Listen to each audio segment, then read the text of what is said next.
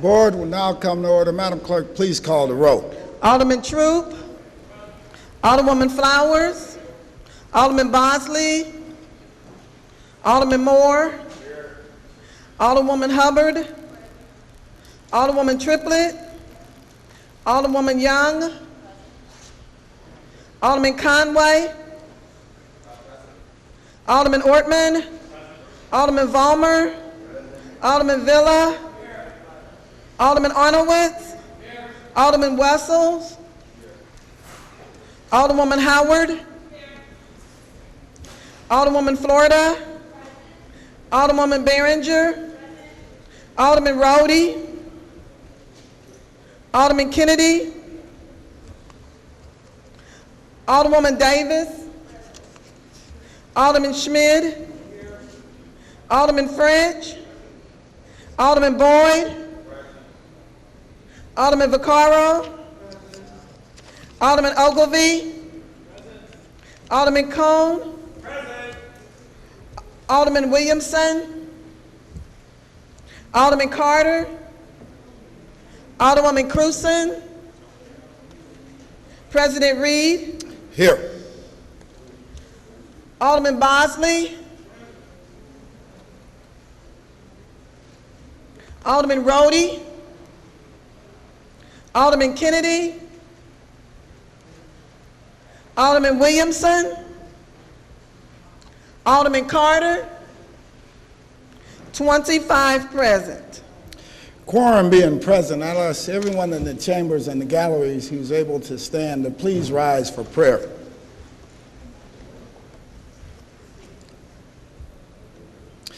Giving all honor to God, Almighty God, source of all authority, we humbly ask guidance in our deliberations and wisdom in our conclusions. Amen. And we also ask the Lord to keep the heat down in here some today, because it's going to be a hot one. And to all of our guests, if you have not noticed, we do not have air conditioning in the chambers, so find a fan, try to stay cool, and we'll try to get you out of here as soon as possible. We'll spend with our regular order of business, take up our courtesy resolution calendar. I move for adoption of our courtesy resolution calendar. Entertain a second. Second by Alderman from the 23rd. Alderman from the 19th would like to approach the dais for the presentation of resolution number 80.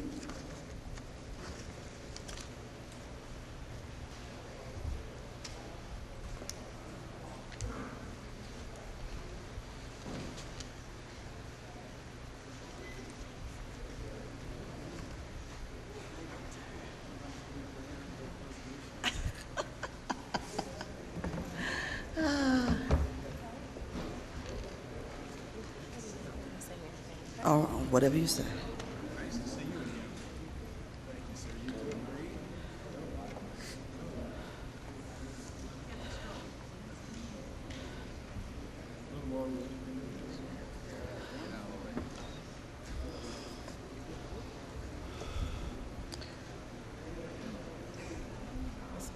Good morning, Mr. President and members of the board. It gives me great honor to make this presentation this morning along with the co-sponsor, Alderwoman Casey Starr Triplett of the 6th Ward. We have the opportunity to represent the business district that is near downtown to Midtown. It is an invigorating part of the city. It has grown by leaps and bounds with new development, not just economic development of business, but also residential. We have had, I think, known for a long time that this was going to happen, but we had no idea it would happen the way it is. And so one of the entities that has been a part of this area for a long time has helped support the efforts, the people, and the activities that have gone on in this area. And we're talking about the Locust Business District. It's a special taxing district in the city of St. Louis, and it was started about 30 years ago.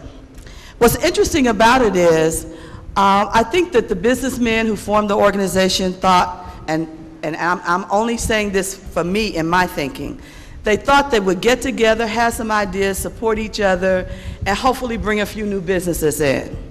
they had no idea that they would be doing the things that they are doing now. And we are honored today. Before I read the resolution, I'd like to introduce some of them so you know who we're talking about. What's ironic that they shared with me is that we have each decade represented by former chairmen of the organization as well. And so I want to start off by introducing Bert Kaufman. Where you at, Bert? There you are. Bob Berger, okay, and then Lou Shaw. And now we are dealing with real diversity because now we have a woman that is a chair. All right, and so that is Kathy Strobel. Okay, so that's that fourth generation, now the fourth decade that's coming along. But also with us is a couple of more of the commissioners that are currently serving and doing some very dynamic things in the area. And that is Barry Adelstein, Omar Perkins, and Omar, you're one of the young pups as a commissioner now. So we got the new ideas as well. We also have with us the executive director, Kathleen Capel, and Alex, where are you at? There's Alex Wallach, and he works and assists her. And then sitting out here in the audience, I don't know why she doesn't think she's a part of the family, but Officer Kimia Hicks from the Metropolitan Police Department. She works very closely in that area. She walks the beat, she takes care of problems, and she is just like our backbone. So we don't always have to run for the 911 call because she's always there. But very quickly, and I shall paraphrase this because it says a lot, but what we wanted to do was recognize the celebration of 30 years doing things on behalf of the city of St. Louis. And we wanted to express some of the main things that this organization possesses. And that's an objective of stimulating community morale and facilitating and spinning off investments in new construction and rehabilitation. This organization covers the boundaries between Delmar, 18th Street, Market to 23rd Street, Olive Street, north to Compton Avenue, which consists of 54 city blocks. That's a large area to represent. And just to give you a few of the businesses that have been long-standing in that area, we have Blue Cross Blue Shield, Wells Fargo, AT&T, St. Louis University, Earhart School. We used to have the Charles Motor Company, as you know. It was referred to as Automotive Row in its National Historic Designation. We have Schlafly's Tap Brewery there, the Fountain, the Tin Can, the Sign Crafters, and Mulligan Printing, who've been there forever. So it just gives you an idea of where we're talking about. So it's been a very, very, very productive time in looking at all the new businesses that are in the area. But what I wanted to do is just simply say to you, thank you for what you do. It's not always easy. People are not going to always agree with you. But at the end of the day, when you have stability and forethought and tenacity to do it, it makes a difference for all of us. So on behalf of this Board of Aldermen, the President, I would like to present to the chairperson, if you step forward. I would like to present this resolution on behalf of the City of St. Louis, just to say thank you and congratulate you on 30 years of service to the City of St. Louis. Would you like to say a few words? Sure. Go ahead. I want to thank Marlene Davis for this proclamation. We certainly want to thank the 3 previous chairpersons who are here, who served a total of 30 years. My tenure is fairly young at this point, having been placed on the board in January and elected chairman at that time, and I am not sure that I can commit to another 10 years, but I certainly will give it a good go. And I want to thank everyone for the proclamation on behalf of the board and for the district. Thank you very much. Thank you. Mr. President. I tell you, I am also honored to share this podium with you today because, I used to represent the Locust Business District, and you guys did a phenomenal job. Even as there was a big downturn in the neighborhood throughout the years, you stuck in there, you stood the test of time, and continued to work to rebuild the neighborhood. And at one point in time, the only stabilizing force in that entire area. So I cannot thank you enough for what you've done and the investments that you continue to make within the area. And also, by stabilizing that area, you ushered in more investments. So all the investments that came after you, that's important, but the first money is the best money. So thank you for that. All right. Thank you very much. And I wanted to share with you that there's no other business district in the city of St. Louis that provides the amenities that the Locust Business District provides. And you know what? They may even write a book on how to do it right. Thank you.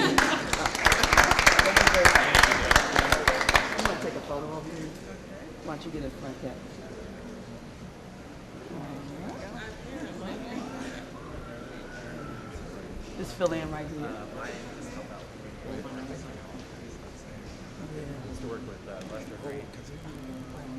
I know, I need to. I thought about that. You got to get, hey, can you guys let the Aldermen get through? I'm right here.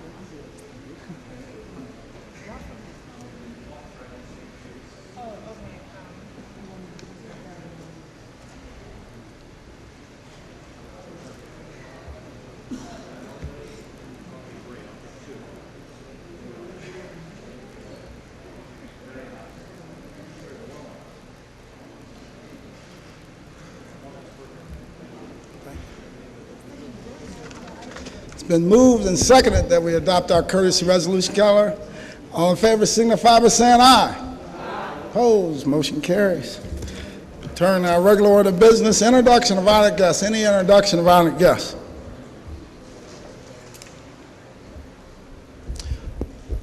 Alderman from the 14th. I'd like to introduce as my special guest Mr. Wendell Harris and Mr. Gary Otten from the Painters District Council Number 2. Alderman from the 23rd. Yes, I'd like to have as my special guest Celeste Reeder from the Realtors, and I see Al from the Firefighters and Gary from the Painters over there. Alderman from the 9th. Thank you, Mr. President. Members of the board, I'd like to have for my honored guests today, Ronnie Auer.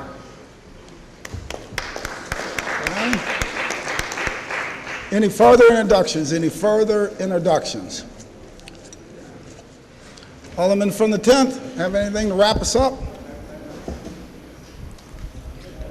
On a day like today, no one wants to be wrapped up. Let's unwrap everything. Today is June the 29th. Pardon my voice, I have a touch of a cold. Nothing like having a cold when it's 106 degrees outside. But today is National Spare the Details Day, so let's abide by that and keep the meeting short. I need a round of applause for that. In my rush to get out, to keep this thing moving with all the heat, I forgot to introduce my special guest today, my brother Howard Reed from Baltimore, Maryland. He's here visiting. Thanks, sir. I know Howard can't wait to get out of here and get back to his yacht out there on the inner harbor, but you're going to have to wait. You're going to have to enjoy some time with us and some heat inside today. All right. Alderman from the 13th, you recognize on approval of the minutes. Thank you, Mr. President. I move to approve the minutes of the June 15th meeting. Moved by Alderman from 13th, seconded by Alderman. Only guests that have been introduced, and then any of the quote unquote lobbyists go to the appointed area. Where is that appointed area? The appointed area is to the sides, to the left, and to the right of the chambers. Okay, thank you, Mr. President. Okay. We will resume the meeting when they, not Alderman Grigali anymore. Steve Grigali, could you please go to the appointed area? Thank you. And there is no lobbying during the course of the meeting, you guys understand? Otherwise, we'll have you removed from the floor. All right. Alderman from the 13th, you recognize on approval of the minutes. Oh. We did. Yeah, I did the first and the second. All in favor signify by saying aye. Aye. Opposed, motion carries. Report of city officials. Report of city officials can be found in sections A, B, and C of the agenda and have been placed in all aldermen's mailboxes. I have from His Honor the Mayor the following correspondence. Dear members of the board, I have the pleasure to submit the following individuals for appointment to the Affordable Housing Commission. The reappointment of Paula Foster, who resides at 914 Leonard and whose term will expire on June the 30th, 2015. The appointment of Laura Breinstein, who resides at 5739 Potomac and whose term will expire on June the 30th, 2015. The appointment of Gail Brown, who resides at 4226 Wichita and whose term will expire on June the 30th, 2015. I respectfully request your approval of these appointments. Sincerely, Francis G. Slay, Mayor City of St. Louis. Alderman from 13, you recognize on the mayor's appointments to the Affordable Housing Commission. Thank you, Mr. President. I move for approval of the mayor's recommendations for the Affordable Housing Commission. Moved by the Alderman from 13, seconded by the Alderman from the 9th. Any discussion? All in favor signify by saying aye. Opposed? Motion carries. That's the extent of report of city officials. Dispense with line item 7.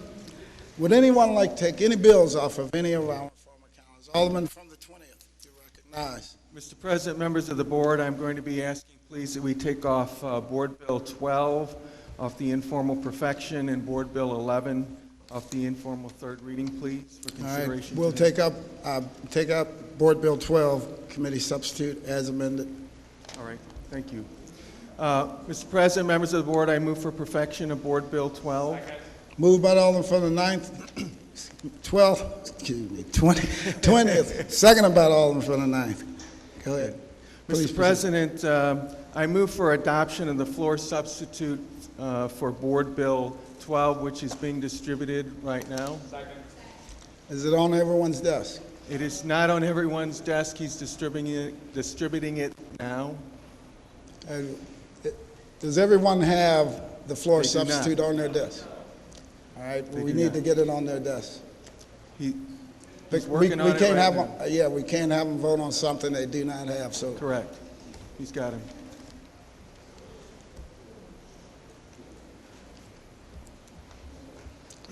Do you want to discuss the current motion that's before us, and then we'll take up the I can do floor that. substitute? Thank you, Mr. President. Good morning. Justifiably proud is the firefighter motto, and justifiably proud they should be, and so are we. They have, the firefighters have, and we share that, a wondrous history from their organization in 1822 as a volunteer cadre of firemen to their first paid fire department in 1957 to today. They are the second oldest fire department in the United States. We all know the value of first responders and what they can do for our communities. That was brought to many people's consciousness in the horrific, cowardly actions of terrorists on September 11th, 2001 in New York. But it has been brought home to me with the deaths of Derek Martin and Captain Robert Morrison on May 3rd, 2002, and Leonard Riggins, who was killed trying to be a good Samaritan in November of 2008. There have been about 163 firefighter deaths over the department's history, according to their website. In a moment of crisis, we cannot possibly pay them enough. We cannot do enough for them. We cannot do enough for their families. So why are we doing this today? Why should we do this today? Well, part of this is about making their pension plan sustainable so that it will be there well into the future for when they retire and for when future generations of firefighters retire. Yeah. And it is about making it affordable as possible for taxpayers. There is an entire city to operate, and we have choices to make. This legislation is important to everyone. It's important to firefighters, their families, city departments, employees, our constituents, and to us. Although a lot of things seem to have entered the discussion, this is fundamentally a math problem. I think it bears repeating that there would be no reason for doing any of this if we weren't facing some daunting numbers. In the Ways and Means Committee, Mr. President, members of the board, this year, we learned that we are losing 80 police officers next fiscal year. We are paying $8 million more next year, but losing those 80 officers. Likewise, the fire chief told us we are losing 24 firefighters. That's nearly 2 companies, yet we are paying $5 million more next year. Why? Because these dollars are going into increased pension costs. And during the period of 2001 to 2011, the city's annual payment has more than quintupled, not doubled, not tripled, not quadrupled, quintupled. It has gone from 529%, from $3,365,007 to $21,176,763, not including service of debt to fund contributions. By the way, during our hearings, I kept hearing why these debt payments shouldn't be included because the city should have just paid the money. Well, those debt figures aren't included in Board Bill 12, but the city didn't have the money. To meet escalating pension costs, we have raised sales tax, charged for trash, borrowed hundreds of millions of dollars, eliminated 600 civilian jobs, furloughed employees a couple of years, have not given pay raises, have diverted money from parks, low-income improvements, put off needed repairs and renovations, and reduced the reserve account to a dangerously low $8 million level for a city like St. Louis. We have a math problem. When nearly 3/4 of the payroll of the fire department actives is what we contribute to the pension and benefits side of the ledger, we are moving toward paying for 2 fire departments and only getting the current benefit of 1. Some order. The firefighter retirement system funding is more than 56% of the total firefighter payroll. It was 10.3% in 2001, and that's not including the debt service to fund the contributions. It's at 56%. Compare that 56% of payroll figure to the 14.3% of total payroll of other city employees to fund their pension. When nearly half of our fire department employees are going out on disability, making 75% of a salary level they never earned while working, can work another job and get paid there too, get paid all of their workers' compensation settlement with no offset to the disability payments, and get 3% and 5% raises each year, there's a math problem. Firefighters contribute 8% a year to their system and get all of it back in a lump sum or in payouts when they retire. So taxpayers pay that bill, and the investments are supposed to help fund the pension.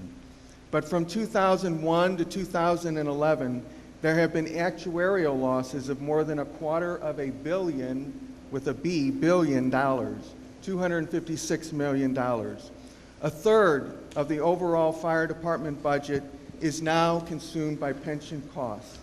The additional $5 million projected pension cost estimates for each active participant of the fire department is now $43,387 per year. The police is over half that at $23,270 per year, and other employees is 1/6 of that at $7,433, and that's a math problem. The cost this year could be used for 80 firefighters, and we're losing 24 of them. Thankfully, we still have the SAFER grant that allows us to, for the next year or so, have firefighters that we might also lose if we did not have that grant. We could have more police on the street, but we're losing 80. We could have more buildings demolished, more weeds at vacant buildings and lots cut, restoration of funding to the Affordable Trust Fund, aldermanic capital improvement funds, Prop S crime reduction monies, recreation programs so that our centers could be open on weekends and pools open longer, which we all could probably use about now, and rolling stock and capital improvements. We, that is our constituents in our city, are getting less and paying more. Some have suggested that despite this major math problem, We cannot do anything until the state gives us permission.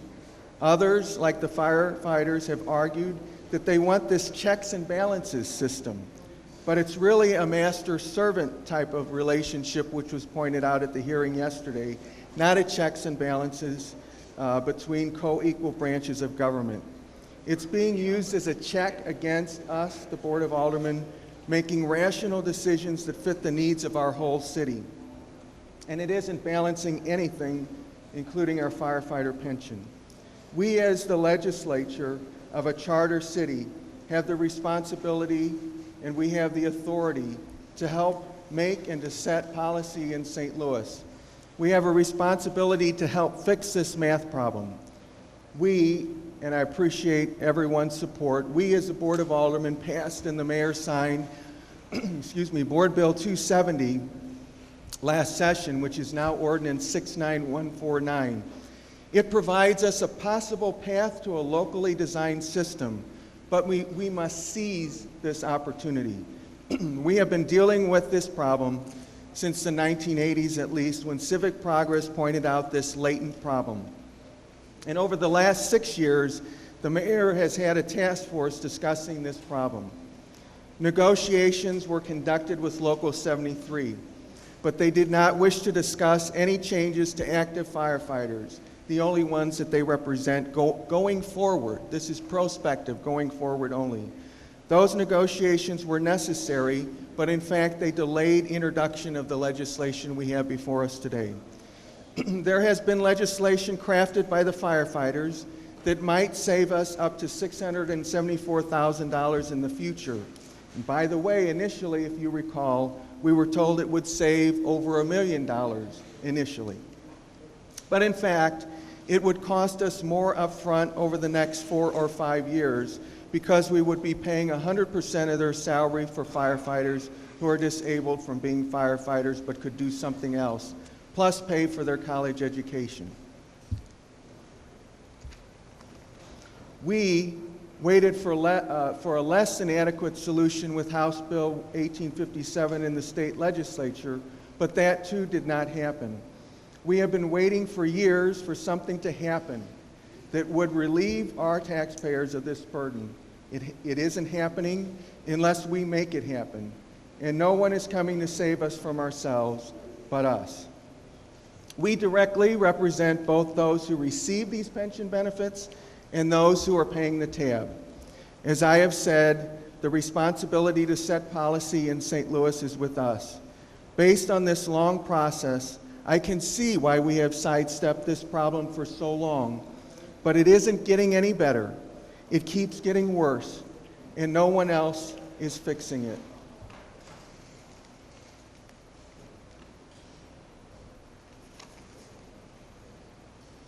In leadership, there are always reasons that can be found that we cannot do something. After all, leadership by its nature means that you and I are setting a pathway and hopefully others are following. Because we are charting a different path, there are those who say we should do it differently. Do less, do more, do something else. There are those who may want us to do a little something, declare that it's fixed, and move on without really fixing it. Mostly we hear that we should not act because of the fear of a lawsuit. In fact, we're already being sued. However, if we do our job well, we will most assuredly continue to be sued. The only way to avoid a lawsuit is not to get real pension reform that includes short-term, medium-term, and long-term savings. If we just change the valuation method to EAM, which nets no savings at all, but rather pushes the problem into later years, but we don't touch actives at all and don't get control of the plan terms, then we won't get sued. But we won't get any short-term savings either. In general, what Board Bill 12 would do is it makes no changes in benefits for current retirees, widows, or orphans. It makes small changes for firefighters nearing retirement. It makes minor changes for younger firefighters, age 55 to retirement, 9% contributions made after this goes into effect, and those 9% would stay in the system. And it makes major changes for new hires. There are changes, much needed changes on the disability side. 75% of average final compensation if one can't work at all as a result of job-related injury. 25% of average final compensation plus 2.75% in excess of 10 years, up to 25 years if you can't work as a firefighter, but you can do other work as a result of job-related injury. Examinations to see if you're still disabled once a year for 5 years and once every 3 years after that. Submission of a copy of a federal tax return. Tuition reimbursement, but not at 100% of pay, but would include additional, and would not include the additional presumptions on cancer and infectious diseases. Increase in death benefits for widows and widowers and their dependents. And also having a provision that you can't earn more than 100%, and there would be a workers' compensation offset. There's also penalties for misrepresentation on paperwork for which could result in representations on your disability. As I've said, this is a math problem. And even though a lot of other things have entered into the discussion, when we get beyond the noise, its distractions, and the smoke, I believe we know what we need to do. At this point, Mr. President, if it would be appropriate, I have moved on the introduction of the floor substitute for Board Bill 12. I'll accept that motion now, so please make the motion, Alderman. I so move that we adopt Introduce floor substitute. Floor substitute for Board Bill 12. It's moved by the Alderman from the 20th, seconded by the Alderman from the 9th. Any discussion? Alderman from the 21st. Thank you, Mr. President. I do have a question. Would the sponsor yield a question? Well, I haven't presented yet, Mr. President, my well, then I'll make a comment. Floor substitute. If you want to discuss just briefly. Yes, the floor substitute. If I could. If he doesn't want to yield for a question, that's fine. I'll make my comment to the body and to you. I'm a little confused. I don't know why our committee has spent weeks and months debating and going page by page by page by long page over these bills to come here for the sponsor to then just add some new language that no one has had a chance to look at, that no one has had a chance to question experts on the subject, no one's had a chance to question the budget director to see if it has any fiscal impact. I think it's irresponsible, and it's usurping the entire committee process for the sponsor to do this on such a delicate situation and something that has such far-reaching impact on employees and the city. Any further discussion? Mr. President, if I would have a moment, the purpose for this is to make sure and to clarify some issues. Initially, if you recall, with the board bill last year that became the ordinance 69149, we had language in there that indicated that when we enacted another pension plan, that in fact that was when it would go into effect. With the freezing and the changeover of the old plan's assets into the new plan. However, to be sure that we don't have a 30-day gap, a month gap, to assure that no one could misinterpret this in some way, that the firefighters would lose out on those 30 days, we are changing some language to make sure that we allied those two. So if you look on page 6 of this 64-page document,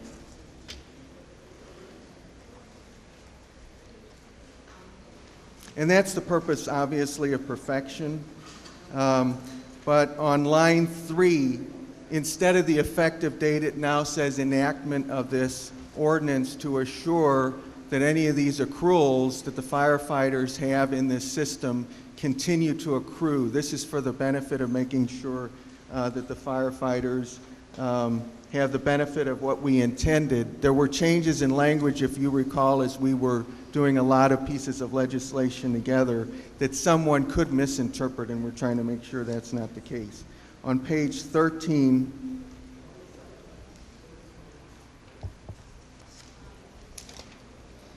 line 18 and 19, they put down, pursuant to the terms of the prior plan without regard to City Ordinance 69149.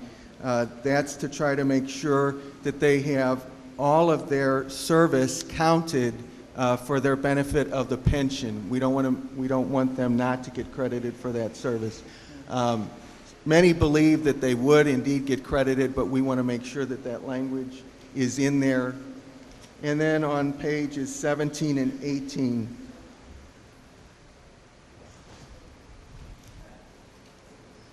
beginning on line 21 of page 17, notwithstanding anything, those benefits accrued under the prior plan for service and for service rendered up until the effective date, not the enactment date. So we're clear that it's the effective date because this does not become effective until 30 days after the mayor signs it. We want to make sure that all of those grandfathered provisions are in here, and that's the purpose of that. And so with that, Mr. President, members of the board, I would renew my motion for adoption of the floor substitute for Board Bill 12. All right, thank you.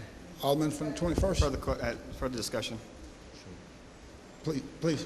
I'll ask again if the sponsor will yield to the question. Sure. Yes, Alderman, of course. Alderman, will you yield for questions? Yes. Alderman from the 21st, please proceed. Now, I know myself and many of our colleagues here are just getting this less than 5 minutes ago. The specific language that you're talking about, question number one, has the chairman reviewed it of the committee? Has the clerk reviewed it? Has the budget director reviewed it? Who's seen it besides you? It's my understanding. Well, obviously, I don't know that the budget director has looked at it because the purpose Has the clerk, of our attorney, been able to see it? No, of course not. The purpose of this is to assure from the attorneys of the city to make sure that in that process where we had initially the enactment language, and then when we moved to have it with it becoming effective 30 days after the mayor signed it, we wanted to make sure that somehow someone didn't interpret that as saying that the firefighters would lose 30 days of their service time or anything. We want to make sure that that's not going to happen. I understand that that's your intention, but if you remember our last committee hearing, we spent much of that time going over language of the bill that might have been intended to do something good, might have had good intentions, but in fact did something harmful to retirees and firefighters. You remember that last hearing we had? We spent a lot of time going over the that. Last hearing, and I'm not and changing language to that effect. That we have done anything harmful. My question to you is, do you know what financial effect the changing of this language has, Yes. whether it presents more savings or additional cost to the taxpayers? No additional savings or cost. It assures the firefighters what they're entitled to. And you know that how? I know that because you can look at it. I mean, that's your opinion, but you Okay. had a lot of opinions about the effect over this bill that's fine. that firefighters and retirees have disagreed with. Right. And even at the last hearing, the city's and own attorney disagreed with the you and language and its effect. You and I could stand here and disagree about the language, but it is what it is. I agree. And that's why this kind of process should happen in a committee, not on the board, not on the floor, where you're changing language of a far-reaching pension reform bill without any any testimony coming from the other side about what effects this would have on folks. My understanding is that at least since 1916, this board has had a process. Part of that process is what they call perfection. I know of no perfect bills. However, I do know of the fact that the sponsor, together with the other aldermen, have an opportunity to correct those things at this point. We're doing that. You know, there's a process here that says many parts to it. We want to make sure that we correct that. I'm not going to stand here and not correct that if I know that that's an issue. And if you don't believe that that's an issue, then you would not vote for the bill. I'm not suggesting that. There's a perfection process, but it also usually involves, especially something controversial, where people are given more than 7 or 8 minutes to read a complicated bill to see what changes it. You have plenty of time. This thing has been on the informal calendar for I don't know how many weeks now. Plenty of opportunity to talk to the chairman, talk to myself, talk to other members of the committee, talk to other board members, just to let us know what changes you're planning to make to this thing. So But 7 minutes is not a lot of time. So that you know, Alderman, it's been on the informal calendar for 1 week. And this floor substitute has been in our hands for how long?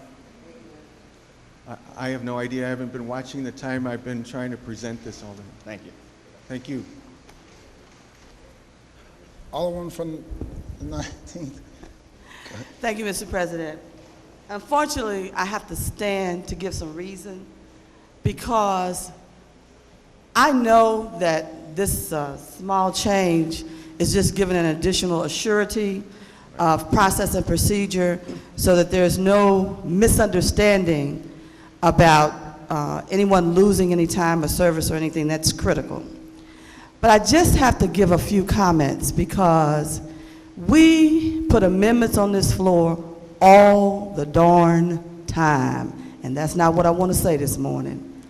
And we do that without a committee process, and we pass it on this floor all the time. That is how we do business here in this chambers. Aside from that, because you know I've been a little upset in the past about all of this, because I believe that the firefighters have been hurt through our process. I believe this should have been done a long time ago. We took it outside. Not only did we take, and the alderman from 21st Ward said committee, not only did we take it outside the committee, we took it outside the chambers, we took it outside this building, and discussions were going on, and decisions were being made, and there was not inclusion, and it was not the proper deliberative process taking place. So I don't want to go there this morning. We need to be about some business. The firefighters need to have some stability, and we need to start being a little bit more professional. Because at the end of the day, no matter what decision we make, there's also a stronger body, a higher power that anyone can take our decisions to, and we can be removed. Our thought process can be removed. So I believe we need to move forward. I want to get to the point where we can really start doing some good work on behalf of this pension fund. I want to make sure these guys are in a good position for the future, because they haven't been. They think they've been, but they haven't been. And we need to do a whole lot of training so everybody can understand what a good pension process looks like. So we got a lot of work to do. We got a lot of work to do on the city side, we got a lot of work to do on the fireman side, and we got a lot of work to do with the community. Because the community needs to also understand some things too. So I don't want to get into what we're doing here today is wrong and the chairman don't know. Anytime you put an amendment on this floor, nobody else knows it, usually till you thought of it 5 minutes ago. So let's move this process on. And I call for the previous question. Any further discussion? Any further? Alderman from 23rd? Just as a comment, I did talk to the clerk, and he just saw it just a minute ago because I wanted to ask him a couple questions on it. He couldn't give me his opinion because he saw it minutes ago himself. So the clerk Right. didn't get an opportunity to review look this through for this, no. us. All right. And I was interested, and I thought, well, rather than, everybody knows my feelings on this, so rather than getting a lot of discussion, I did ask him. All right, thank you. Alderman from the 27th. Thank you, Mr. President. Will the sponsor yield for questioning? Alderman from the 20th, will you yield for questions Yes. at all? Alderman Thank from the you. 27th. I understand the process. I understand what we go through, and this is the time to amend, tweak, or do whatever we want to our board bills. But my question to you, and I didn't hear, and I apologize, Alderman, what in this board bill 12 for a substitute did you change exactly? Or what was changed? And can you tell me the page? Yes, and I went through that, Alderman, page 6.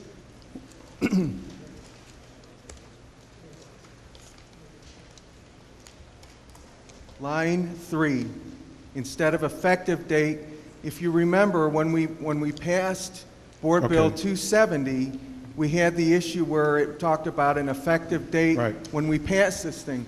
Problem is, if we stick with that language, then somebody could interpret that as having a 30-day gap because it's not going to be effective until 30 days after the mayor signs it. We could enact it. Okay, I understand that, It could be signed, Alderman. and then there's 30 days. What other changes All right. did you make? On page 13,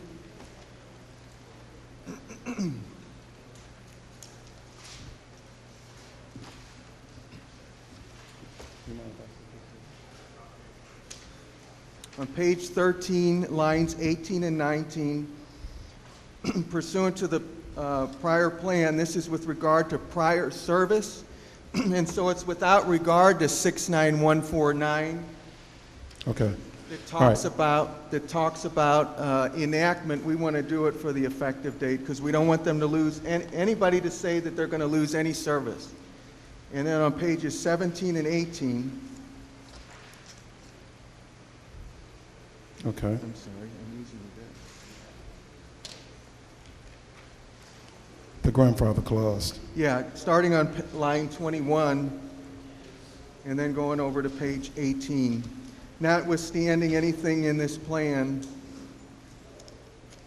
this plan shall pay the benefits under the prior plan rendered up until, and service rendered up until the effective date, so the grandfathered participant will be the same as if the effective date of the of 69149 were the effective date of this plan. In other words, it's based on the effective date, not when we enact this. If you remember, we had that other language, but then we made it so it wouldn't come into effect until 30 days after the mayor signed it. We don't want those 30 days to be lost for the firefighters. This is not taking anything away from anybody. It's not giving anything to anybody. It's just assuring that the fact that we couldn't predict back when we passed Board Bill 270 that we were going to change from enactment to effective. And we want to make sure that they're protected, that they get the benefit of what they should get, and the language reflects that. That's it. That's it? That's your only change? Yes, sir. All right. All right, Mr. President, thank you. Thanks a lot, Alderman. Thank you. Alderman from the 12th. Thank you, Mr. President, members of the board. I just want to make a couple comments. You know, all I just keep hearing is these changes have to be made. We should have done this years ago. Years ago, exactly. But, I mean, my question is, why wasn't it done years ago? You're hoping it doesn't come to this point, but you're saying it's costing the city money every year. Is totally redundant to keep saying we should have done it years ago and then wait till now. And the bottom line is maybe you should have done it years ago. I don't know what the situation was. So if it was that bad ever since 2001, you understand the market crash and everything, everybody suffers for that. I mean, I could go back and say, shame on my predecessors who was here and some still here for voting for all the bills, giving the candy store away. One comment was made, whether we like it or not, we've created a monster. So, you know what, you got to take in mind when people go to work and maybe changes need to be made, and I understand negotiating processes get bogged down, but I believe if you got the right negotiators in there, you can get things worked out. And you talk about the House bill that was killed up in Jefferson City, it wasn't going nowhere.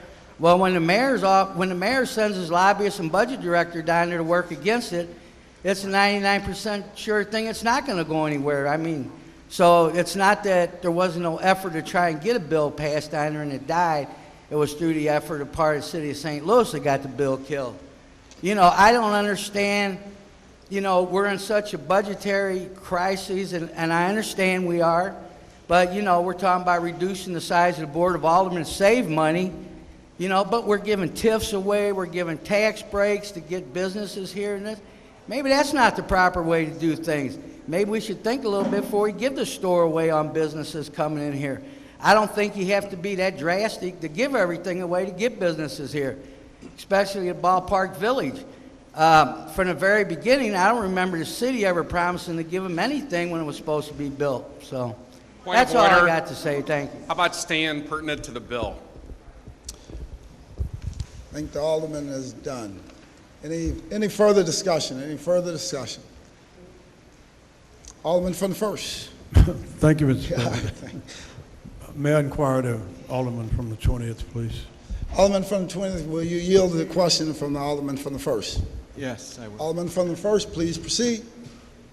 Thank you. Alderman, when we started this process, there was a general agreement and thought, I believe, or I think, that stated that unless you were a new employee, all employees that were vested would remain whole.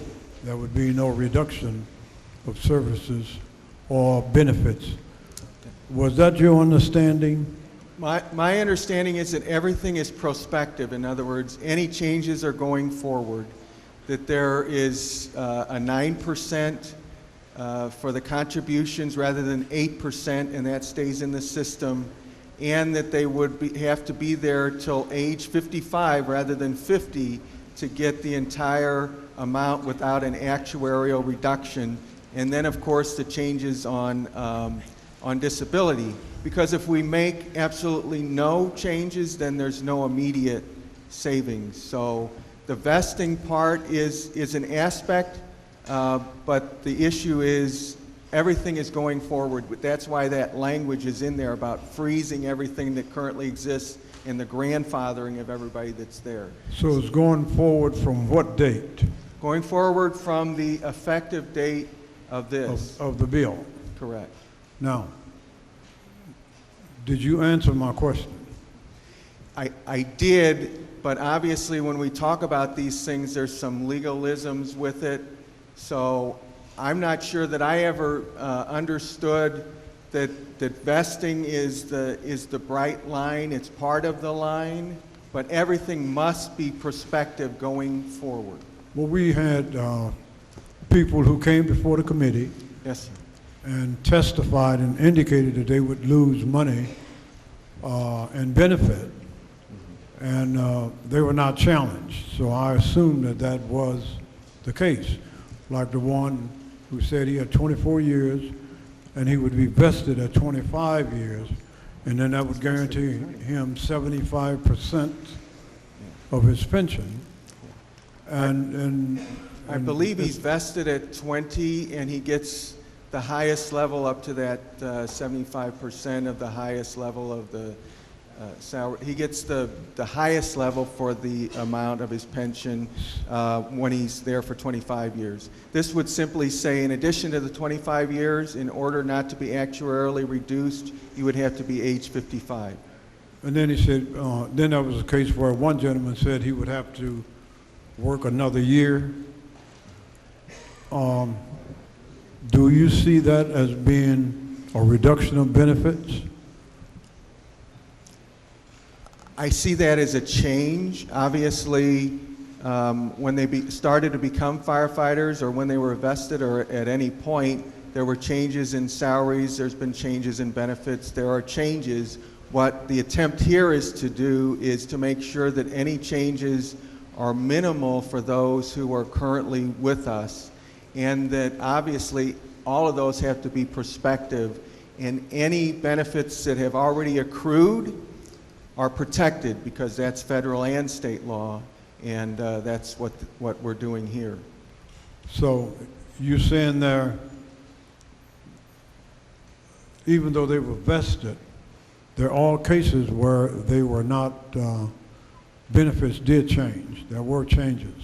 There are changes, yes, and I just outlined what those are. Do you have a dollar amount on those changes? I don't. Do you know how many firemen would be impacted by the change? I don't. And I think that's where we get sideways, maybe consistent with what the Alderwoman from the 19th was saying. When bills are taken out of the committee, out of the building, out of the whole process, and then you get stuff, and you get commitments that were made in the beginning that somehow fall through the cracks, which make us all look bad. Because I support the bill, and I supported the bill with the understanding that there would be no reduction in benefits, and that everybody that was vested would lose no benefits. What they are not. What's happening here, Alderman, is that they would have to be 55 in order to get the highest amount. They would be actuarially reduced for whatever period of time. It could be, yeah. I understand the age and the 30-year process. I understand that. Right. What did you do on the disability? On disability, there are some changes. It does include the provisions that would allow one to get the educational component, but it would be whatever they would be entitled to as part of their pension. It would only have lung cancer as one of the presumed things for disability, unless you were a habitual smoker, that sort of thing. It has those requirements I indicated in terms of annual reviews of your medical condition, making sure that we took away something that the board had given many years ago that allowed a firefighter, if they were disabled, to also get the workers' comp without a reduction of their disability payments. Some of the provisions with regard to the tax returns, getting information so that they could only get up to 100% of their total salary rather than going way beyond that. Some of those issues to make sure that there were some controls of that. Not the 75% of the highest level that they may not have actually earned. It does increase for widows and widowers. If somebody dies on the job fighting a fire, they're actually going to get 62.5% of those payments, plus 10% for each of their minor children. So those are increases. Okay, was there, and in dealing with the widowers, was there anything that was changed in terms of, let's say, a fireman who had been married, got a divorce, and remarried, how those benefits would be distributed between the ex-wife and the current wife? Yeah, How did that play out? In committee, and I don't have that in front of me, but I believe it was Amendment 3, and that passed, that would have that the person you were married to last, as long as you were married to that person for a year, and of course domestic partners would be the person who would be entitled to those disability payments. So they put the time span. Say, in order for the second wife to be eligible for benefits, the marriage would have had to last for a year. Right, and I believe you were there. You were there for part of that discussion, or all of the discussion. And that the purpose of that was to make sure that somebody didn't have a hospital wedding type situation, and that seemed to satisfy everyone. As an attorney and a lawyer, how do you like that language? I do not practice law. But I didn't say as a practicing attorney. Yeah. I said as an attorney. How do you like the language? I take no positions as an attorney in this Board of Aldermen. What So I do you is I review things, and I do use my training. Okay, well, when you reviewed that, Right. and as the handler of the bill, the sponsor of the bill, what's your position on that? My position was I was happy to see that people were interested in making sure that firefighters would get what presumably they would intend as part of who would get their benefits, and that we had a very open but lengthy discussion about it, and we came to a compromise, as is all things in legislation. And it looked to me that if that's what people thought firefighters would intend, was that their last spouse would in fact get the money if there's not a qualified domestic relations order that would say otherwise as a part of a divorce, then that was fantastic. Yeah, I agree. We all agreed to that.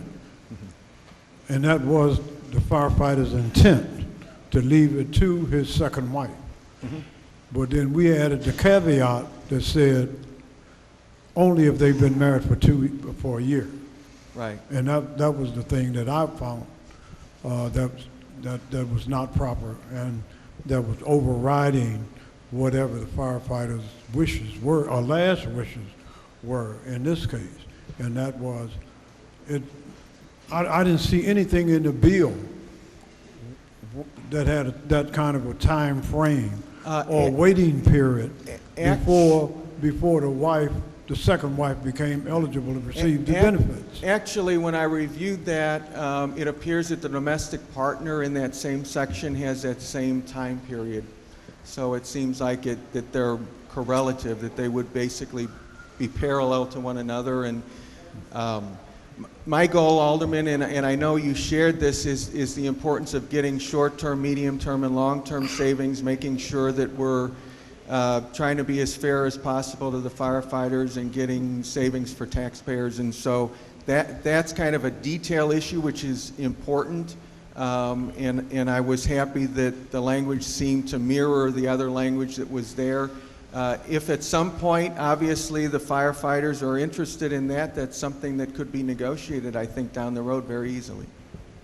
Thank you, gentlemen. Thank you. Alderman from the 22nd. Thank you, Mr. President, members of the board. I think we're dealing with a very, very sensitive issue, and process is everything. And although I agree with the Alderwoman from the 19th that we do floor substitutes sometime, and rarely are they contentious, but there's been some time spent on this very sensitive issue. We've never did a floor substitute that directly impacts compensation for employees. And I think we should move with extreme caution and care. When we bring floor substitutes before us, it's unlike being in committee, when those who are directly impacted may have a voice and could stand before the committee and object and or support the amendment. So I'm not sure if we're doing the right thing if our legal counsel has not thoroughly reviewed. We have not had dialogue with the City Councilor's office. We have not had dialogue with Local 73 or the firefighters that are directly impacted. And I really think we should just proceed with caution on this. And in saying that, Mr. President, I move that Board Bill 12, Committee Substitute as amended, be sent back to committee for further review.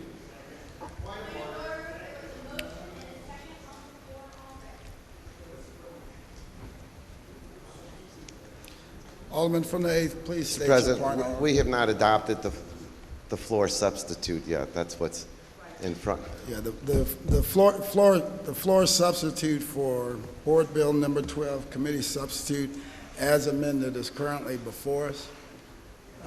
Alderman, any further discussion on the floor substitute? Alderman from the 19th. Thank you, Mr. President. I had to catch a word before it came out of my mouth.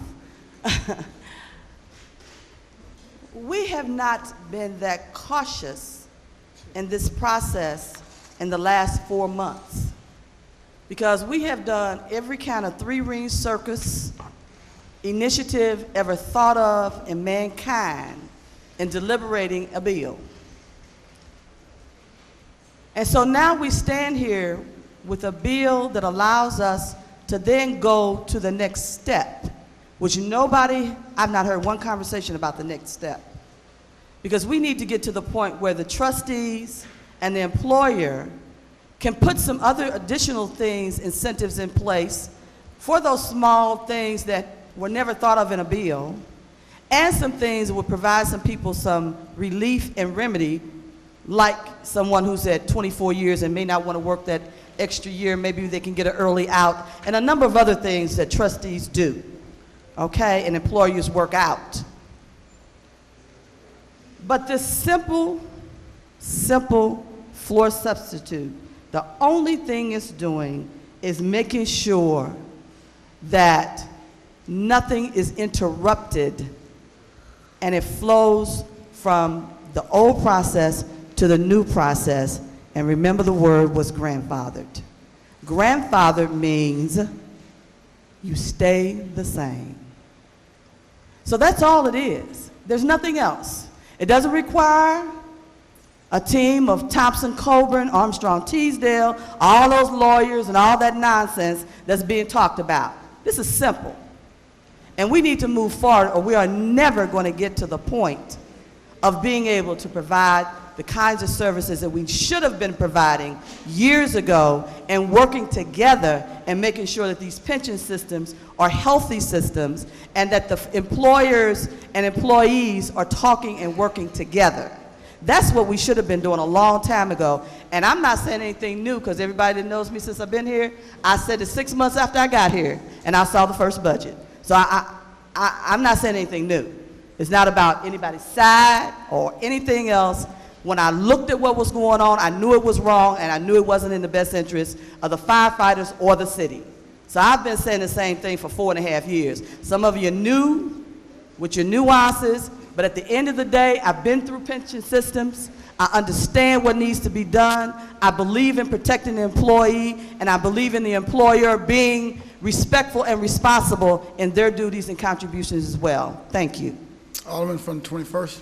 Yeah, the last thing I'll say about this, in respect to, in much respect to both the Alderwoman from the 19th and the Alderman from the 20th, all I know is this: we spend a lot of time on debating a bill. Last time we saw the bill, it was 54 pages, and we had examined every word of it. About 30 minutes ago, he gives us a bill that's 64 pages that our clerk hasn't seen, our attorney hasn't seen, our attorney hasn't looked through to tell us what has changed. And we are relying upon the sponsor to say, trust me, I underlined everything that's important that I changed. And if that's business as usual, then we shouldn't do business as usual down here, because business as usual is what has gotten us into this trouble in the first place. Any further discussion for the first time? Any further discussion for the first time? Alderman from the 20th, you recognize. Mr. President, members of the board, I renew my motion and ask for a roll call vote. It's been moved and seconded that we introduce floor substitute for Board Bill number 12, committee substitute as amended. Madam Clerk, please call the roll. Alderman Troop, Alderwoman Flowers, Alderman Bosley, Alderman Moore, Alderwoman Hubbard, Alderwoman Triplett, Alderwoman Young,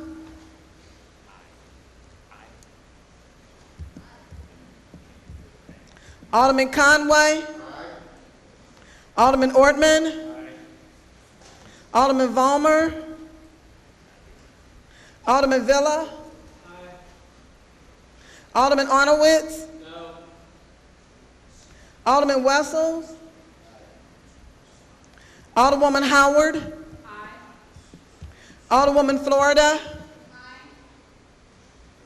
Alderwoman Behringer, Alderman Rhodey, Alderman Kennedy, Alderwoman Davis, Alderman Schmid, Alderman French, Alderman Boyd. I didn't hear him. He said no. Alderman Vaccaro, Alderman Ogilvie, Alderman Cone, Alderman Williamson, Alderman Carter, Alderwoman Cruzen, President Reed, No. Alderman Vollmer,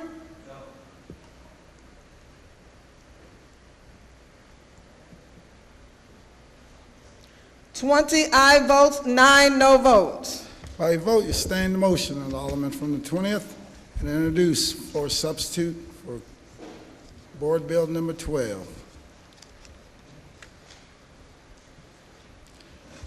Alderman from the 20th, you recognize. Mr. President, members of the board, I would move for perfection of floor substitute for Board Bill 12 on previous roll.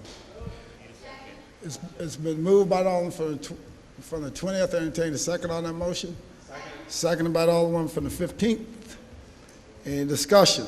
Yeah, I'll remove the previous roll if there's some objection to that. There's some discussion. You have an opportunity. Sure. Alderman from the 22nd. Thank you, Mr. President, members of the board. Again, this is a very sensitive issue that we're dealing with.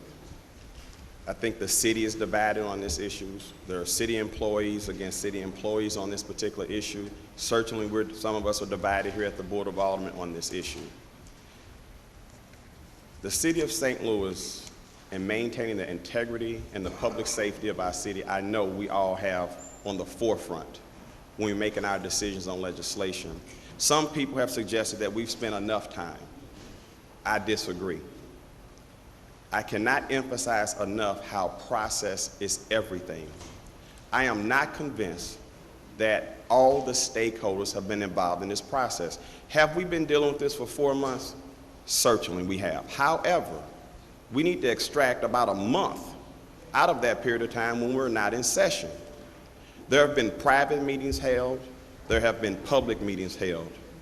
I'm not sure if anybody went to the actual community itself in town hall meetings and actually talked to people and laid the whole situation out.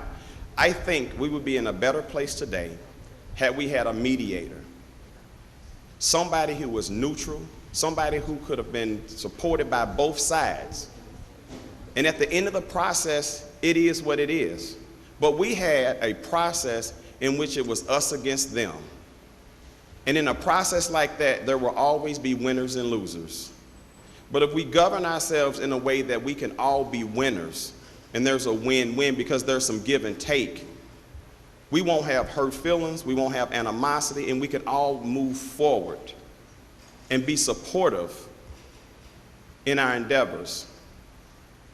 This is a very, very tough issue. I cannot emphasize enough. I understand and I know there are a lot of people saying enough is enough. The firefighters have had their way long enough.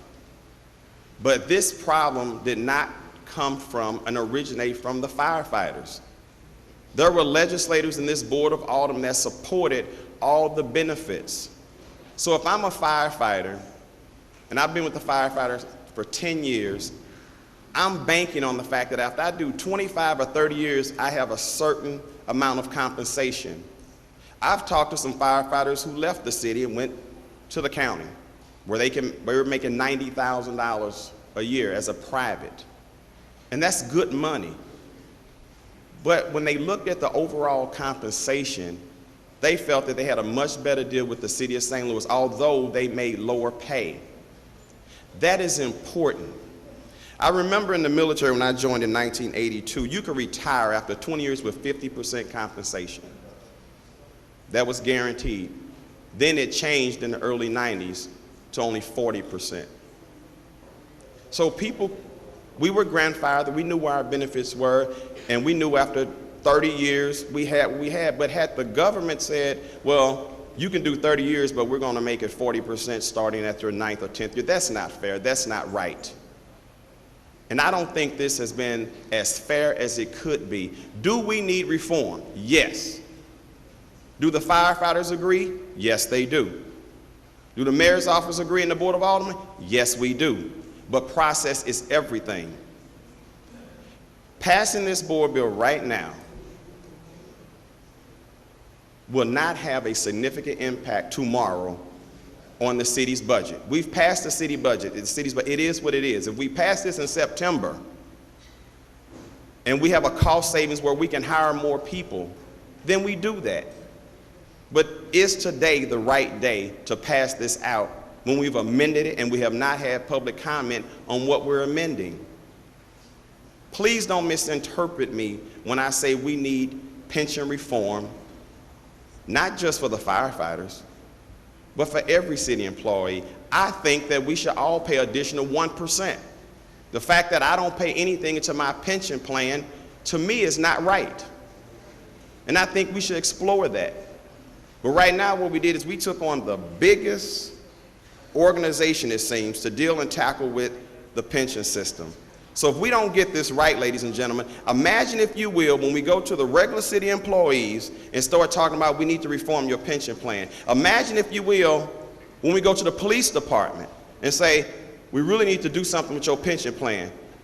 Because, understand me, this is round one. I'm stating the board bill and the process that we've utilized to get here, Mr. President. Please proceed, Alderman. So process is everything. This is just the beginning. And if we don't get it right with how we perfect this bill, it's going to affect us down the road when we start trying to work with the other city employees. I know there's a lot of animosity down here, but let's get past that. Let's figure out what's in the best interest of everybody. Let's not make this a win-lose situation. Thank you. All right. Any further discussion? Any further discussion? Alderman from the 15th. Thank you, Mr. President and members of the board. I just want to remind my colleague from the 22nd that our employees, our regular employees, do contribute to their pension system because their Social Security is the base of that 40%, and that's what's considered to be their contribution. And then two, I'd like to remind the alderman from the 22nd that there was a very long and deliberate process that took place to negotiate a resolution. It was a 4-year pension task force. The pension task force was comprised of a representative from the comptroller, the president, the mayor's office, the chairman of Ways and Means, the chairman of Public Employees, and then after that 4-year process, there were 2 years of mediation where I believe it was Tommy Irwin and Bob Soutier that tried to negotiate resolution. So there has been a very long and deliberate process that ended with a committee that was represented by the mayor's office, the comptroller's office, the president's office, the chairman of Ways and Means, to select an attorney. So we selected attorneys that would come up with a plan, a resolution, which has culminated in this floor substitute 12. So thank you so much. Thank you. Alderman from the 3rd.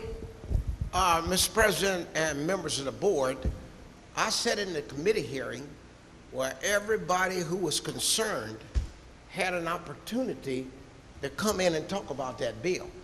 But here we have something before us today that was not discussed in that committee. And because the firefighters are such an important part of all of our lives. My house didn't catch a fire and it didn't burn down last night. But I'm sure if it had, the very people we were discussing today would have shown up and done the very best that they could to salvage what it is that's most important to me, and that's my home and where I live. So I would recommend that we give the firefighters and everybody else another opportunity to come and discuss this thing. So I'd like to make a motion to send this thing back to the committee so that everybody will have an opportunity to be able to discuss this thing. Now, I've never cut you off. Don't do that to me. Well, anyway, I think that this is so important to all of us and to every aspect of this city that we get everybody that has an idea, some concerns about this thing, and something to say. Let's come and wash it out there, because what's before us today is not what was before us in the committee. And I recommend that we send it back to the committee and discuss this thing, and then bring back something that reflects the thinking of all of us. Alderman from the 3rd, was that Alderman from the 3rd? Please approach the mic. Alderman from the 3rd, would you approach the mic? Was that an official, were you making an official motion? I thought I made the official motion. But you want to just, there was a lot of other stuff there along with the motion. Well, I didn't say it loud enough? No, but you said, I'd like to, and then you talked for a minute. I would like to amend the motion that's before us to send this bill back to the committee. So the Alderman from the 3rd moves that we refer floor substitute of Board Bill number 12 back to committee. I entertain a second on that motion, seconded by the Alderman from the 23rd. Please state your point of order.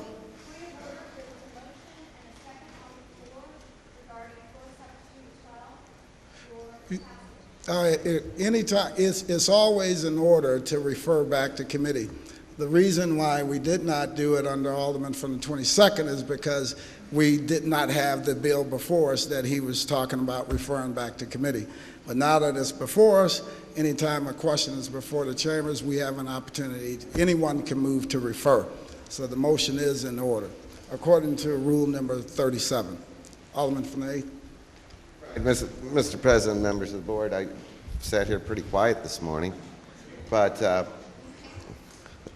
They've realized that, but it's a warm day. And Alderman from the 8th, just to let you know. I know it's on the motion to refer back to committee, and Exactly. that's where I'm going.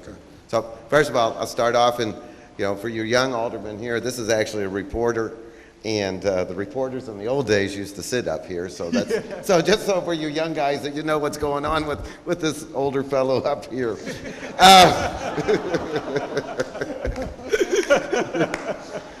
We took away the chairs many years ago.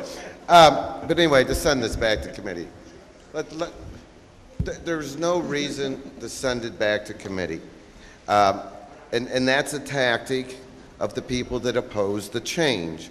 And yes, people are open-minded, and the alderman from the 3rd Ward is very open-minded. But anyone that opposes a change, it's get it back to committee and screw it up again, hope we go into recess. I know the alderman from the 24th Ward, a couple of months ago, he told me, we'd have this done in 5 weeks, and that this was a problem, this is a problem. Well, it never ends. And at some point in time, we have to take a stand.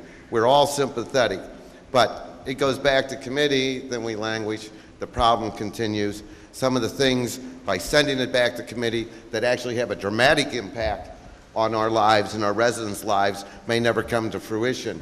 We won't get those 30 police officers back, because if it languishes there, the funds that the Ways and Means Committee had allocated to get the 30 police officers back aren't going to happen because it's going to languish there. The 26 firefighters that get laid off because it languishes there won't happen. The longer we languish, the longer we don't see the benefits, the longer it has its detrimental impact on the city of St. Louis. We're having a crime problem in the 8th Ward right now, and I'm sure many of you are having problems. We need those police officers. We need those firefighters on our streets. There's no sense in delaying any longer. The firefighters threaten us to sue us. Please hurry up and sue us. Sue us as fast as you can. Because then if you're right, you're right. But the public needs to know we can't keep doing this. You're acceding to the people who will stop this at any cost. There's groups of, people have political alliances down here. Firefighters Union is a very powerful union. That's why we're in the problem that we're in. The longer you keep putting this off, and it's been put off for 10 or 20 years, every vote down here, and I know that the alderman from the 11th said, well, we voted that way years ago. No, not the alderman from the 8th did not vote that way. I tried to bring it up. All we're going to do is send it back, and the opponents to the change that will help the city win another day. The issue is in front of us. I commend the alderman for bringing the issue. I commend the mayor for bringing the issue finally here. There's no reason to continuously delay this. I won't get those 30 police officers back on the force. I won't get the 26 firefighters back on the force if it's languishing around in a committee and then another delaying tactic when it comes back and another delaying tactic. And that's what it is. It's delay and win. Delay and win. There's no reason to continue to delay. And I know that the alderman from 21st, well, it's this language and this language. All of the opponents, that is their tactic, is to punch little bitty holes, get a well-intended individual, say, oh yeah, okay, well maybe we'll go back. The tactic is delay so they can defeat. We don't get the 30 police officers. We don't get the 26 firefighters back on. That's what delay means. Delay means increasing the probability that you might never see it again. That's what delay means. There's no reason to refer it back to committee. Alderman from the 23rd. I agree with the alderman from the 3rd. The budget's already been passed, so delaying and getting this right isn't going to make a difference. The bill that we started out with had 54 pages. The floor substitute has 64 pages, 10 pages of difference. When the alderman, the sponsor of this, said the changes were on page 6 and it was one sentence, and on page 22 and it was a sentence. They must be long sentences because there's 10 pages. I talked to our attorney trying to make, what I felt was a reasonable decision without getting in an argument up here. I know. But yet, it's not going to hurt for me to have the proper time to see. Now, I've been opposed to these, and I'm not going to say I haven't been, but maybe there's something in these 10 pages that might even change my mind. But I don't see the harm in going back. The budget's already been passed this year. It's not going to put more or less police or do anything different. Right. All it's going to do is let me figure out, at least me, I don't know about anybody else, what's on 10 pages. We're told it's simple as a couple lines on 2 pages. Point of order, Mr. President. Please state your point of order, Alderman. Got a little clarification from our counsel, and Well, the 10 pages well, are because of well, the if- bottom part well, of it. There was You'll have an opportunity to discuss that there was not next, 10 but- pages added. Yeah, but you'll have an opportunity to discuss that. That's not an appropriate point of order. Alderman from the 23rd, please proceed. Okay, well, and I'm just going by, because I haven't had a chance to read it, just got here. I'm going by the page numbers. Well, again, I'm going by the page numbers. I wasn't made a privy to this beforehand. I'm sure other people were. I don't think some of us were probably surprised by a floor substitute. Others of us may not have been surprised by a floor substitute. I haven't had the time to look at it. That's why I agree with the Alderman from the 3rd and believe we should go back. I don't think it delays it that much. We can get it right back out here. Thank you. Thank you, Alderman. Any further discussion? Alderman from the 1st?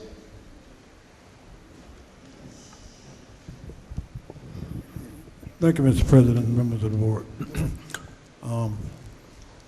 I rise to support the position of the gentleman from the Alderman from the 8th. We all know how we're going to vote on this bill, one way or the other.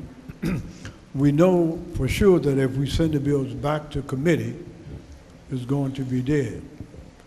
So the question for those of us who voted for the building, or are we going to send the bill back to the committee where the bill will die? That's the whole purpose of this exercise. The people who are talking about the 64-page bill, which I have to agree with, it did grow a lot, but they never inquired as to what the growth was or what was in the additional pages. So obviously it was not something that was detrimental. And if it was, then they should have voiced that. I am speaking in opposition to the motion to send the board bill back to committee and asking the board to vote affirmative on this bill. Any further discussion? Any further discussion on reference? Alderman from the 20th. Mr. President, members of the board, obviously I do not support the motion of my colleague from the 22nd Ward. Just to answer first let me say this. I understand the process and some concern about process, and I will tell you that I mentioned that when the lawyers wanted to preserve this interest of the firefighters to make sure that we were talking about the effective date as opposed to enactment, I mentioned to them that we might have a discussion like this, because we are not lawyers, we are legislators, and I am a legislator. And so in the show me state, we want to be shown, and people get concerned about these. I have no problem with people having a concern about that. The reason why there's 10 extra pages is the way they paginated and the way that they put the extra information on the bottom. I pointed out the added provisions that went into the bill. I would also point out that maybe 10 years ago, it might have been longer than that, the last time I was public employee chairman of that committee, someone mentioned to me that there was a change in a pay plan that was not a big change. And I looked at it and I said, this is a big change. And despite the fact that they thought it was a minor change, I wouldn't go forward with the pay plan, even though I thought that we needed the pay plan. I thought the process was important. I've described what these changes are. Let me tell you why we don't want to send this to committee, at least from a personal standpoint. I wanted, and I described this earlier, I wanted nothing to do with pensions. Absolutely nothing to do with pensions. Some of you haven't been here for the years when we were based on seniority doing the card draw, okay? And Alderman Gregali, and he's not here, and I came in at the same time. And Alderman Gregali loved the pension issue and the public employee issue. So every time I said, you go ahead and take it. It's yours. I don't want to deal with the pensions. You know why? You can see why on the floor today. You can see why for the last 6 years. You can see why for the last 6 months. We can drag this out. We're very effective, and I'm not blaming anyone here. It's the matter of the process. On the other hand, and we just took a vote, a 20-9 vote, there's something about leadership. Profiles and courage. Kennedy talked about this. We even had a Supreme Court justice that did something in terms of a profile and courage based on what the law is. We need to take a leadership role. We need to say, we're going to do this legislative piece, and we need to have the firefighters with some peace of mind as well. They believe that they are right on the law. You know what? You and I and everybody else down here at 1200 Market can decide all we want. But until it goes across the street, or until it gets to Jeff City in that red brick building for the Missouri Supreme Court, or wherever it's going to go, we're not going to know. And all we're going to be is boxed up here, continually talking through this summer and beyond.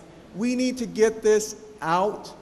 We all know that this is important. We have differences about how we might achieve this.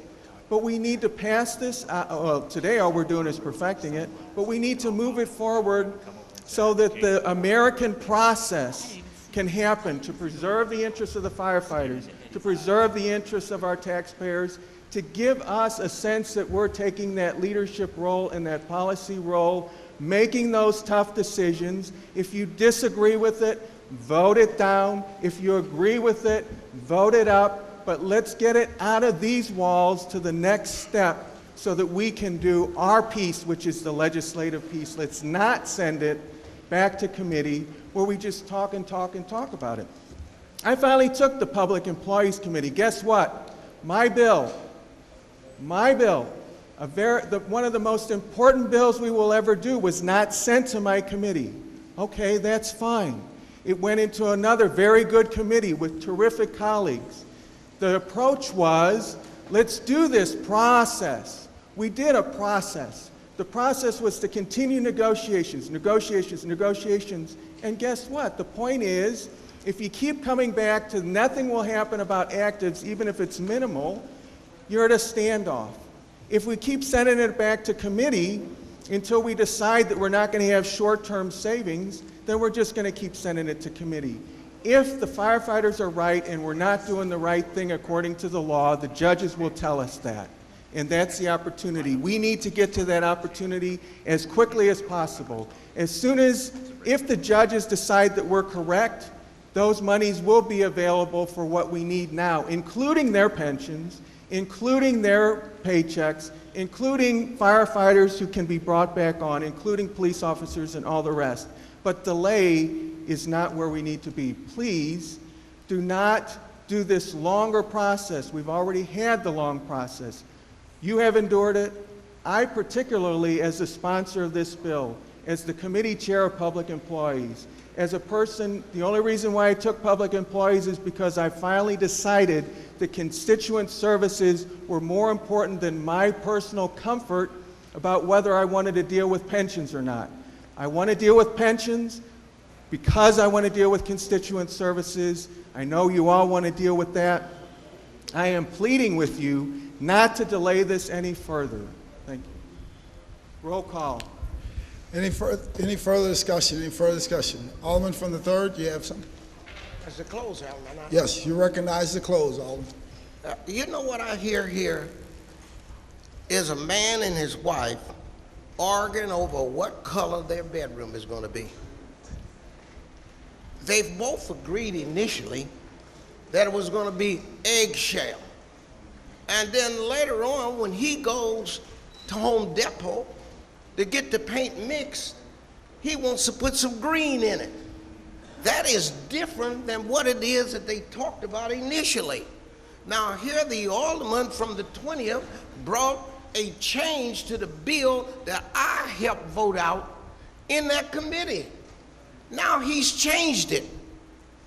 Firefighters and police officers and aldermen and the trash collector and the people that turn the lights on every night in our wards are just as important as any other aspect of city government.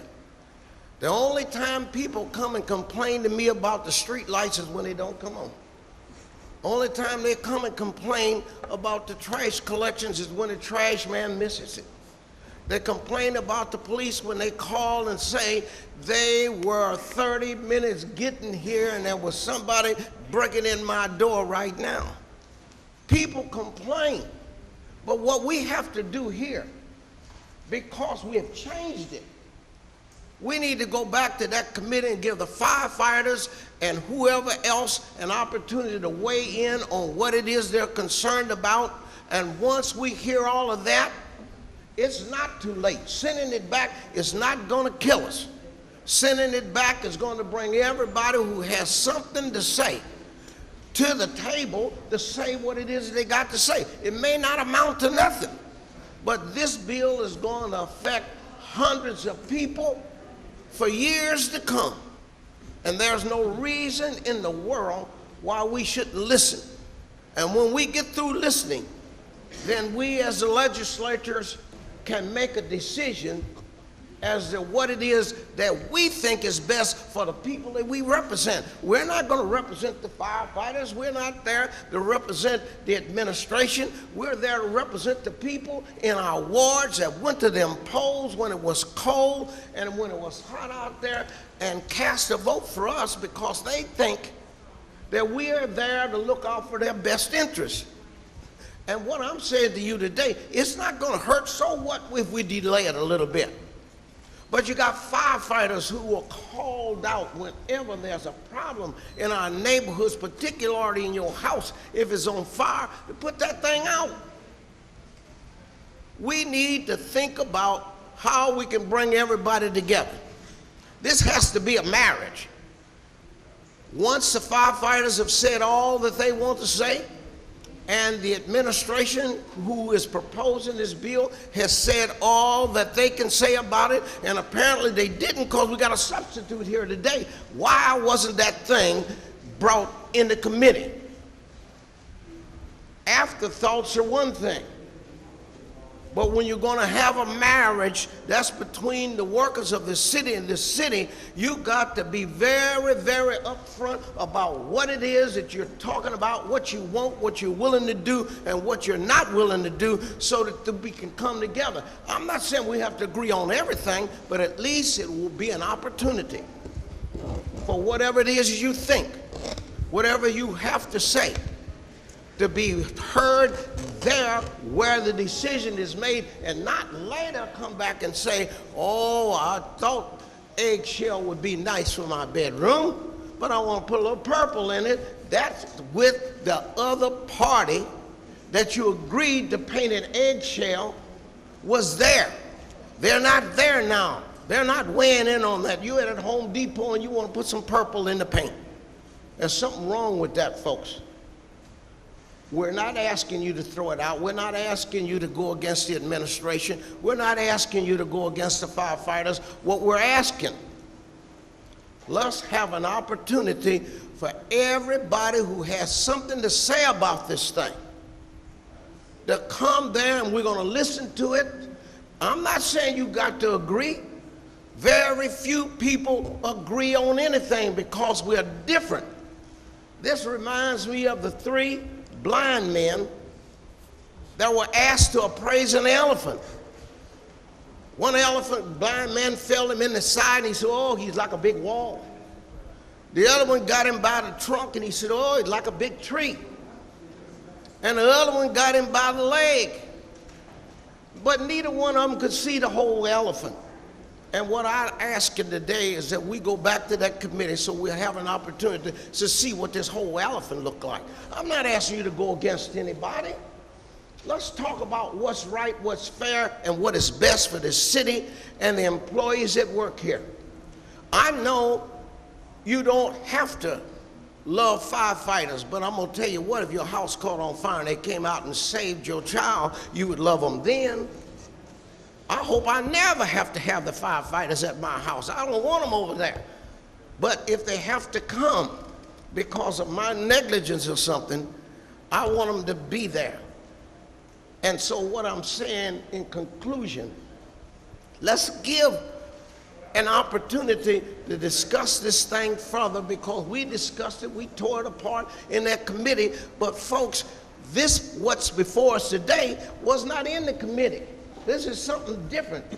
It's just like going to the Home Depot to get paint for the bedroom, and when a man gets there or the woman gets there, with the absence of her other party, changes the color. I'll renew my motion. All right, thanks. Hey, Alderman from the first, I had already recognized Alderman from the third to close. I had already recognized them to close, so discussion was over on that issue. It's been a request for roll call. It's been moved by the Alderman from the 3rd, seconded by the Alderman from the 23rd, that we refer Board Bill number 12, floor substitute, to committee. Madam Clerk, please call the roll. Alderman Troop. Alderwoman Flowers. Alderman Bosley. Alderman Moore. Alderwoman Hubbard. Alderwoman Triplett. Alderwoman Young. Alderman Conway. Alderman Ortman.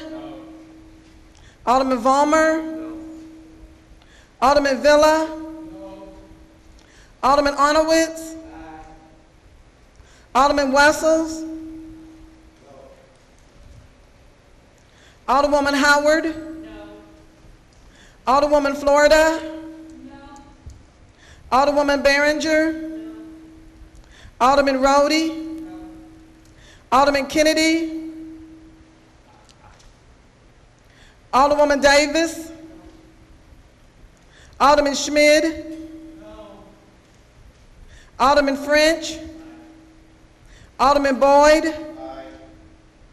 Alderman Vaccaro. Alderman Ogilvie. Alderman Cone. Alderman Williamson. Alderman Carter. Alderman Carter. Alderwoman Cruzen. President Reed. Aye.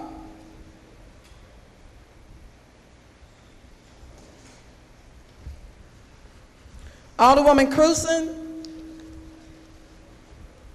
10 aye votes, 18 no votes. You failed to stay in the motion, Alderman from the 3rd. Alderman from the 20th. Mr. President, members of the board, I renew my motion for perfection of... Alderman from the 20th, I did not recognize you to close yet, but I am recognizing you for further discussion, because there's still some other discussion on the floor. For floor substitute, Board Bill number 20. And that's it. I'm renewing my motion. I have no further discussion. I think we have discussed this enough, Mr. President. All right, thank you. Alderman from the 13th, you're recognized. Thank you, Mr. President. Appreciate that. I ask that the Alderman from the 22nd Ward yield to interrogation. Alderman from the 22nd says no. He says no. Okay. Well, then I'll do it alone. I was going to ask the Alderman from the 22nd. First of all, I was going to say that I listened to his campaign speech. I listened to his discussion of Board Bill 12 intently. And while he was talking, it reminded me of his slogan that he uses on his emails, on his campaign. And it is, this ties in. Alderman from the 22nd, please state your point of order. The Alderman from the 13th should keep all his comments to Board Bill Committee, Board Bill number 12 Committee substitute, floor substitute. The campaign, to talk about a campaign here is not only irresponsible, it's illegal. And so none of his comments should be germane to a campaign, but only specific to the board bill that's before us. Alderman from the 13th, please keep your comments focused on the board, Thank you. on the Thank you. perfection of board bill. Thank you. I number certainly 12, will. Floor substitute. Because what I'm going to quote here ties in directly to this board bill and the debate that we're having here today. It says, leadership is not about doing what's popular, it's about doing what's right. That's the quote. I think that's a great quote, Alderman. Do you still believe it? Is it still on your material? It doesn't seem to be. Not after I heard what he said. You know, this is not an easy vote for me. We've got an election 40 days from now.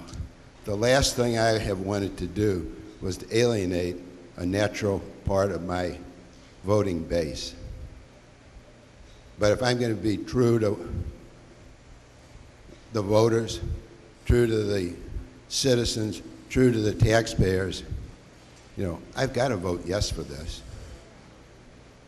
We've generated $75 million in additional revenue in the last 10 years. It's all gone to pensions.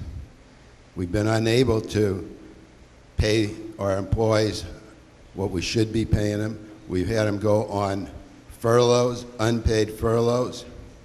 You know, they've lost money. The citizens have lost services. And really, it's because we continue to fund the pension systems in an inordinate fashion. So today we have an opportunity to make some change. We have an opportunity to do what's right, even though it's not about doing what's popular, it's about doing what's right. So I'd say, let's do what's right today and perfect this bill. Thank you. Alderman from the 22nd, you're recognized. Thank you, Mr. President, Madam Board. I want to compliment the Alderman from the 13th Ward for putting it out and supporting me with saying leadership is not about doing what's popular. It is about doing what's right. And there are some things in this board bill that's just not right. Again, I spent 23 years in the military and I retired as a master sergeant. And not one time did Uncle Sam go back on his promise to me. Not one time did he say, you can't retire at 20 years, you have to retire with all the benefits we promised you at 25 years. Not one time. What we're doing with the firefighters, we're saying you cannot retire with the promised amount of years we said you can. You have to go 5 additional years before you get all the benefits that were promised to them. We, not me because I wasn't here, but the city of St. Louis promised them a set amount of benefits. And because there was some irresponsibility in making all those commitments, because there was no foresight to look ahead to say, if I give you these benefits today, it's going to impact me in the future negatively. That wasn't a discussion. When things are going well, people are just happy to support one another. But when the tough gets going, we have to make tough decisions. What's irresponsible is to tell me that I cannot retire at the agreed upon amount of years of service when I signed up for this job. That's not right. And to me, that's not good leadership. I stand on the fact that leadership is not about doing what's popular. It is about doing what's right, and you must be fair. You must be practical, and you must involve everybody. This is not just about who's in the current leadership position. It's about everybody, about this whole city. So how dare you, anybody, challenge me on the fact that I am a leader and I do what's right for this city every day.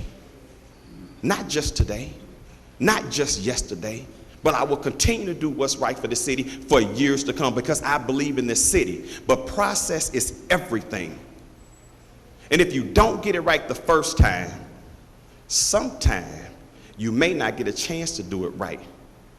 Because when you don't shoot, move, and communicate effectively, somebody might lose their life. All right, thank you. And that's just a metaphor. Thank you. Don't run out here and say, I'm going to shoot somebody. Thank you, Alderman. Thank you all. Any further discussion? Any further discussion? Alderman from the 20th, you recognize the close on the perfection of Board Bill number 12. Floor substitute. And I do so, Mr. President, members of the board. I move for perfection of floor substitute for Board Bill 12. It's already been moved, but there's been a Floor request for roll call. It's been a request for roll call. Madam Clerk, please call the roll. Alderman Troop, Alderwoman Flowers, Alderman Bosley, Alderman Moore. He said no. Alderwoman Hubbard, Alderwoman Triplett, Alderwoman Young, Alderman Conway, Alderman Ortman, Alderman Vollmer, Alderman Villa, Alderman Arnowitz, Alderman Wessels, Alderwoman Howard, Alderwoman Florida, Alderwoman Behringer, Alderman Rhodey, Alderman Kennedy. I didn't hear you. Alderwoman Davis, Alderman Schmidt, Alderman French, Alderman Boyd, Alderman Vaccaro, Alderman Ogilvy, Alderman Cone, Alderman Williamson, Alderman Carter, Alderwoman Cruzen, President Reed, No.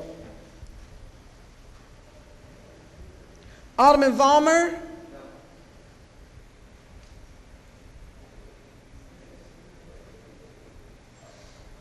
Alderwoman Cruzen, 19 aye votes, 9 no votes. By a vote, you sustain the motion of the Alderman from the 20th and perfected floor substitute for Board Bill number 12. Alderman from the 24th, you're recognized. We move Board Bill 32 off the informal calendar. Please proceed, Alderman. I move to perfect Board Bill 32. It's been moved by the Alderman from the 24th. I entertain a second on that motion. Seconded by the Alderman from the 25th. Alderman, please proceed. Thank you, Mr. President. Oh, excuse me.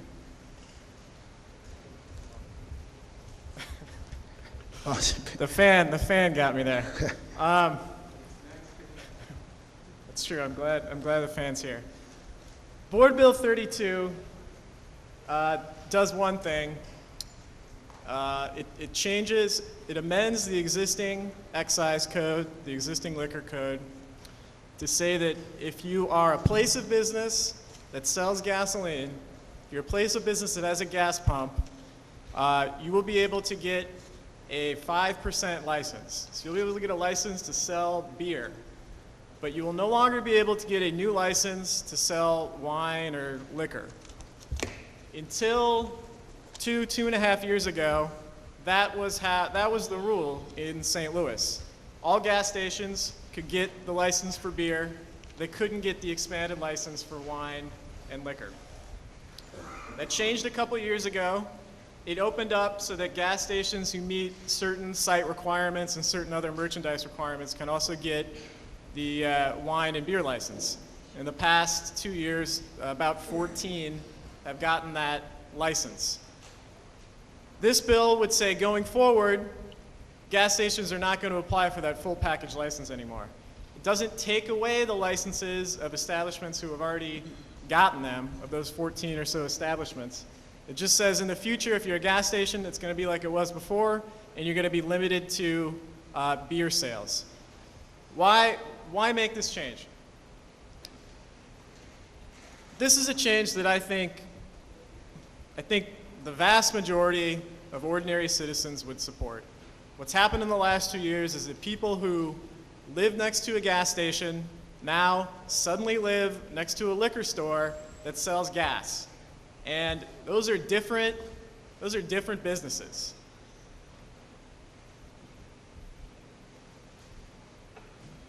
There are a number of quality of life issues that come along with living in close proximity to a liquor store, and also a liquor store that caters to automobile traffic. And that's what these gas stations are. They're liquor stores that cater to automobile traffic. They're selling a variety of products that are clearly designed for on-site consumption. When you sell somebody that drives up in the car an airplane bottle, a 50 milliliter bottle of alcohol, what we all know is what happens a lot of the time is that goes into a can of Coke or a fountain soda and people are driving around and drinking. It's a license to drink and drive, or it's at least an inducement to drink and drive.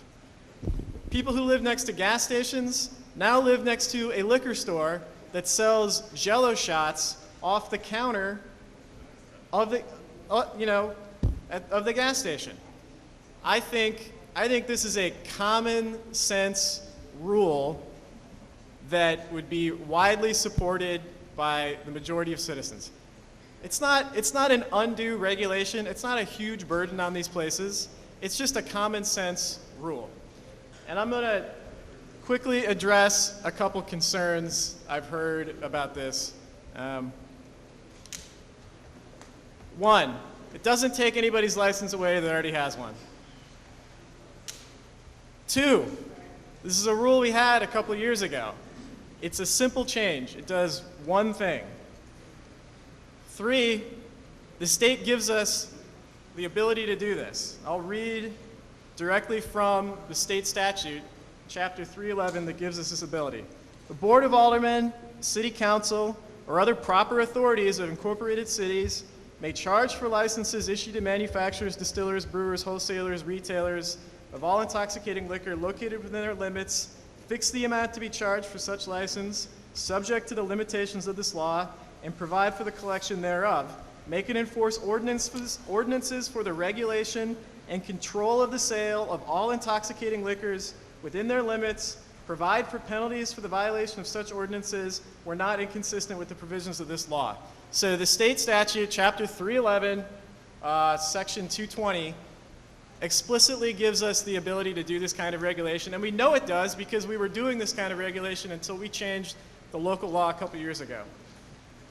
There are a variety of municipalities in St. Louis County who do the exact same thing.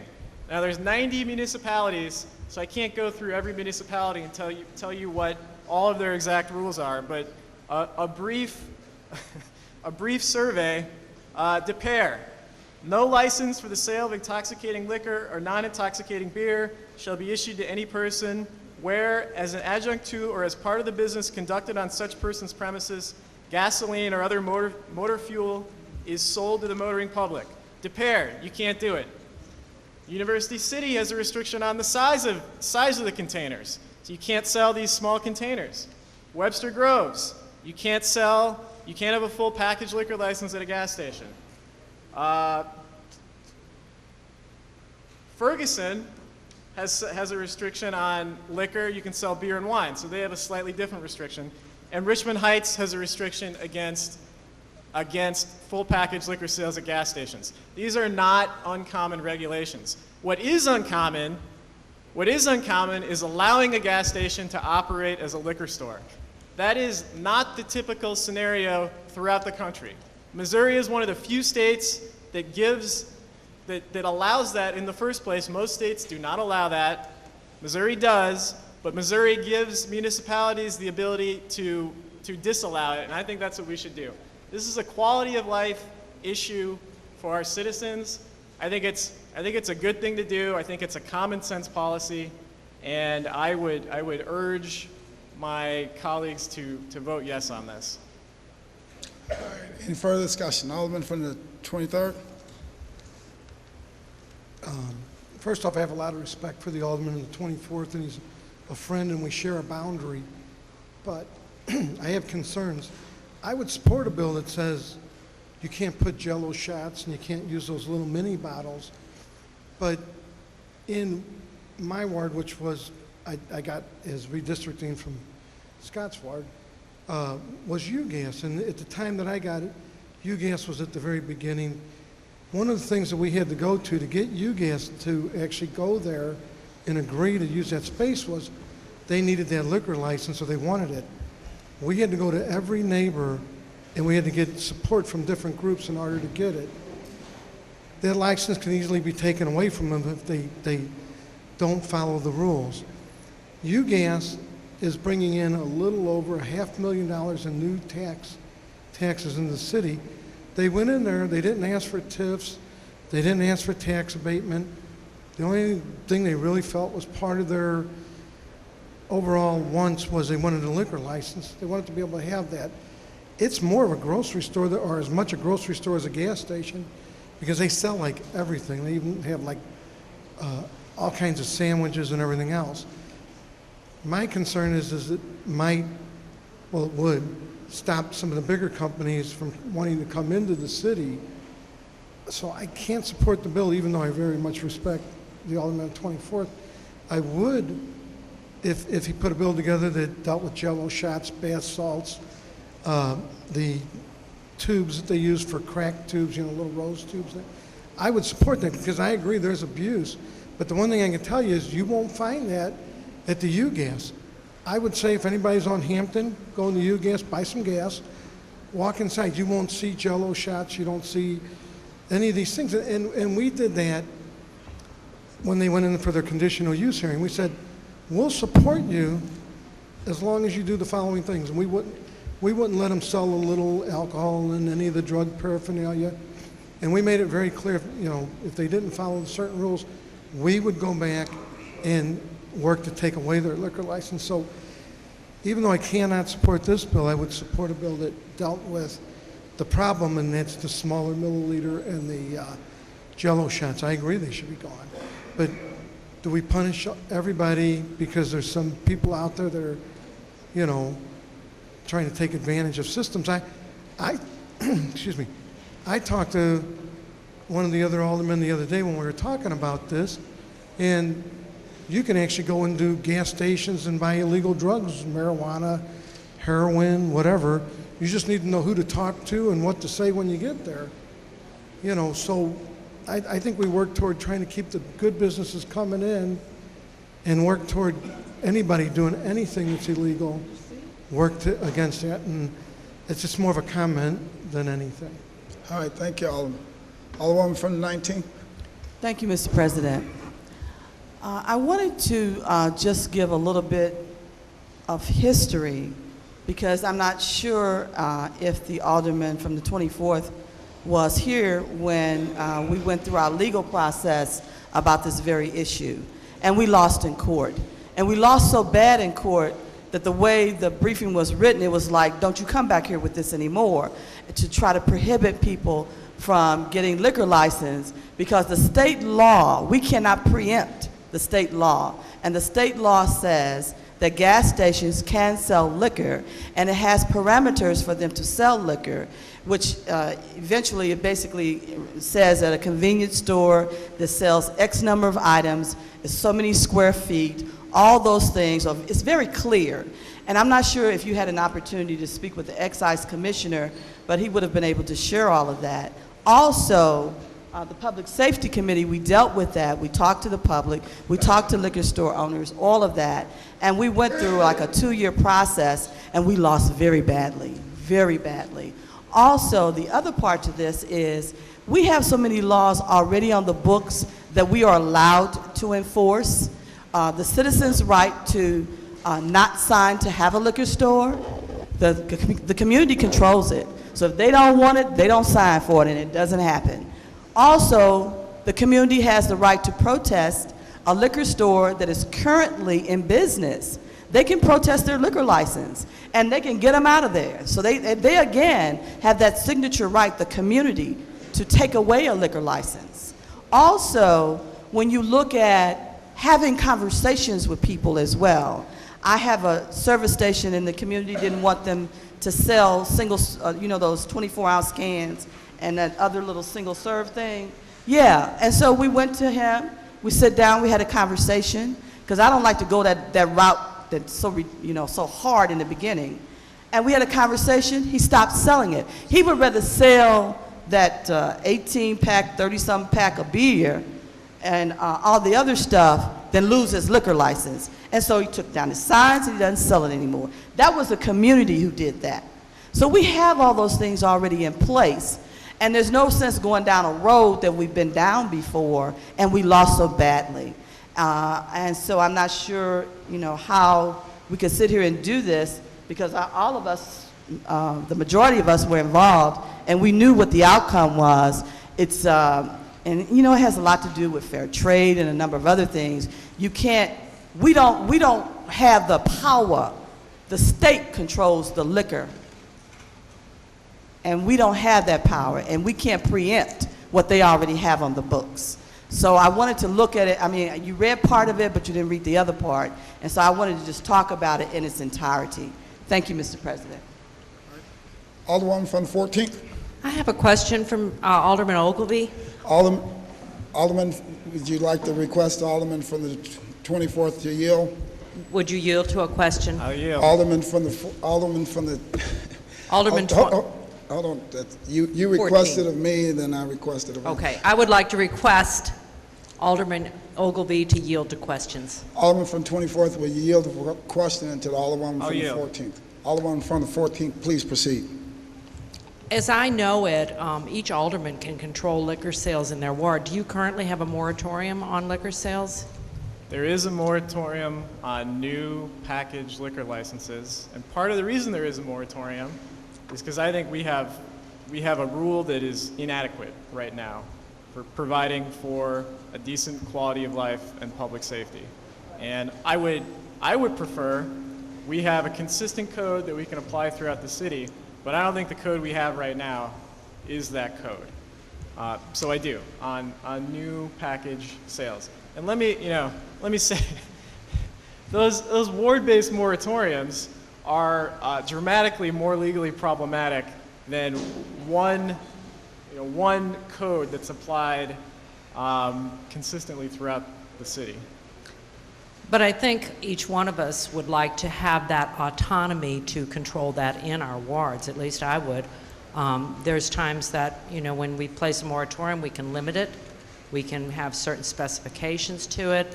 And I think I prefer the autonomy that gives us, rather than having a blanket and being constrained and not being able to entice new businesses to come into the ward. We have several operators in the area, QT, on the run, that are very responsible and responsive to the area. And I think that by hamstringing these potential expansions in the area, I think we're going to lose a lot of business. I don't think it's a good idea. Thank you. Thank you. Alderman from the 4th. Thank you, Mr. President and members of the board. I'd like to say that if we're going to put a moratorium on limit the liquor stores or the gas stations to 5%, then we need to do it for the new packaged liquor stores as well. Everyone should do 5%. Any liquor store, any packaged liquor store should be limited to 5% if you're going to do this bill. Don't just pick on the gas stations. And to me, this is a little bit prejudiced. The majority of the gas stations that I know of, that I go to, are owned by Arabs.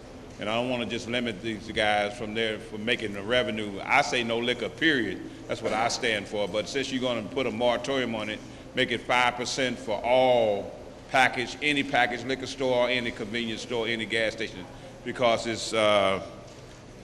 it puts a short pants on a lot of people. All right, thank you, Alderman. Alderman from the 11th. Thank you, Mr. President. I'd like to inquire the sponsor.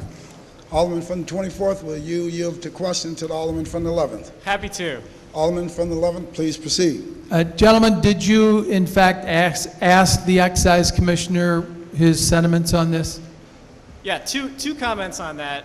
The excise commissioner implements policy. We as a legislative body make the policy, and it's the excise commissioner's job to implement the policy we set. So I'm not sure that his particular opinion is relevant, but I will say I did, and he said he would be, I did ask him what he thought, and he said he'd be happy to enforce anything that we implement. And he enforced the rules that we used to have, which were similar to the rules I'm proposing until 2010, the same person. There you go, putting your hands on your hips again. That's a defense mechanism. That's not necessary.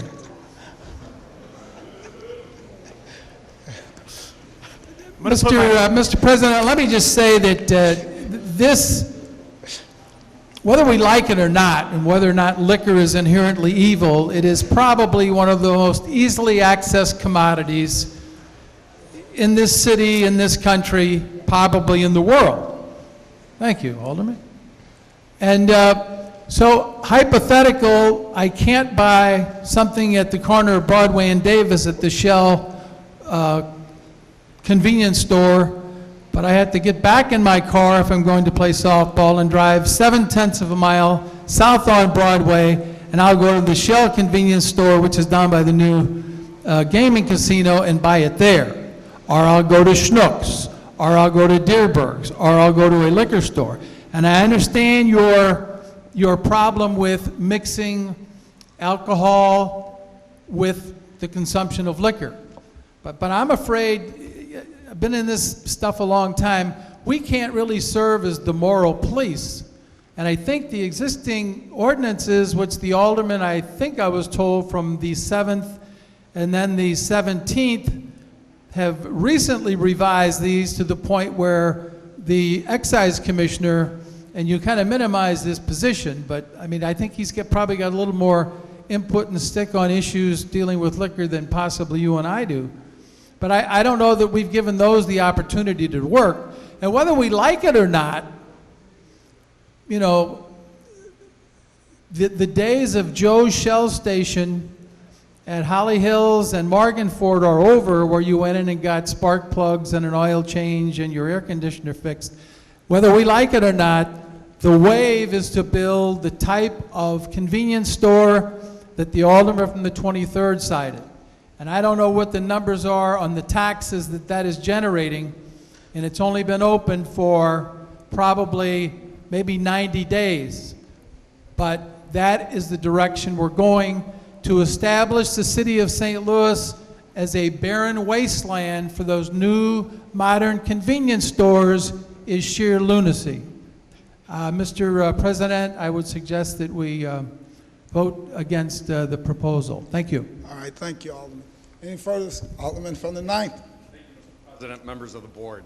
I think the alderwoman from the 19th touched on it a little bit, but we do have sufficient laws. It takes a majority of businesses, registered voters, and property owners around that station, you know, to even acquire the 5% license. So, I mean, in my ward, I've had several stations try to get beer, and the people speak. They don't want it. You know, we beat the petition. It's doing a little bit of homework, but that's the people speaking. We do have a process right now that works. So, you know, the parts that I agree with on this is the irresponsible managers of these places that are putting Jell-O shots in the small airport bottles up on the counter. That to me is plain stupidity, and that's, you know, should be taken care of by the excise commissioner. But other than that, I'm in opposition to this, and we just need to do our homework and let the community speak in the petition process that we have right now. All right, thank you. Any further discussion? Any further discussion for the first time? Alderman from the 3rd. Mr. President, members of the board, I rise in support of that bill, and let me just tell you why. Service stations are there to provide gas, oil for traveling people down the highway or within the city. But since the service stations have lately evolved over the last 10 or 15 years, they sell some everything. They run the candy stores out of business. It used to be on the corners. The little bitty stores that sold hot dogs and stuff on the corner, because you can go in there and buy a hot dog to go and a soda, and they got soda fountains in there. We do not need to end up adding liquor and beer to them. It's bad enough that they got some beer. People driving should not have that stuff in their car. They should have beer in a store like Schnucks, and I hate to see them with it. But they should have a store where they could go and buy liquor, beer, intoxicating beverages that they would like to have. But it should not be in a service station where people are driving up and down the highway, because I'm going to tell you, 8 or 10 out of everybody that's got a cold beer they just bought, and they're on their way to Kansas City, they're going to drink that doggone thing before they get there. It's not going to just sit in their car. When they drink that beer and they get 2 or 3 others on their way to Kansas City, lo and behold, some order. Lo and behold, somebody drinking that alcohol is either going to run a stop sign, not pay attention to the speed limit, and may hurt somebody. If they want liquor, I think they should get it at the grocery store, the liquor store, and take it home or in the park, wherever it is they're having that party, but they should not have it in a service station where people drive up to get gasoline to go someplace. Those service stations along the highway, they are there for anybody traveling from coast to coast or from north to south to stop and get gasoline. And that's what they need to be getting, gasoline to go wherever they're going. They do not need to, in these service stations, have intoxicating beverages, liquor, or anything beyond beer. I wish they didn't even have the beer, but you can't get away from that. But nevertheless, those intoxicating beverages in service stations should not be allowed for the safety of people in our community. There's no reason in the world why somebody should have the opportunity to have an intoxicating beverage in their car where they're driving. And a whole lot of them will not save it till they get home. They're going to take a sip out that bottle, and if you get 1 sip, you're going to want 2. And if you get 2, you might get 3 or 4. And that means that somebody down the road who's unsuspecting is now in a position to be harmed by that individual who was able to, in a service station, purchase some liquor. I think when you purchase it, you need to take it home to the party, wherever it is you're going, and you should not be having it in your car while you drive. You should equate it just like a gun. Everybody's entitled to purchase a gun. They can go down to the police station and get the proper license for it. But the doggone thing should not be sitting loaded next to you in your seat. It should be in the trunk of your car. It should be someplace where if you get angry about somebody cutting you off, you should not have equal and ready asset to that particular weapon. There's no difference between alcohol and that gun sitting there on that seat right next to you, because if you drink enough of it, you're liable to get angry anyway. You drink enough of it, you might get sleepy. You drink enough of it, you may not pay any attention to how fast you're going down the road. And I don't want somebody to fool around and hit me out there on the road because I think I got another 100 years left. At least I'm looking for it. And I want it to be worn out by me down here on this floor, arguing to you about things that I think should be and should not be. But please do not amend this bill to allow liquor in liquor stores. They shouldn't even have the beer. But nevertheless, I don't see how we can keep them from doing that because it's already there. But it's a good thing. Do not open Pandora's box here, because it's going to be a problem. Anyone want to discuss for the first time? Alderman from the 21st. I rise in support of this bill. I want to applaud the Alderman from the 24th for taking this issue on, and I'm proud to co-sponsor this bill. One thing I want to let my colleagues know about liquor sales in the city of St. Louis is that liquor affects different neighborhoods differently. Many of the people who have stood up in support of keeping the status quo of the last couple of years of allowing liquor sales at these gas stations represent different kinds of neighborhoods than I do, or the Alderman from the 3rd does, or the Alderman from the 4th does. In many of your more dense neighborhoods, to get a liquor license requires getting hundreds of signatures. People are densely packed in a lot of these neighborhoods. In some of our neighborhoods, the number of citizens within a 250-foot area can be 30 to get a majority of those folks. And the longer that place has had a liquor license in an unstable area, as depopulation continues, that number gets lower and lower of the required signatures that they need to fight any protest. Now, the other thing you have to consider about these type of neighborhoods that really where these big problems occur are these are also the neighborhoods where in many cases folks just don't want to get involved. They don't want to go on the record to protest a troubled spot like that. It's a hard fight sometimes to fight a liquor license. I'm going through the process right now at one of our troubled spots in our neighborhoods. People just don't want to get involved a lot. This is also the same kind of neighborhood where when people get shot, the police have a tough time getting witnesses to come forward because they don't want to go on the record. It's the same thing with trouble at these spots that sell liquor. So it's not just as easy as just revoke the liquor license once they give it. And it's specifically in terms of gas stations. In my neighborhood, I can't imagine of the 3 or 4 gas stations I have in my neighborhood that I would feel comfortable with them beginning to sell hard liquor at those spots. We've got a place over on Adelaide, vacant space over Adelaide and 70. A group is talking about putting a gas station there. The neighborhood is in support of a gas station going there, but if they feel at any time in the future that place could then become basically a drive-through liquor store, that changes entirely how we view that business coming to our neighborhood. The other thing about existing liquor laws, as far as the excise commissioner is concerned, he's only concerned with how the citizens feel within a 250-foot area. The very nature of a gas station liquor store is that most of those people come with cars.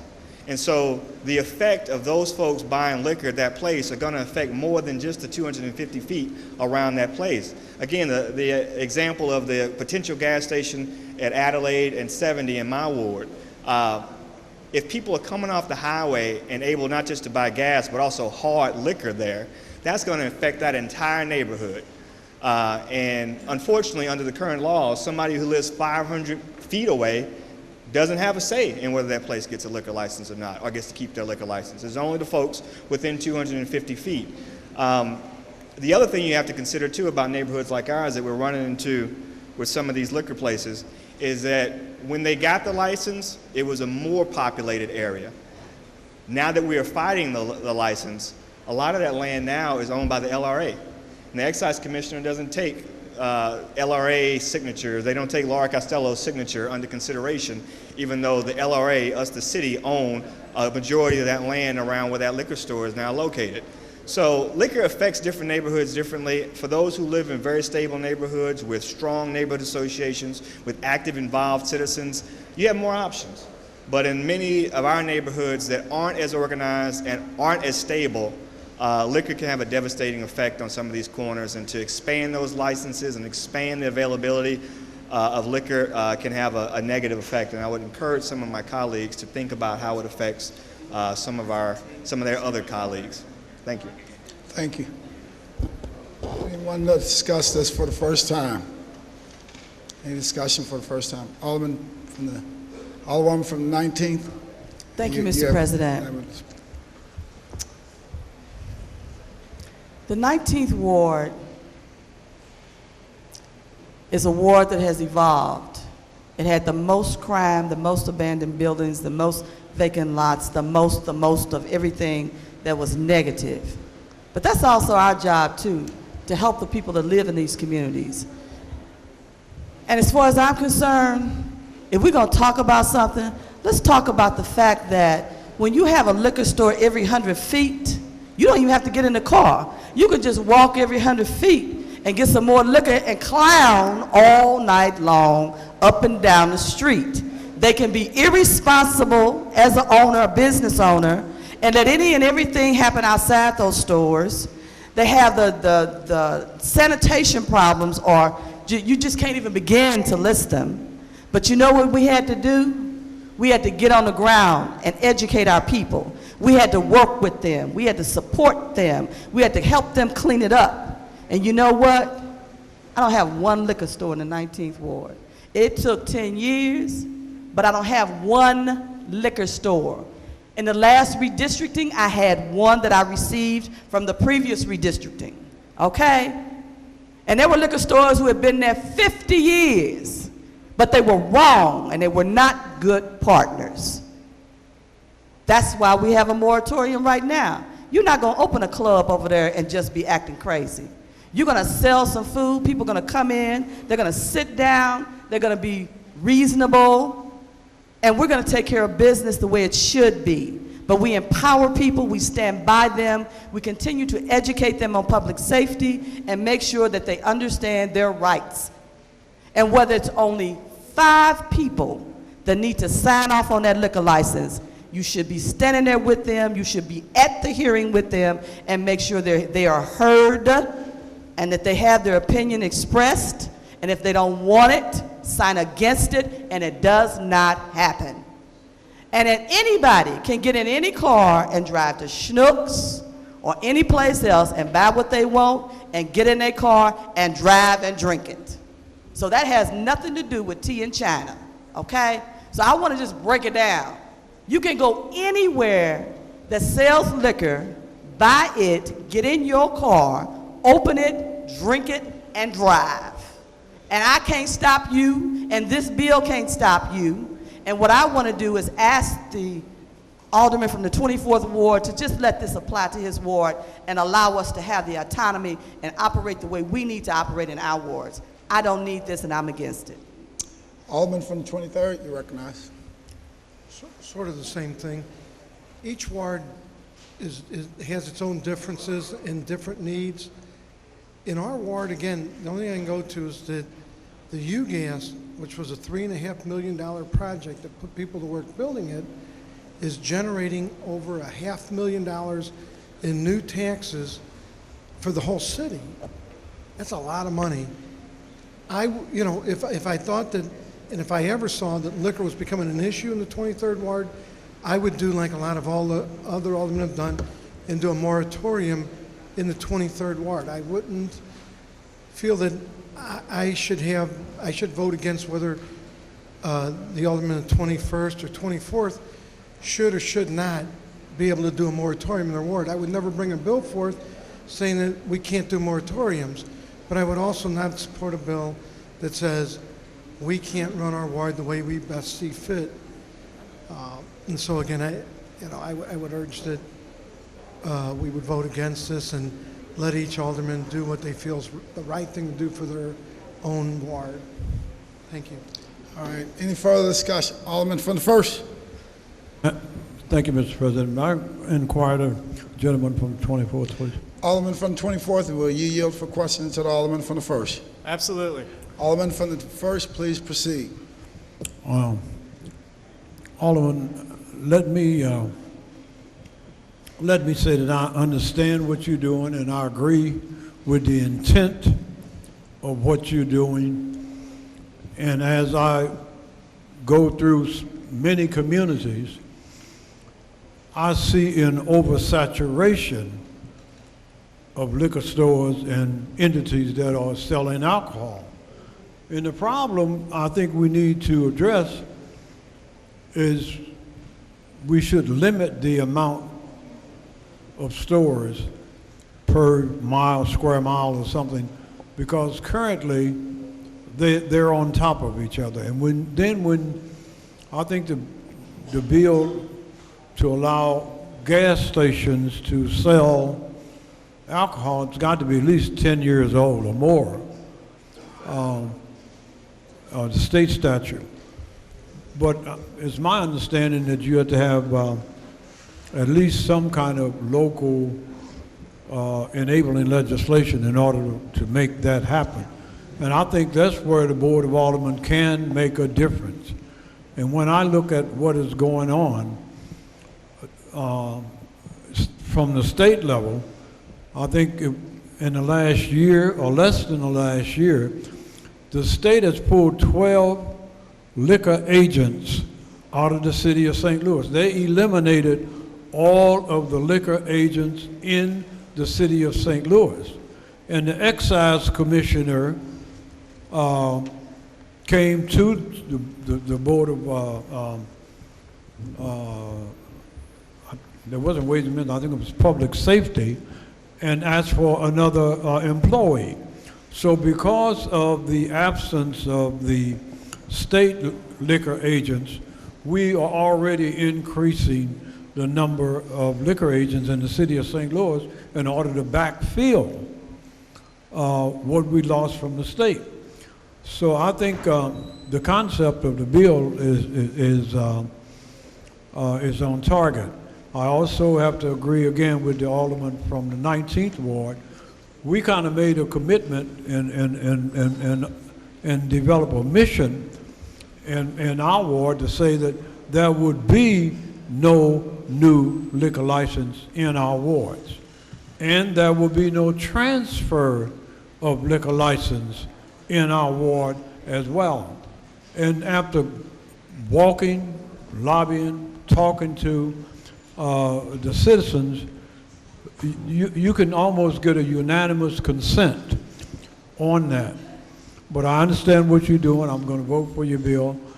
And I think that we need to focus on the saturation of alcohol and the access of that alcohol to kids once you have the saturation.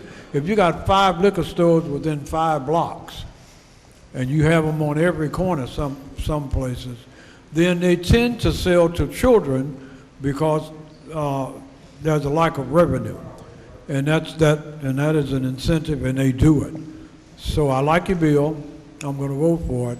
But I think the issue that we need to address as a board is the oversaturation of alcohol in the community. And then when you couple that with the total saturation in some areas of penny ante drug dealers, then that makes it even worse.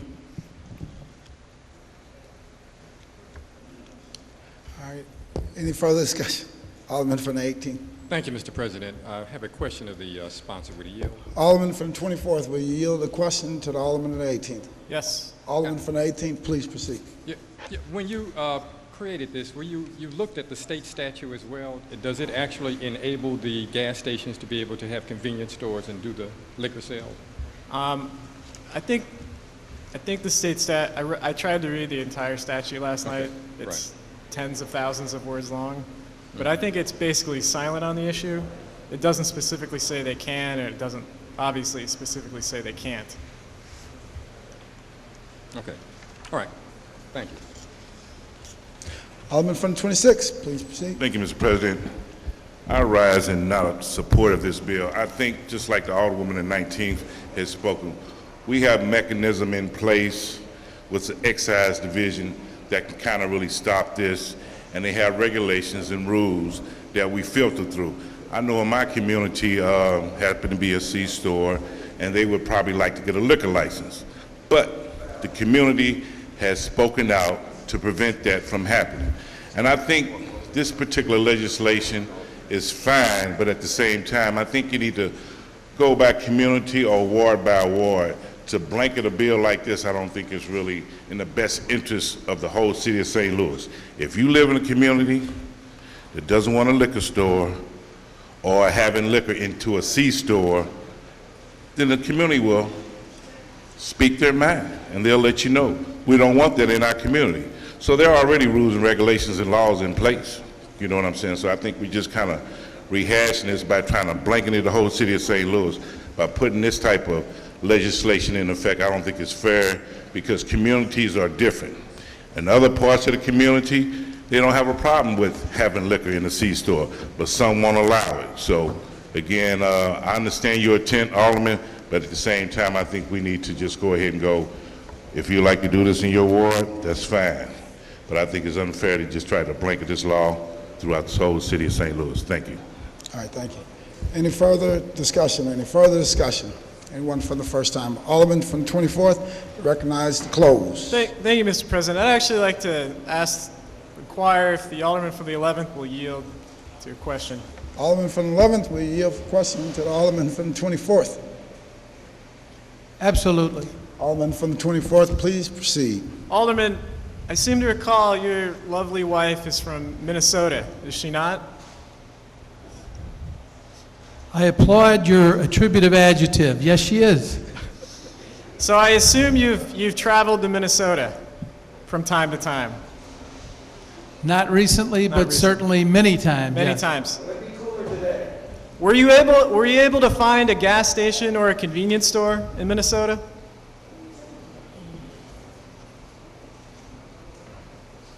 I'm assuming Minnesota has convenience stores, gentlemen. I know they do. I know they have convenience stores.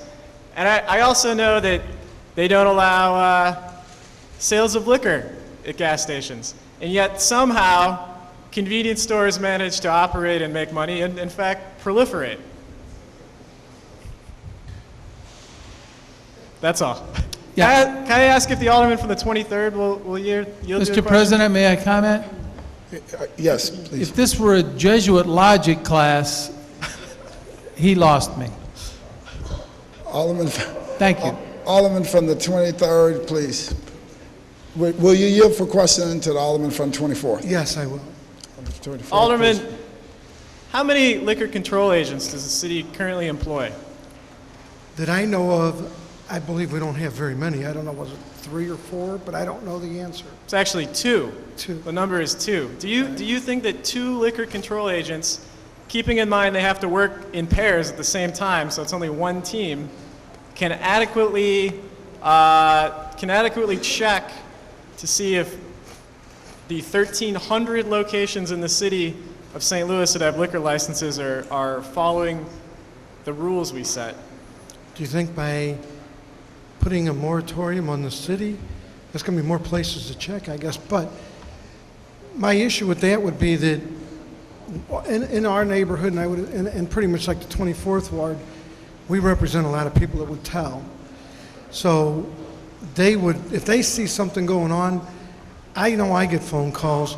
I get phone calls if they see people standing on a corner. So I usually alert the police in hopes that they would also look into it. So I agree, we don't have enough enforcement, and more would be better, there's no doubt. But I know that the people in the 23rd Ward tell me about everything that goes on that they don't feel is right. Did they answer that? I'm sorry. No, it didn't. So what I heard a lot of talk about, we got to make sure we have flexibility for each ward, and I heard talk about, we want to see this investment, we want to see these convenience stores investing. One, I think the Alderman from the 23rd said there's $400,000 new dollars of tax revenue every year generated by one store. How do you know that's new tax revenue? I mean, that seems to assume that prior to that store opening, nobody was buying gas in the area, and nobody was buying snacks, and nobody was buying beer, and that these are all new sales. And I gotta say, I have a hard time believing that's all new tax revenue. What I think it probably is it spreads the tax revenue between 12 stores instead of 11 stores, and maybe there's a couple nickels of additional tax revenue, but I highly doubt it's $400,000 of new tax revenue. And I got to say, on this ward by ward thing, I am really looking forward to introducing a bill that will eliminate the earnings tax in the 24th Ward. And I think it's going to be a boom town in the 24th Ward, and I can tell you nobody in the 24th Ward is satisfied with that earnings tax. And when my ward is not paying it, at the discretion of the alderman, I think it'll be a great situation. With that, I want to say on a more serious note, this is really a question about quality of life for families, and just a good policy. What we have right now is a policy that is not a good policy, and then we say, hey, neighborhoods, citizens, guess what? You get to go fight against a bad policy every time it comes up. You get to, hey, you've got the freedom to fight against this bad policy and to spend your time fighting these liquor licenses that most of you don't want. Why is that a good policy? Why not just listen to the people and say they'd rather have a more reasonable policy? Not a policy of prohibition, which this is not, but just a reasonable policy. I think we ought to be doing in St. Louis, we ought to be trying to do the best we can to provide a good quality of life for families, for children, and I just can't see how suddenly allowing gas stations to be liquor stores does anything to improve the quality of life of families and children. With that, I'd like to close. I renew my motion to pass Board Bill 32, and I sincerely request the favorable consideration of my colleagues. Alderman from the 24th. Perfect Board Bill 32. Alderman from the 24th is closed. It's been moved by the Alderman from the 24th, seconded by the Alderman from the 25th, that we perfect Board Bill number 32. Madam Clerk, please call the roll. Alderman Troop. Alderwoman Flowers. Alderman Bosley. Alderman Moore. Alderwoman Hubbard. Alderwoman Triplett. I couldn't hear you. Alderwoman Young. Alderman Conway. Alderman Ortman. No. Alderman Vollmer. I didn't. It was a no. Yeah, that was. Alderman Vollmer, your vote? No. Alderman Villa? No. Alderman Arnowitz? No. Alderman Wessels? Alderwoman Howard? No. Alderwoman Florida? No. Alderwoman Behringer? No. Alderman Rhodey? No. Alderman Kennedy? Alderwoman Davis? Alderman Schmid? Alderman French? Alderman Boyd? Could I ask everyone to speak up on the ayes, because it's really hard with the fans and everything for her to pick it up. Alderman Vaccaro? No. Alderman Ogilvie? Aye. Alderman Cone? Aye. Alderman Williamson? No. Alderman Carter? Aye. Alderwoman Cruzen? President Reed? Aye.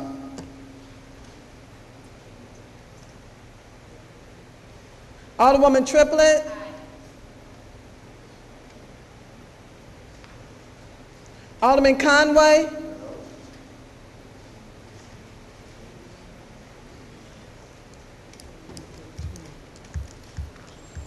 Alderwoman Cruzen?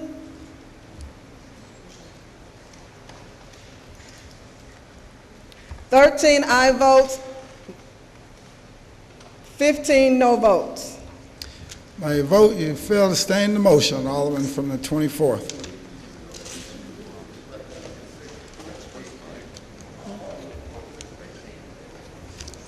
Alderman from the 20th, you're recognized.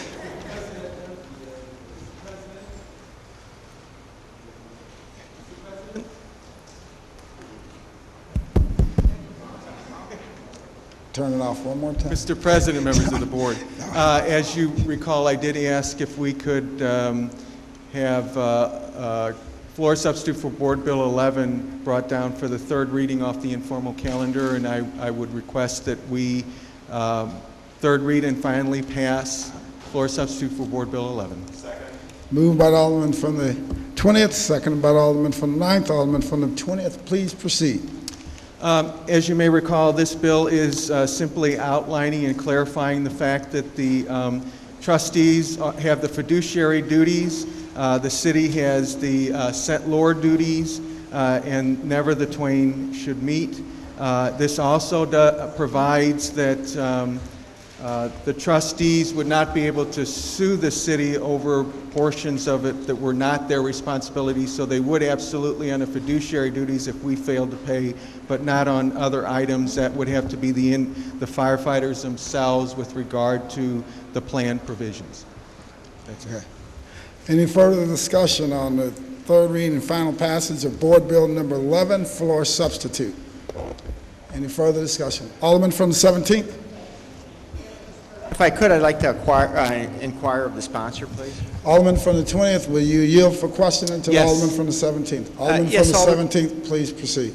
Yes, Alderman. I guess this is, I would like to think, somewhat related to this bill. There was a series of exposés by our local newspaper, our daily newspaper, about what were portrayed as abuses within in the system. We have an environment now where we have trustees that are suing the city of St. Louis.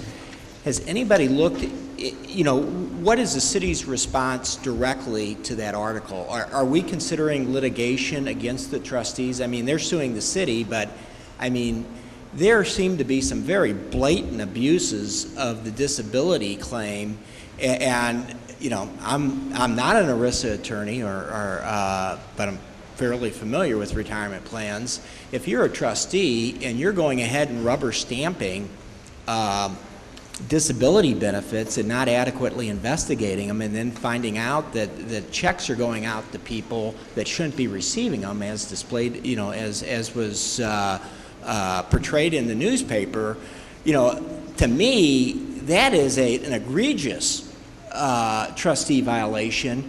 And what are our rights? Obviously, you know, if I was a firefighter, if I was a firefighter who was going to work every day and was counting on that pension when I retired, I'd be wanting to sue those trustees right now. And if we as city residents are going ahead and funding that, I want to know, has anybody taken a look at what the heck is going on with these guys and having an investigation of them? And you know, they're the ones, if in fact they have rubber stamped some of these disability payments that were portrayed in the newspaper, they're the ones who ought to be looked at as far as being sued for, you know, just grossly violating their fiduciary duties as trustees. And we should go, my knowledge of that, my limited knowledge of that tells me that they are personally liable when they make, you know, those types of mistakes inside of a ERISA plan. So, you know, I'm in agreement with your legislation, but I think it doesn't go far enough, and I think we need to go ahead and perhaps have a full-blown investigation into what happened with those disability benefits. And I think that we ought to go ahead and take a look at these trustees that are over there and see whose interests they're really acting in. I mean, out of all the things I've seen down here, the notion that those trustees would come and sue the city after what they rubber stamped is just, you know, I mean, that is so far beyond the pale. I mean, I am just infuriated at the notion that they would be down here thinking about suing the city of St. Louis on one hand, while we have this, you know, just well-documented, it appears, expose on them rubber stamping disability benefits. I mean, it's just unbelievable. And we ought to be going after them. They shouldn't be suing us. So I applaud your effort. I just think that it's too limited. I'm just, out of all the things that have happened in this debate, and I've been kind of quiet and on the sidelines, I've had my own opinion, this thing is just so infuriating to me from a standpoint of fairness and accepting responsibility for their actions. So I applaud you for the legislation. I don't think it goes far enough, and I would encourage, you know, the appropriate authorities to look into this thing and potentially instigate litigation. I don't know what we as a city have, if we have a vested interest, if we can go ahead and file suit against them, but I am just furious over this. Thank you. All right. Alderman from the 12th, you recognize. Thank you, Mr. President. And the sponsor is well aware, and he has worked hard on legislation, and I do have to applaud him, even though I'm on the other side of a few issues. But I think the alderman, you know, while he was on his vacation this summer, didn't know that there was a bill in Jeff City which addressed the disability, and I believe there was a bill introduced here. And I think part of that was, you know, is having the firefighters come back as receiving the disability payments, prove that they are not getting any other incomes and things like that. So that part was addressed, and I guess for years, the alderman from the 17th right probably should have been checked on earlier years on a lot of firemen, but it wasn't. And one thing we do have to remember, I believe one of the farmer chiefs who sat on them disability boards approved them, so I think that could have been a lot of problems going along with it. But make a long story short, I think the disability bill that was part of the one in Jeff City and the one Alderman Vaquero was introducing did address them. So, you know, just so the alderman doesn't think it wasn't being thought of at the time. All right, thank you. Alderman from the 1st.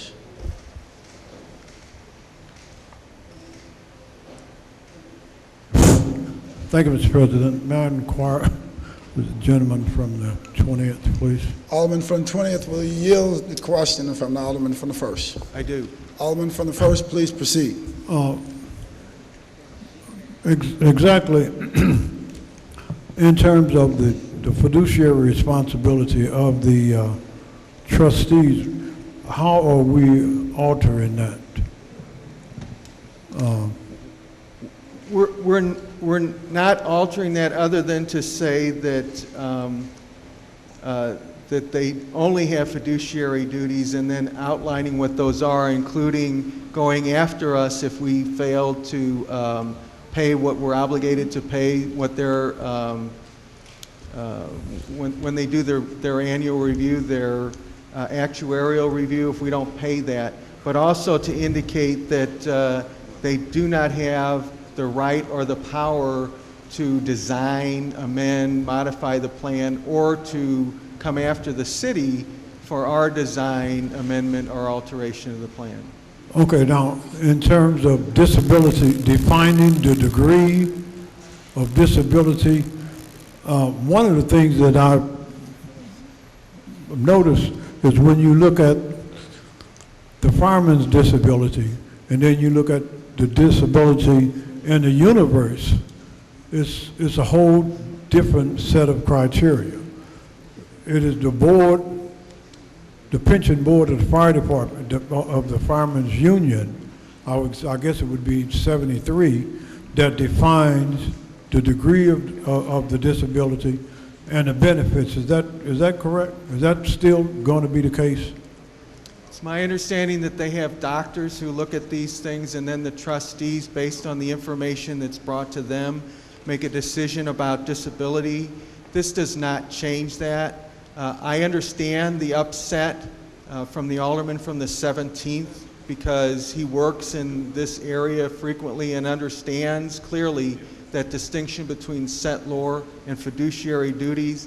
This doesn't modify that, but for instance, if I'm a firefighter and if I feel that I've been truly injured and they rule one way in my case, but in another case that doesn't seem like the person is quite as injured, it would seem to me that they may have some sort of concern about that and action possibly with regard to that. This does not change that, and in fact this doesn't change what set law and fiduciary duties are.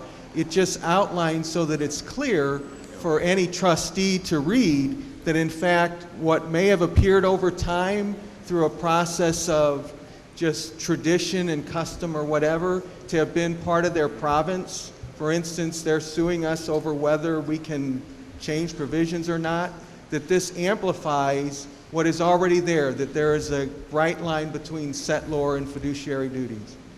Thank you, John. You're welcome. Any further discussion? Any further discussion? Alderman from the 20th, you're recognized to close. Mr. President, members of the board, I would move for third reading and final passage of floor substitute for Board Bill 11 on, well, we always have to do roll call. Yeah, thank you, yeah, Mr. President.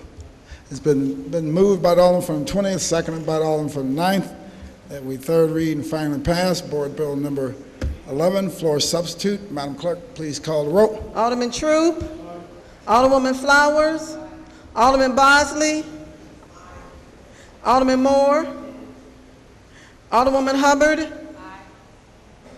Alderwoman Triplett, Alderwoman Young, Alderman Conway, Alderman Ortman, Alderman Vollmer, Alderman Villa, Alderman Arnowitz, No. Alderman Wessels, Alderwoman Howard, Alderwoman Florida, Alderwoman Behringer, Alderman Rhodey, Alderman Kennedy, Alderwoman Davis, Alderman Schmidt, Alderman French, Alderman Boyd, Alderman Vaccaro, Alderman Ogilvy, Alderman Cone. Alderman Williamson. Alderman Carter. Alderwoman Cruzen. President Reed. No. Alderman Conway. Alderman Ortman. Alderman Vollmer. Conway and I.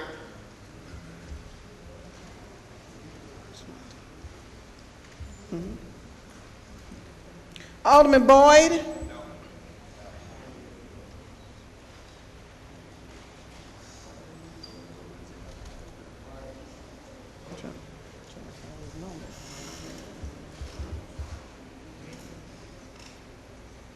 Alderwoman Cruzen.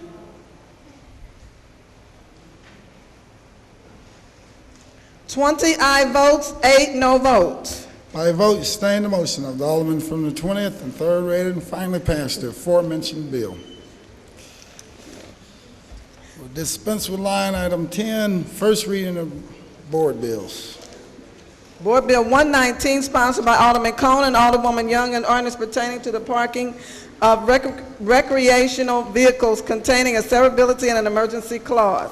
Board Bill 120, sponsored by Alderman Schmidt, an ordinance to repeal Ordinance 68706 relating to the employment and rates of compensation of certain employees of the license collector containing an emergency clause. That's the extent of our first readings. Reference to committee. To the Streets Committee, Board Bill 119, and to the Public Employees Committee, Board Bill 120. That's the extent of reference to committees. Second reading. Following board bills were reported out of Public Employees Committee. Board Bill 100, sponsored by Alderman Schmidt, an ordinance to regulate employer-employee working relationships between the city and all employees under the classified service, including a compensation plan, terms and conditions of employment, benefits, leaves of absence, and authorization for a deferred compensation plan, allocating certain other employees to a grade with the rate and including an emergency clause.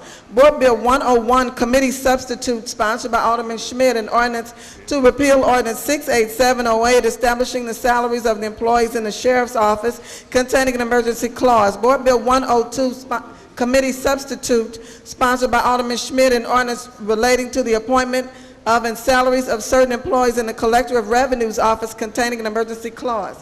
Board Bill 106, sponsored by Alderman Schmidt, an ordinance relating to the employees and salaries of the Office of the Recorder of Deeds, containing an emergency clause.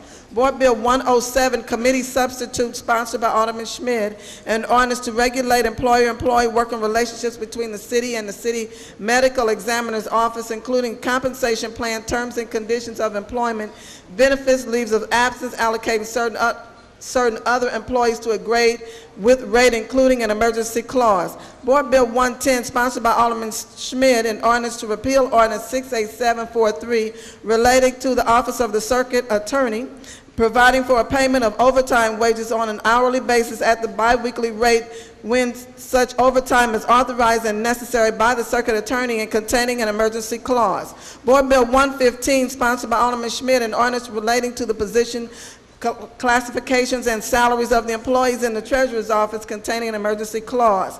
Board Bill 116, sponsored by Alderman Schmidt, an ordinance relating to the position classifications and salaries of the Parking Division employees, containing an emergency clause. The following board bills were reported out of the Housing Committee.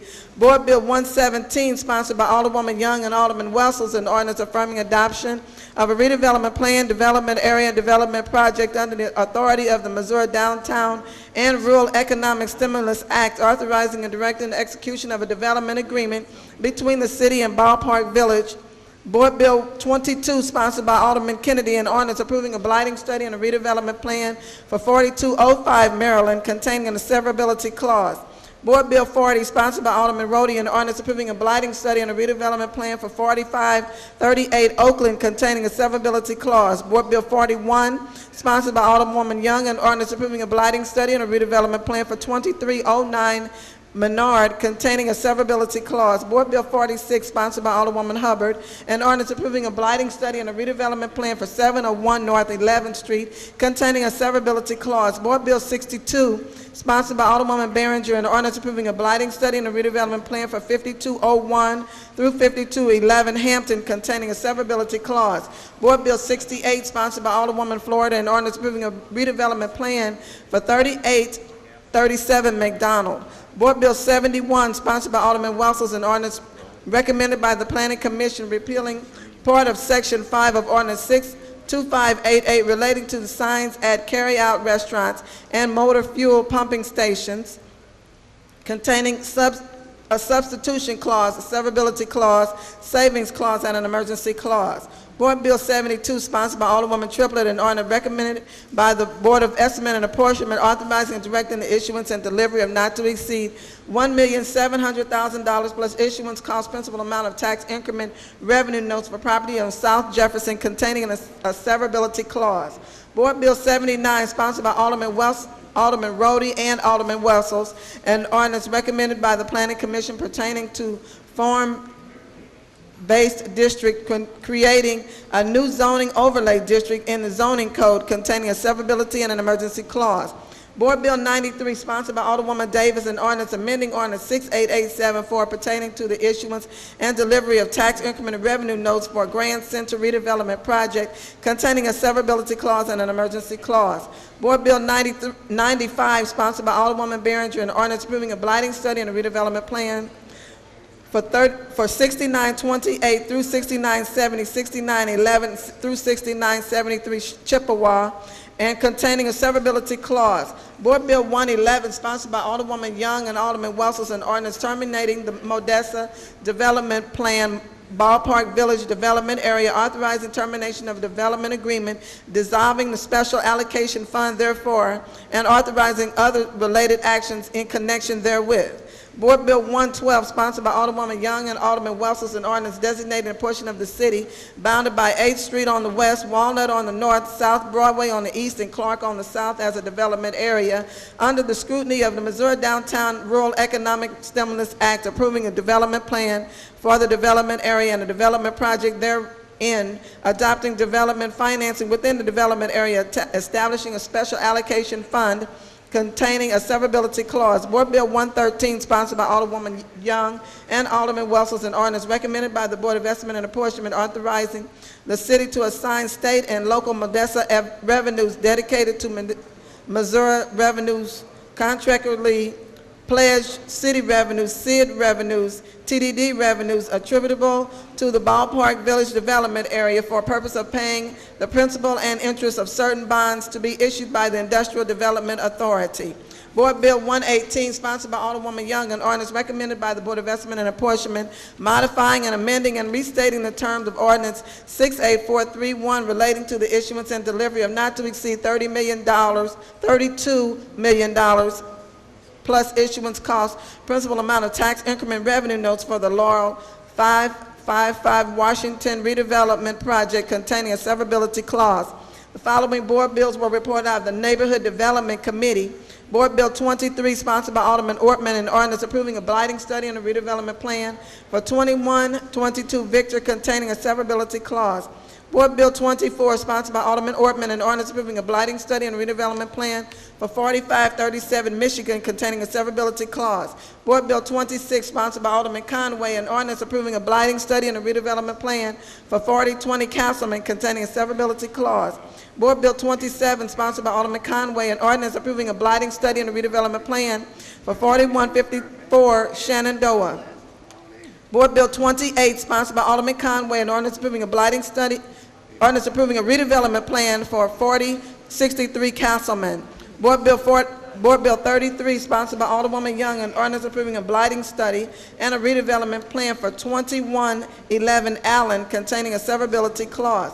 Board Bill 37, sponsored by Alderman Schmidt, an ordinance approving a blighting study and a redevelopment plan for 3515 Oregon, containing a severability clause. Board Bill 43, sponsored by Alderwoman Florida, an ordinance approving a redevelopment plan for 3902 through 12 Utah. Board Bill 59, sponsored by Alderman Conway, an ordinance approving a blighting study and a redevelopment plan for 3905 through 3907 Councilman containing a severability clause. Board Bill 60, sponsored by Alderman Conway, an ordinance approving a blighting study and a redevelopment plan for 3808 Councilman containing a severability clause. Board Bill 61, sponsored by Alderman Ortman, an ordinance approving a blighting study and a redevelopment plan for 3539 through 3547 Wisconsin. Board Bill 63, sponsored by Alderwoman Flowers, an ordinance approving a redevelopment plan for the Baton Scattered Sites 5. Board Bill 64, sponsored by Alderman Carter, an ordinance approving a redevelopment plan for Walnut Park Scattered Sites, Walnut Park West Scattered Sites. Board Bill 65, sponsored by Alderman Vollmer, an ordinance approving a redevelopment plan for 5025 Patterson. Board Bill 66, sponsored by Alderwoman Florida, an ordinance approving a redevelopment plan for 3878 through 80 Arsenal. Board Bill 67, sponsored by Alderwoman Florida, an ordinance approving a redevelopment plan for 3618 through 20 Hartford. Board Bill 69, sponsored by Alderman Vaccaro, an ordinance approving a redevelopment plan for 6969 Olethe. Board Bill 70, sponsored by Alderman Ogilvy, an ordinance approving a redevelopment plan for 1574 through 82 Fairmont. Board Bill 74, sponsored by Alderwoman Triplett, an ordinance approving a blighting study and redevelopment plan for 2830 through 2838 Magnolia containing a severability clause. Board Bill 75, committee substitute, sponsored by Alderwoman Triplett, an ordinance approving a redevelopment plan for 2355 Hickory. Board Bill 76, sponsored by Alderwoman Triplett, an ordinance approving a redevelopment plan for 2346 Hickory. Board Bill 77, sponsored by Alderwoman Triplett, an ordinance approving a redevelopment plan for 2124 Oregon. Board Bill 80, sponsored by Alderman Rhodey, an ordinance approving a blighting study and a redevelopment plan for 4336 Vista, containing a severability clause. Board Bill 81, sponsored by Alderman Rhodey, an ordinance approving a blighting study and a redevelopment plan for 4501 through 4503 Wichita, containing a severability clause. Board Bill 82, sponsored by Alderman Rhodey, an ordinance approving a blighting study and a redevelopment plan for 4224 through 4230 Gibson, containing a severability clause. Board Bill 83, sponsored by Alderman Rhodey, an ordinance approving a blighting study and a redevelopment plan for 4345 Arco, containing a severability clause. Board Bill 84, sponsored by Alderman Ortman, an ordinance approving a blighting study and a redevelopment plan for 2200 through 2202 Wyoming, containing a severability clause. Board Bill 85,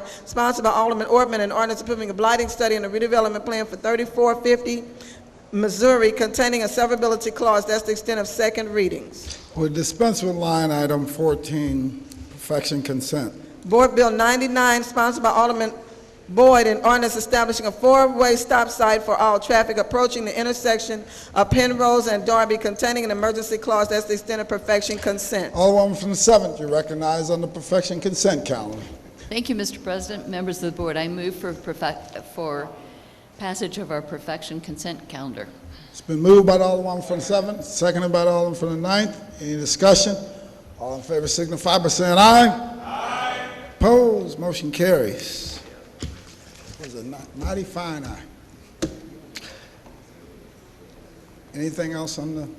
That's the extent of perfection consent. Board bills for perfection?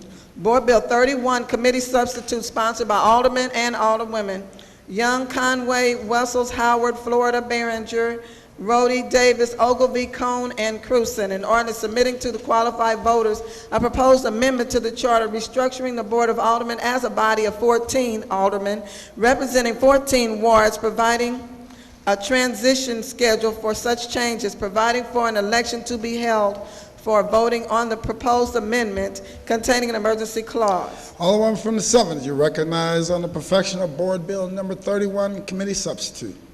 Thank you, Mr. President. Members of the board, I move for perfection of Board Bill 31, committee substitute. Moved by the Alderman from the 7th, seconded by the Alderman from the 25th. Alderwoman, please proceed.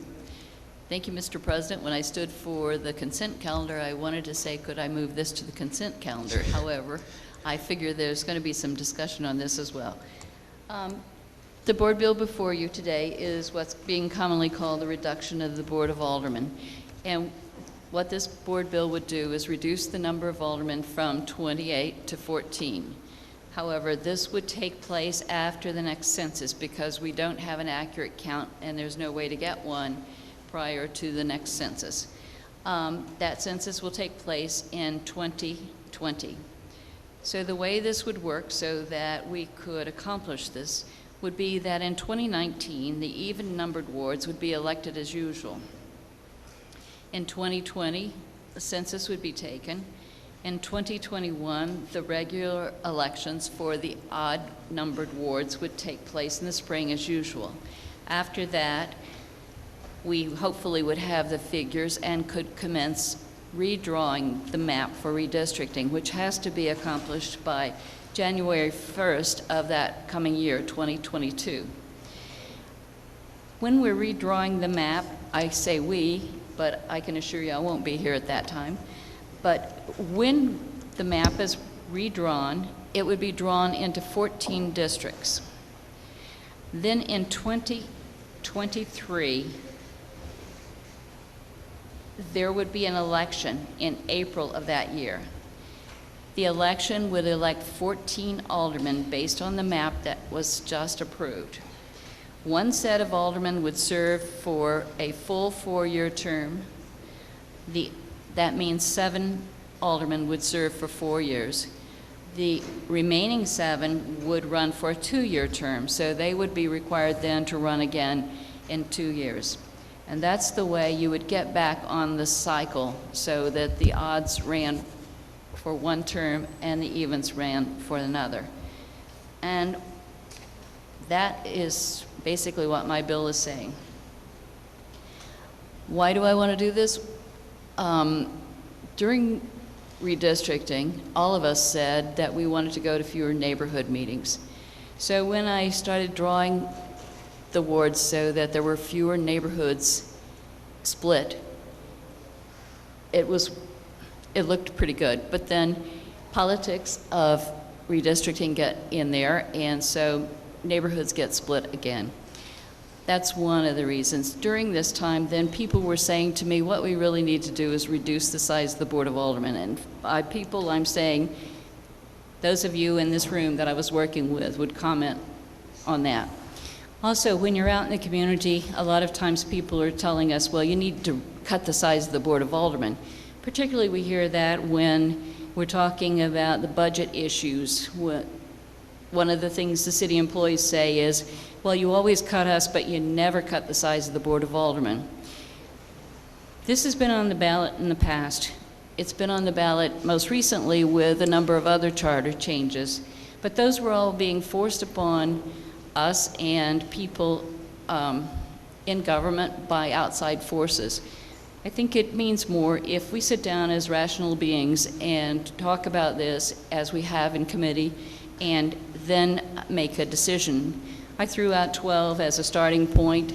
We've compromised at 14.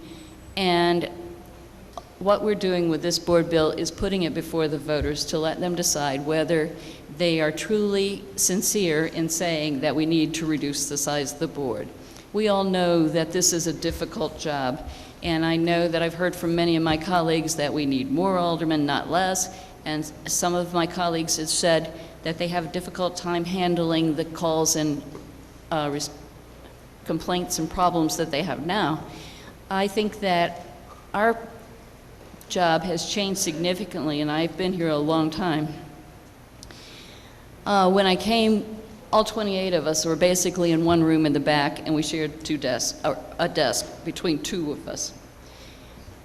Now we all have our own desk, and some of us have our own office, and there are no more than 2 people in an office. Since that time, I used to sit and my head was attached to the telephone all the time. Now, as you see in this chamber, there are people who are working on their computers. They are communicating with their constituents by computer or Twitter or Facebook. There are ways of making contact that are much easier than they were at the time I started. And, you know, we used to send out lots of letters from this place. I think that's been reduced significantly as well. At the time I started, we didn't have neighborhood stabilization officers. Shortly thereafter, we got conserve officers, and they served a number of different aldermen at the same time. Now we have an NSO for every one of us. We didn't have problem property officers at the time. That's changed dramatically so that most of us don't have to be intimately involved on some of those issues. At least we don't spend as much time as we used to in trying to resolve those problems. So I think in the future our constituents are going to be much better educated about how to use city services. The Citizen Service Bureau was one that you called into. Now you can either call in or you can do it by the email. So all those things are shortening the time that it takes to get a problem from the constituent to the department for resolution. I think that our citizens are looking for us to become more efficient about providing those services, and I think that in the future they're going to be even more so, because as I've described the changes, I can't imagine what the changes might be in the future that are going to expedite our contacts between elected officials and constituents who have problems. This would not take place, as I said, fully implemented until 2023. There will be a lot of transition, a lot of change within that time, and that gives us a time to build the framework for how we want that change to take place should the voters decide to do so. The other thing is, in order to make this happen, the voters have to turn out with full support of this. 60% of the vote will be necessary to put it into place. So there are a lot of obstacles to making this change, and all I'm asking is that you vote today to put it before the voters to let them decide on whether they would like to have this in place. And with that, Alderman from the 24th. Thank you, Mr. President, members of the board. I want to thank Alderman from the 7th, sponsor of this bill, for bringing it before us. And I'll just briefly provide my own flavor of why I think this is a good bill and a good policy.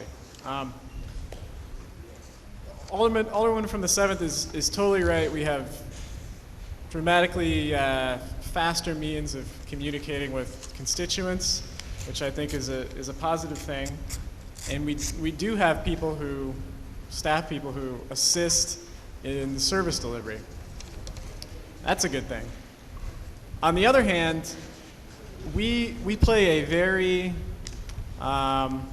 procedural role sometimes in delivering day-to-day services to constituents. And I think there's a lot of times when constituents really like that. They like that personal touch. But there are also times when we spend so much time doing that we're actually providing a disservice to the constituents, because we're not able to look at big picture things, big picture policies, doing policy reform that gets us to a better place long term. That's where we have a hard time functioning sometimes. I think it's possible we've seen some of that in the pension debate. Maybe not. That's up to others to decide. But there's big things we're going to have to tackle in the future, in the near future, I think. Big things like potential consolidation of certain services, certain departments with St. Louis County. We have continuing pension issues, continuing with all the departments, continuing budget issues. And I think we are at some point going to have to take a really close look regionally on how we deal with things like tax incentives, TIF incentives. We have really good evidence that those policies are not working on a regional basis. But what does 14 people do that 28 people doesn't do?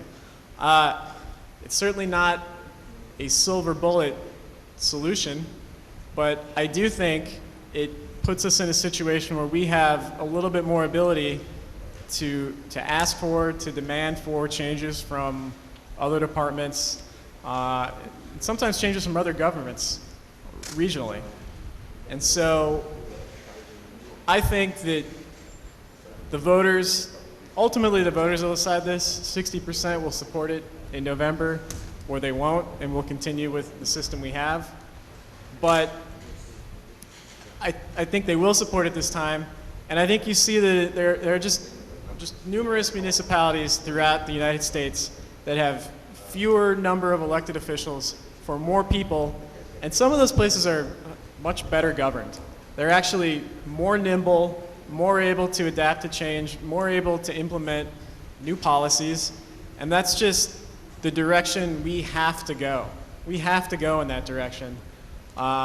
We have real issues, and I think we have had real challenges adapting our policies to address those issues. And so I hope my colleagues will support this, and let's let the voters have a say. I think it means a great deal that this initiative this time will come from inside the Board of Aldermen rather than from outside. And I think it helps the chance of it passing, and I think it really says that people here are serious about taking a hard look at how we operate and doing what we can to improve that. So, thank you. Alderman from the 17th. Thank you, Mr. President. I rise in support of this board bill. You know, we just had, gosh, we're down here, it's after 1 o'clock, we had this very difficult debate over cutting pension plan for some of our employees. You know, if the economic forecast hold true and we enter a period of slow economic growth for the next for the next decade or so, we're going to be having a whole series of those types of discussions down here. And they're painful, and they're difficult, and it's really hard because many of us respect, whether it's the firefighters or perhaps other city employees or some services that we're providing for the city. Many of us, I think, while we may disagree on the solutions, certainly recognize and respect the people that are involved in that. And there is a lot of changes that are probably going to be needed to be made. And by doing what the Alderwoman from the 7th is suggesting in this bill, we're going ahead and providing the moral authority to go ahead and request those changes. And if we're not willing to go ahead and change ourselves, how can we go ahead and have the moral authority, the respect, the stature to go out and ask somebody else to change? And put in a situation, which I'm sure we're going to be in, difficult decisions in asking people to give something up. I really don't think, you know, in a budget the size of ours, which is, you know, when you throw everything in, it's over $1 billion, we're really not going to be saving a significant amount of money by doing this. I wouldn't be surprised that our successors at some point recognize there's more responsibilities and maybe the salaries might end up adjusting. There's probably going to be an adjustment in staff down here to accommodate the changing workflows and so forth. So, you know, I don't really think this is about savings. It's more about symbolism and demonstrating that we as elected officials are willing to go ahead and make some tough decisions on our own. You know, as many of you know, I'm a legacy. I grew up in talking about this. My dad was down here before me. And I can tell you, out of everything I've done in my life, I like being down here and enjoy this job more than anything else that I've done.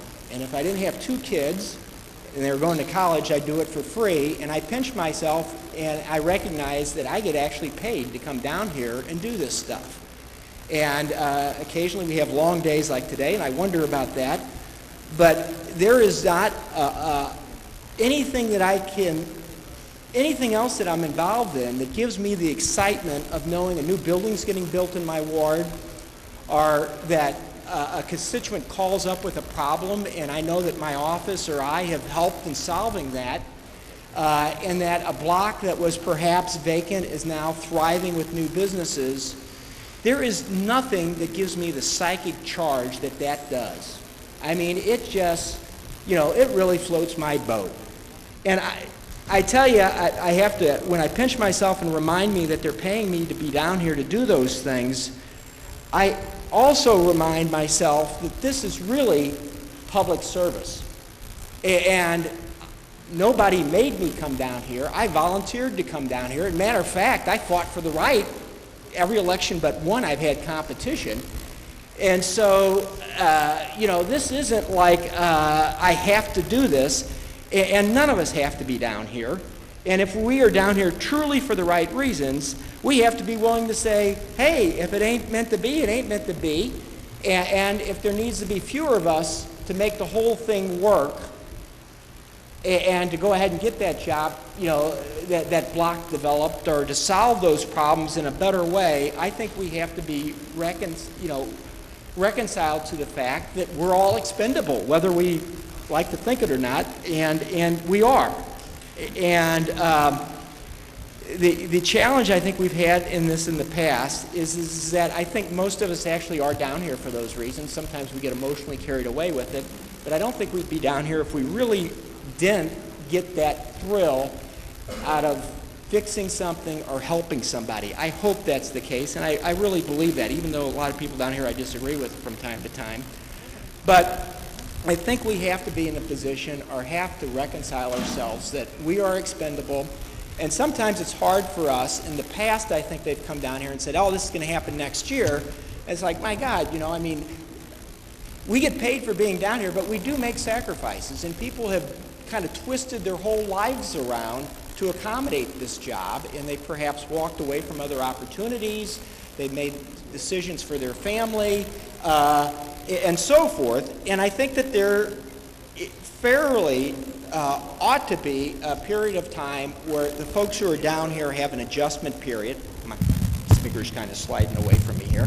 Have an adjustment period, and that's what this bill really does. I mean, as we look around here, we have many talented people that have all kinds of skills, and given a 10-year planning horizon, we can all find something else to do to earn a living if that's what we need to do. And if public service is what floats our boats, I mean, there's all kinds of ways of being active. Many of us were active in our communities before we came down here, neighborhood associations and so forth. There's all kinds of boards to serve on. There's other offices to run for. So the fact that I think makes this so overwhelmingly compelling is the time frame that we have to operate in. And if this was 2 years from now, I would say that would be kind of a pretty painful process for us to go through. But I think this is an easy adaptation that we can make that will restore our moral authority over the next over the next few years, when we have hard decisions to make down here, and we have to make some of the people who work for the city and ask them for sacrifices, or our constituents who are calling up down here and wondering why the services today aren't what they used to be, and we can at least say, look, ma'am, or sir, it's a tough environment. We're doing our part. We're cutting the Board of Aldermen, and everybody has to just cut back a little bit.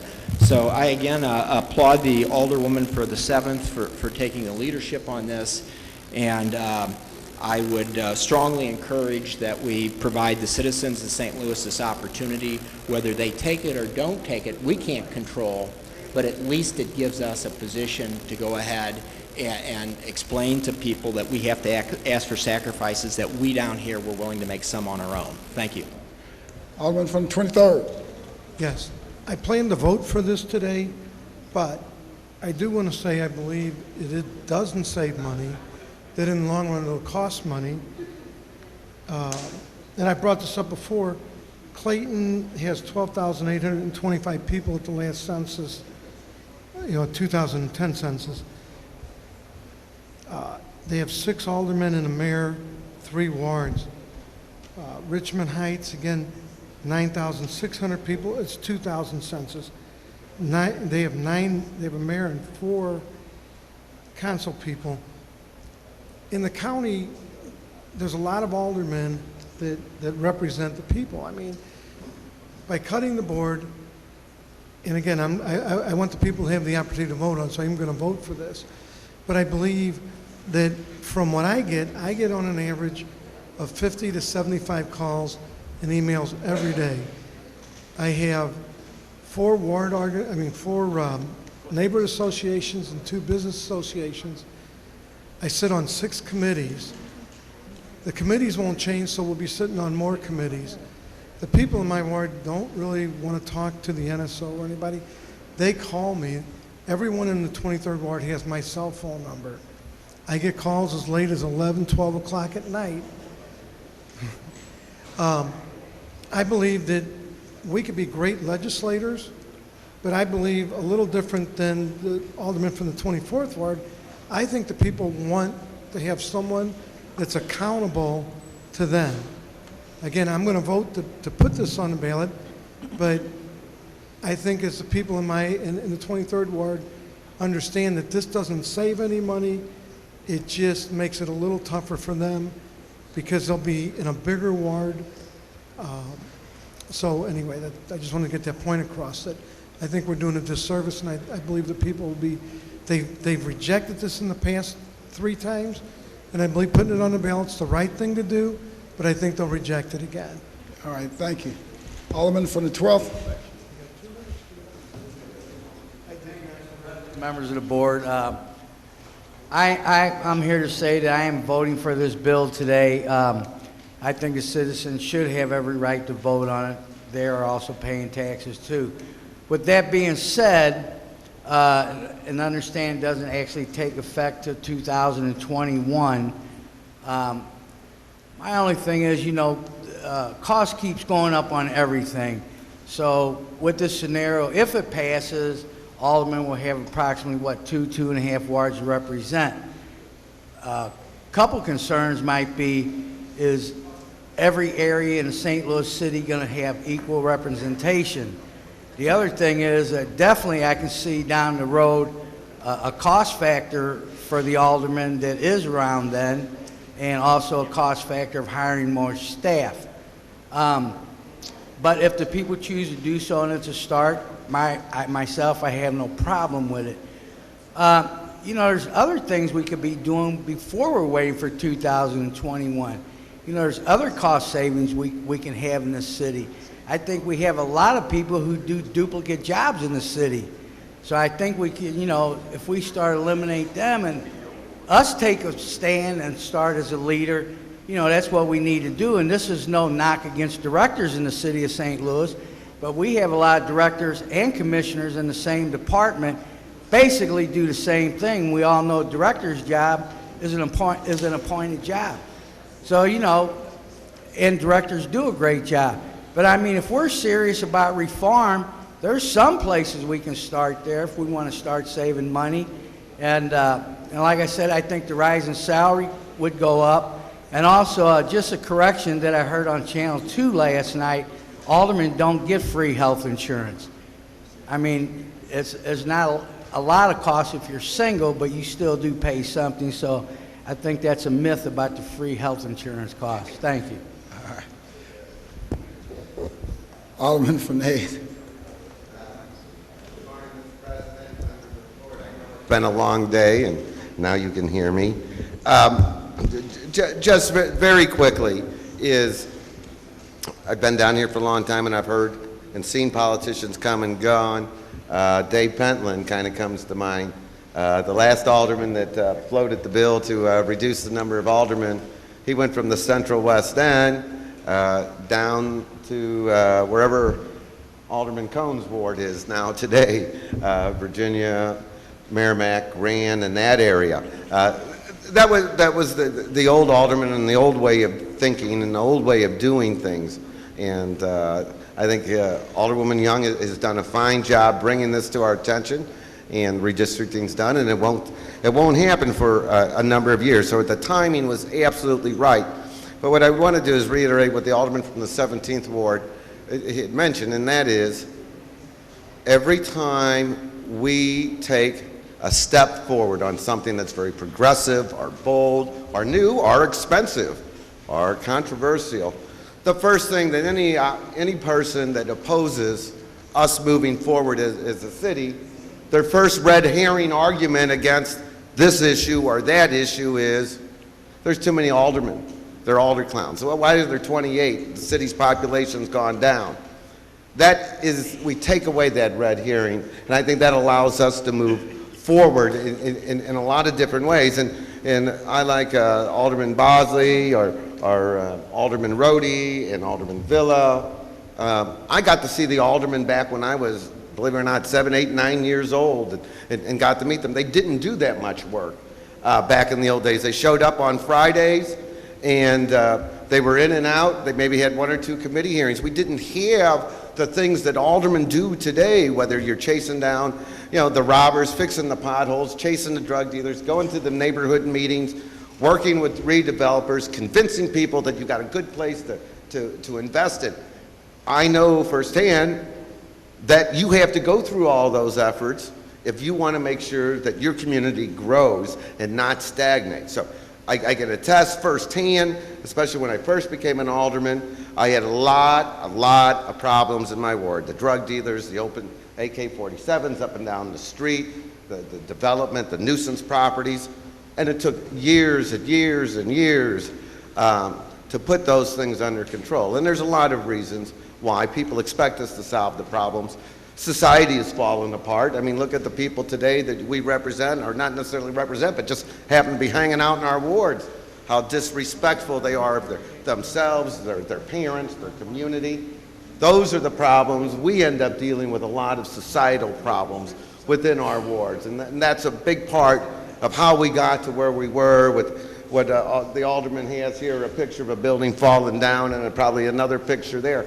How did we get there? Well, I mean, we as aldermen have had to fix it because there's nobody else to fix those problems. And so over my period of time, I've seen the aldermen work harder and harder and harder.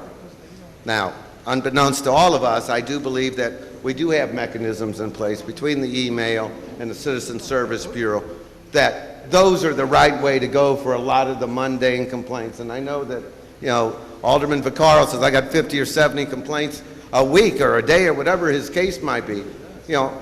Last week was probably one of my worst weeks. I might have had, for the whole week, 60. The residents of the 8th Ward do know for non-emergency things to call the Citizen Service Bureau. But when I came down here, I didn't come down here thinking I was going to be fixing potholes, and I'm sure the alderman from Dogtown didn't know that was going to be refuse and potholes were going to be one of his biggest time consumers when he got down here. But it is a big time consumer. But that's not what we're about, and that's not what the talent is within each of us individually, is to be fixing potholes that the city can do routinely, or picking up the trash and making sure the trash is picked up. And when we represent right now 10,000, 11,000 people. The alderman a long time ago represented significantly more. And I know that the pay's gone up, and I know that we have in health insurance and all of those different things. But we're only representing 11,000 people. And my point is, if we were representing 22,000 people, as this would be, I think it would give not necessarily us, but the future generation of aldermen a broader perspective and not be so parochial. Obviously, you hear me, I'm so protective. I change hats, so protective of my neighborhoods, where I live, the Botanical Garden, the School for the Blind, Tower Grove Park. As my population gets smaller and smaller, my parochial viewpoint becomes more and more fixed, because those 11,000 people, instead of, there's probably 16,000 people in the ward when I started, are the ones that elect me. When really we should be down here. And I know it's tough to go both ways, to be both a legislator, but also be a person to make sure the resources go to our neighborhoods. But it is time that we do this. And I think it will enrich the city as we go forward, because the future generations of councilmen, aldermen, whatever the case might be, will have a broader perspective of which way they want to go. I do believe that there will be cost savings as we go forward, directly or indirectly. Even if they double the salary of the alderman, there will be cost savings as we go forward, because we will be able to be more progressive, think forward, because you'll have 14 people representing broader interests. I think also it'll be more collegial. People will be forced, and we all get along pretty good. Everybody goes out and has a cocktail with us every once in a while, or has an Emo's Pizza. And the Emo's Pizza bills down here would be cheaper too, because if I had 14 instead of 28, I'd only have to get a couple pizzas. But the point going forward is, it will allow us to broaden our horizons.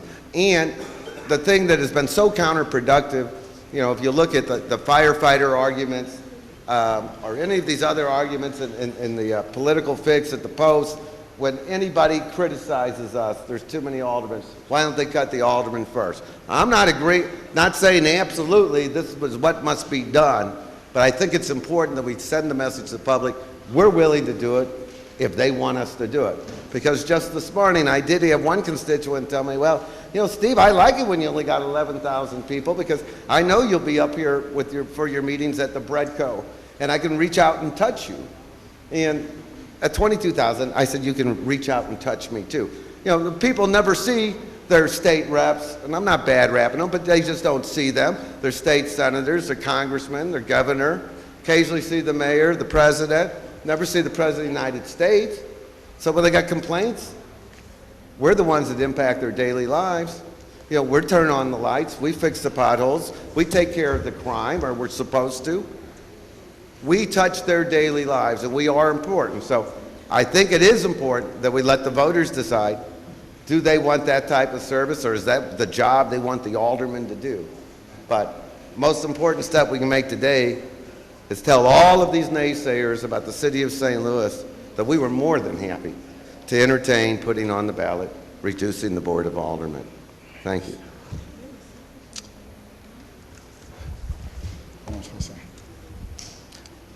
Alderwoman from the 19th was up first. Thank you, Mr. President.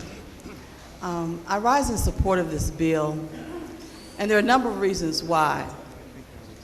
The main reason is because I do believe that the city could operate and benefit from so many things if we had a smaller number of people who are deliberating and negotiating on behalf of the citizens of this city.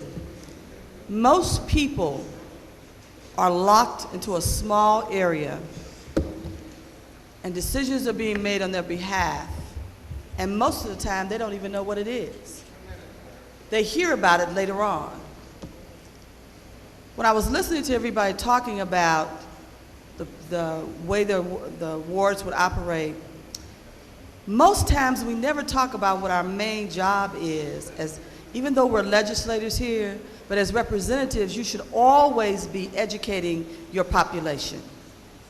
That is the number one thing that you are responsible for. Because if you empower people, they can take care of themselves better. They can understand why you are here and what your job is. They can support you in your job more. But that takes a lot of time and energy, and I know it does. But that's one thing that needs to be done. Our citizenry needs to be educated. I know some people are concerned about the majority and minority populations and elections and all of that. I experienced all that already. My first election, citywide, there were 11 candidates on the ballot. Most of those candidates were majority candidates. They were spending $50,000, $60,000, $75,000 on their campaigns. But you know what? I came in the third person on the ballot. I won. I spent $980, and all those people that spent all that money at the bottom, they lost. They didn't have what it took to do the job, and the people knew that when they listened to them when they were campaigning. They didn't have the background, which most of you will already have, who might be here 10 years from now. I doubt anybody sitting here will be here 10 years from now. But it's about who you are and how you represent yourself and the faith and the trust that your constituency will have in you.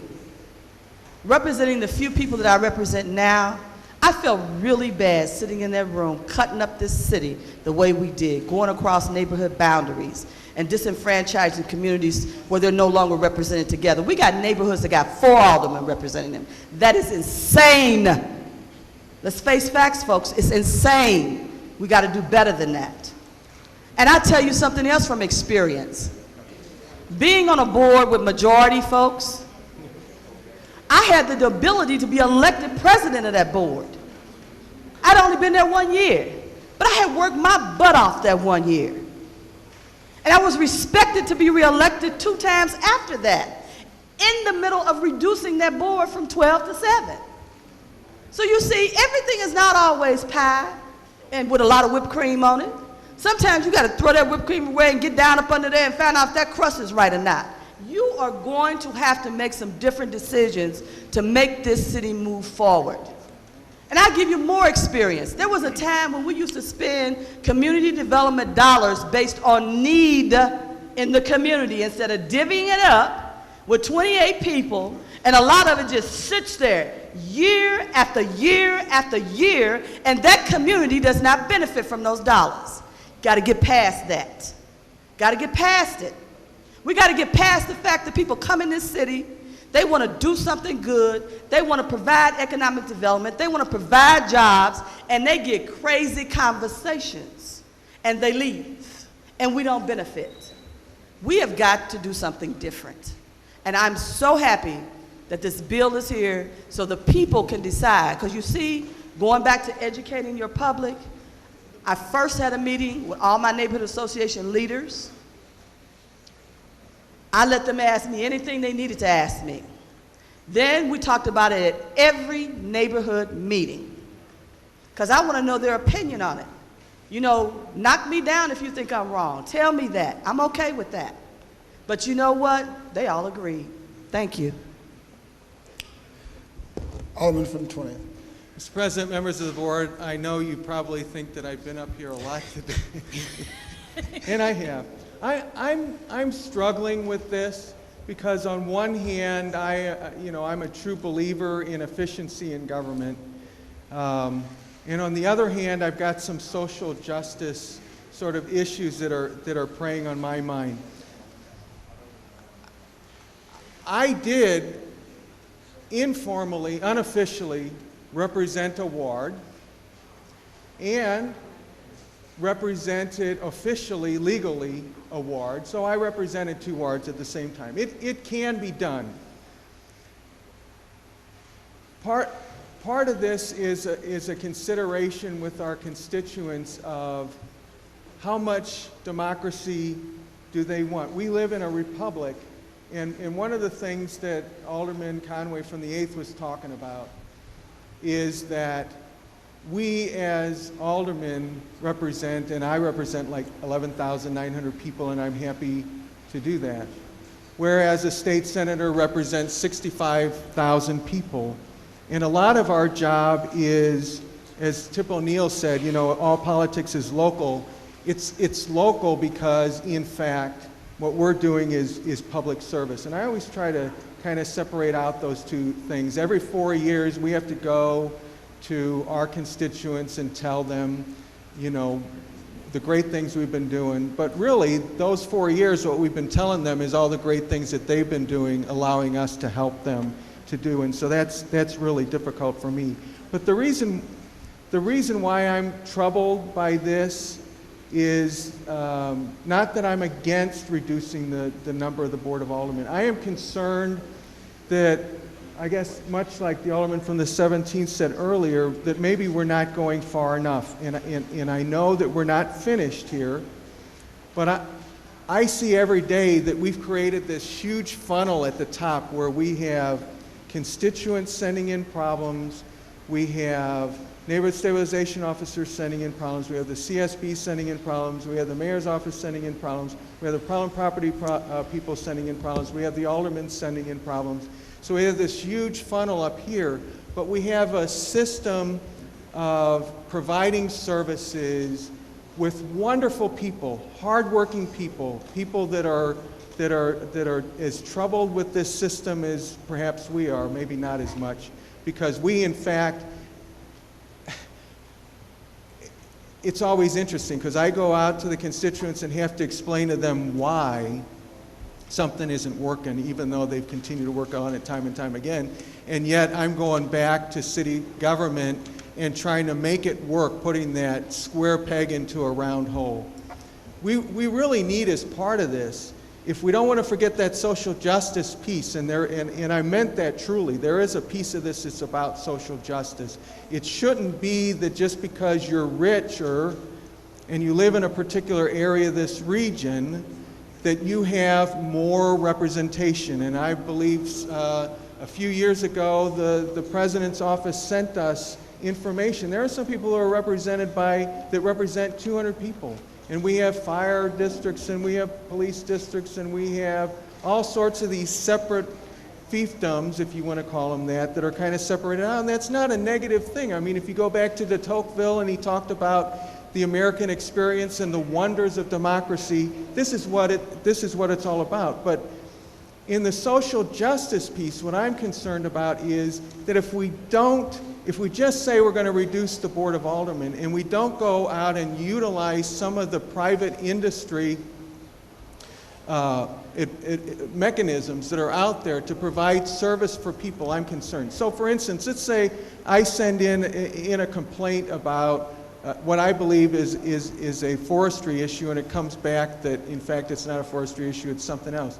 We ought to be having these teams that work together in government, and we should, as I described for the Alderwoman from the 7th when she initially came to me and talked about this proposal, that I don't want to put the cart before the horse. And I'm not saying that we shouldn't leave this to constituents. I'm but one constituent within my ward, and so I would look forward to trying to come to grips with this. But I think it's sort of unfair to go to our constituents, and if we don't do more than this as these months and years go forward, I think it is an injustice to them to expect to say, okay, what we're going to do is we're going to reduce the Board of Aldermen and everything is going to be rosy. As a historical lesson, I wasn't here in 1914, but it's my understanding that much like state government and just much like the U.S. government, we had two houses. We were a bicameral legislature. We had the House of Delegates. That's why we have that nice old room there in 208. At the time, it was probably forefathers, but those who came before us struggled with this, I'm sure, much as we're doing now. Everybody talks about these things in history about La La Land or whatever and how wonderful it is. But these are hard struggles, and we're going through it again. They decided that we were going to have a more efficient government. We are down to one house. We also decided that we weren't going to have a separate city and county. We're not separated. We merged it. Now, did we go far enough? Apparently not. And so we've got some of these issues where we have things that maybe should be consolidated and work together. But I find it a bit unfair for people to say, without remembering history, that we're inefficient. Yes, we're inefficient, particularly on the service delivery part, not because of the individuals who work for us, but because of that structure. But this government of the city of St. Louis has a lot of promise. We have a city-county merger. It already happened. We have one house. We have a lot of things that can work very quickly here. Legislation goes through here a lot quicker probably than Alderman Villa saw up in Jefferson City or that Alderman Troop saw up in Jefferson City. It can happen a lot faster. Is that good or bad? I don't know. But I am concerned that if we don't think about this social justice piece, and if we don't think about the fact that this is a republic and we are dealing with those issues, I have concern about that. Also, what I have found, at least in the committee structure down here, is that we don't just represent wards. We do represent the city. And I have seen it time and time again, and you might not always see it here on the floor of the Board of Aldermen because the cameras are here and people are posturing in terms of proving, obviously, that we are doing what we should do for constituents. But even here in our general meetings, you will see people who are compromising for the better good. And the reason they compromise for the better good is that when we have a better city, all of us do better. So I guess that's a long way of describing my struggle with this. I think it is appropriate for our constituents to decide how much democracy they want, but I think that this is just sort of like a shot out of the starting gate, because if we don't have some things in place so that when we only have 14 of us that are fighting for those individuals, and even though we represent 11,000 people, when that person calls us, when that person emails us, we are representing one person. We represent that person. They don't care about the 320,000 other people in this city. They care about their concern. And yes, we have to educate them about the broader picture. But I'm really concerned about that service delivery piece, and that maybe we should be putting some think tanks together, some people together along with our operations manager and others to try to make sure, because for instance, if I knew that every 2 weeks or every month these issues were going to be addressed in my ward, why would I be spending all my time away from my family and my children and my ward sometimes to try to make sure that those complaints are addressed, because you have to bird dog them and bird dog them and bird dog them, because we've got great employees but a structure that's broken on service delivery. Alderwoman from the 15th. Members of the board, I rise in support of Board Bill 31 committee substitute. I commend the Alderwoman from the 7th for taking this initiative. For me, I don't think it's really about whether I personally support reducing the board or not. If we do our job today, we'll each make our own personal decisions along with the electorate in November. This is about having faith that the electorate will make the right choice. This is their government, and they deserve to have the government that they desire. So I hope that you support Committee Substitute 31 and allow for it to go to the ballot in the fall. This is really about the people of our city voting on, how many aldermen they want, and I trust them to make the right decision. Thank you. Alderman from the 4th. Thank you, Mr. President and members of the board. None of us will be here in 10 years, and we put this undue and unnecessary burden on the alderman that's coming behind us in our future. Now, I have a compromise for the sponsor of the bill or for my colleagues that's sitting in here. Why don't we have 8 wards on the north side and 6 wards on the south side? Since we have 12 and 16 now, or give us 10 wards on the north side and 4 on the south side. Because it is unfair. This is a very unfair process. Why would we continue to do this? That's why I keep these pictures down there, to constantly remind my colleagues that this is continually going on in my ward. I stand here every time I come represent people that look like this and with this quality of life all the time. There are over 845 of these in my community, and I'm going to keep talking about it until we get the problem solved. I get no help from the administration. Down here, I get absolutely nothing. This is the poor quality of life. We're hiding behind the Gateway Arch, and this is what goes on in the city of St. Louis in the 4th Ward.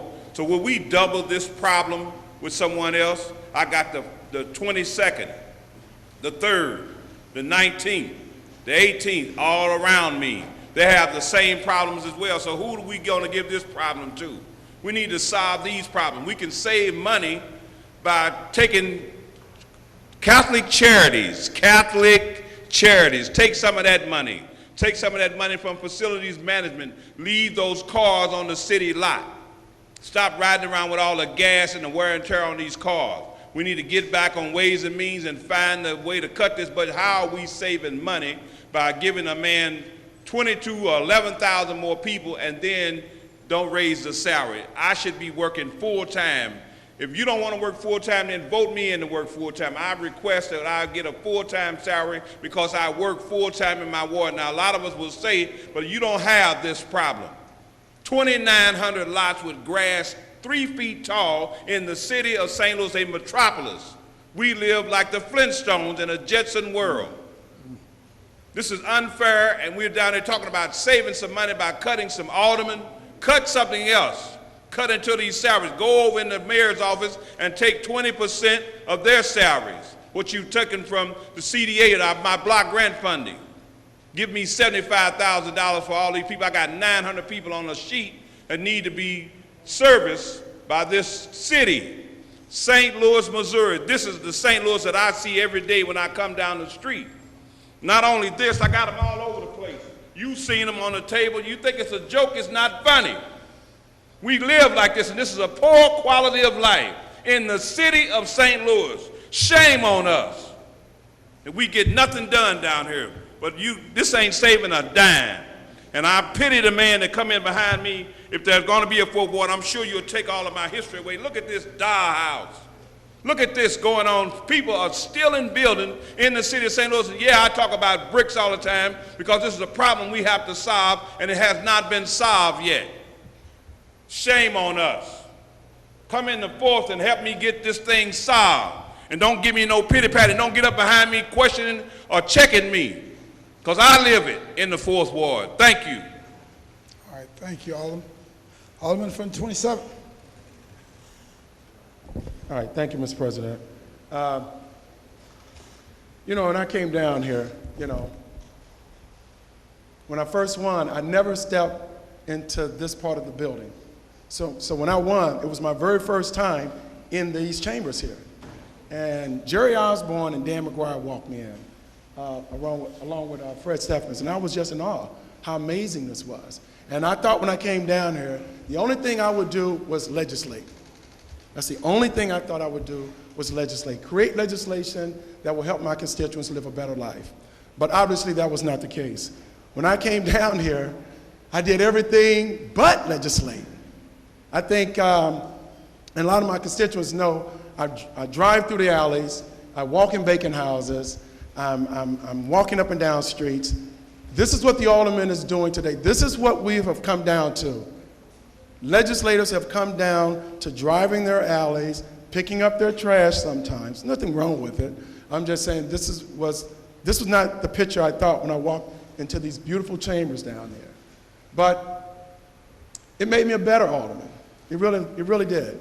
And when I came down here, before I came down here, I talked to a couple of my predecessors, and I was amazed at the amount of dollars they got. They got nothing. They really got nothing. And I put two and two together. That's why the communities where I live at look so bad. They were not getting any block grant.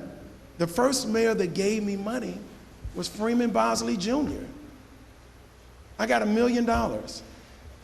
And I had to come out of a 6-foot hole in order to really start to create housing and streetscapes and landscapes.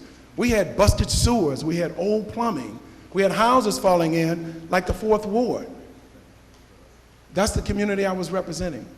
Then I had another section that was very beautiful. Looked like you're in a different part of town.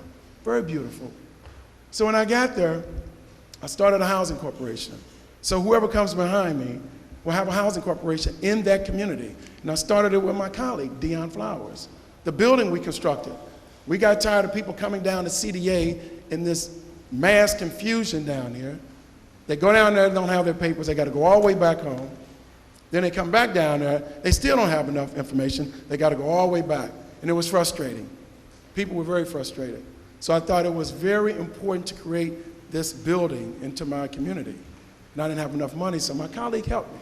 And now we have a housing corporation that's not only housing, but other programs. So these are some of the things. And then we got our neighborhood ownership model.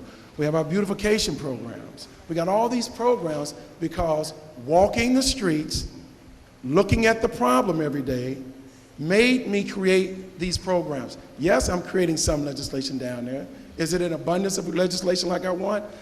Really? Not really, but you know what? It's a good thing, because most of the ordinances we got in place are not really effective anyway.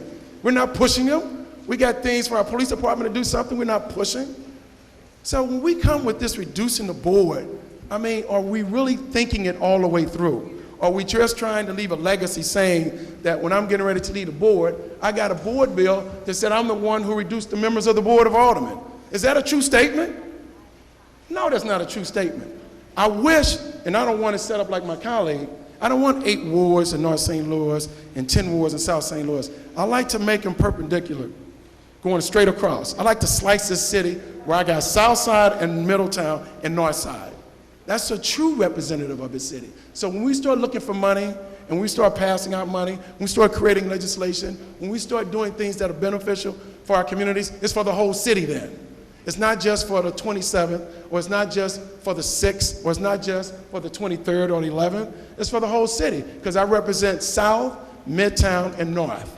If you truly want to put some legislation together, just don't want to put something together and say we want to reduce the Board of Aldermen. I mean, it looks good, but realistically, you're not getting really better representation.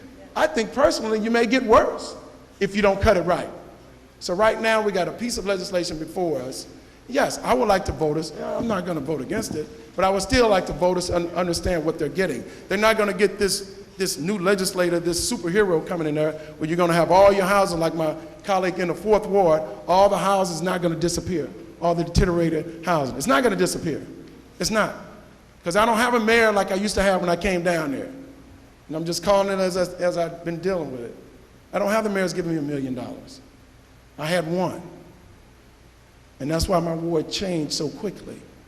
I didn't have the other mayors doing that. So when you guys cut this ward, cut this city up, let's be fair. We are so polarized in this town. Everybody down here knows that. It's so black and white. That's why our city won't grow. We're not a progressive city.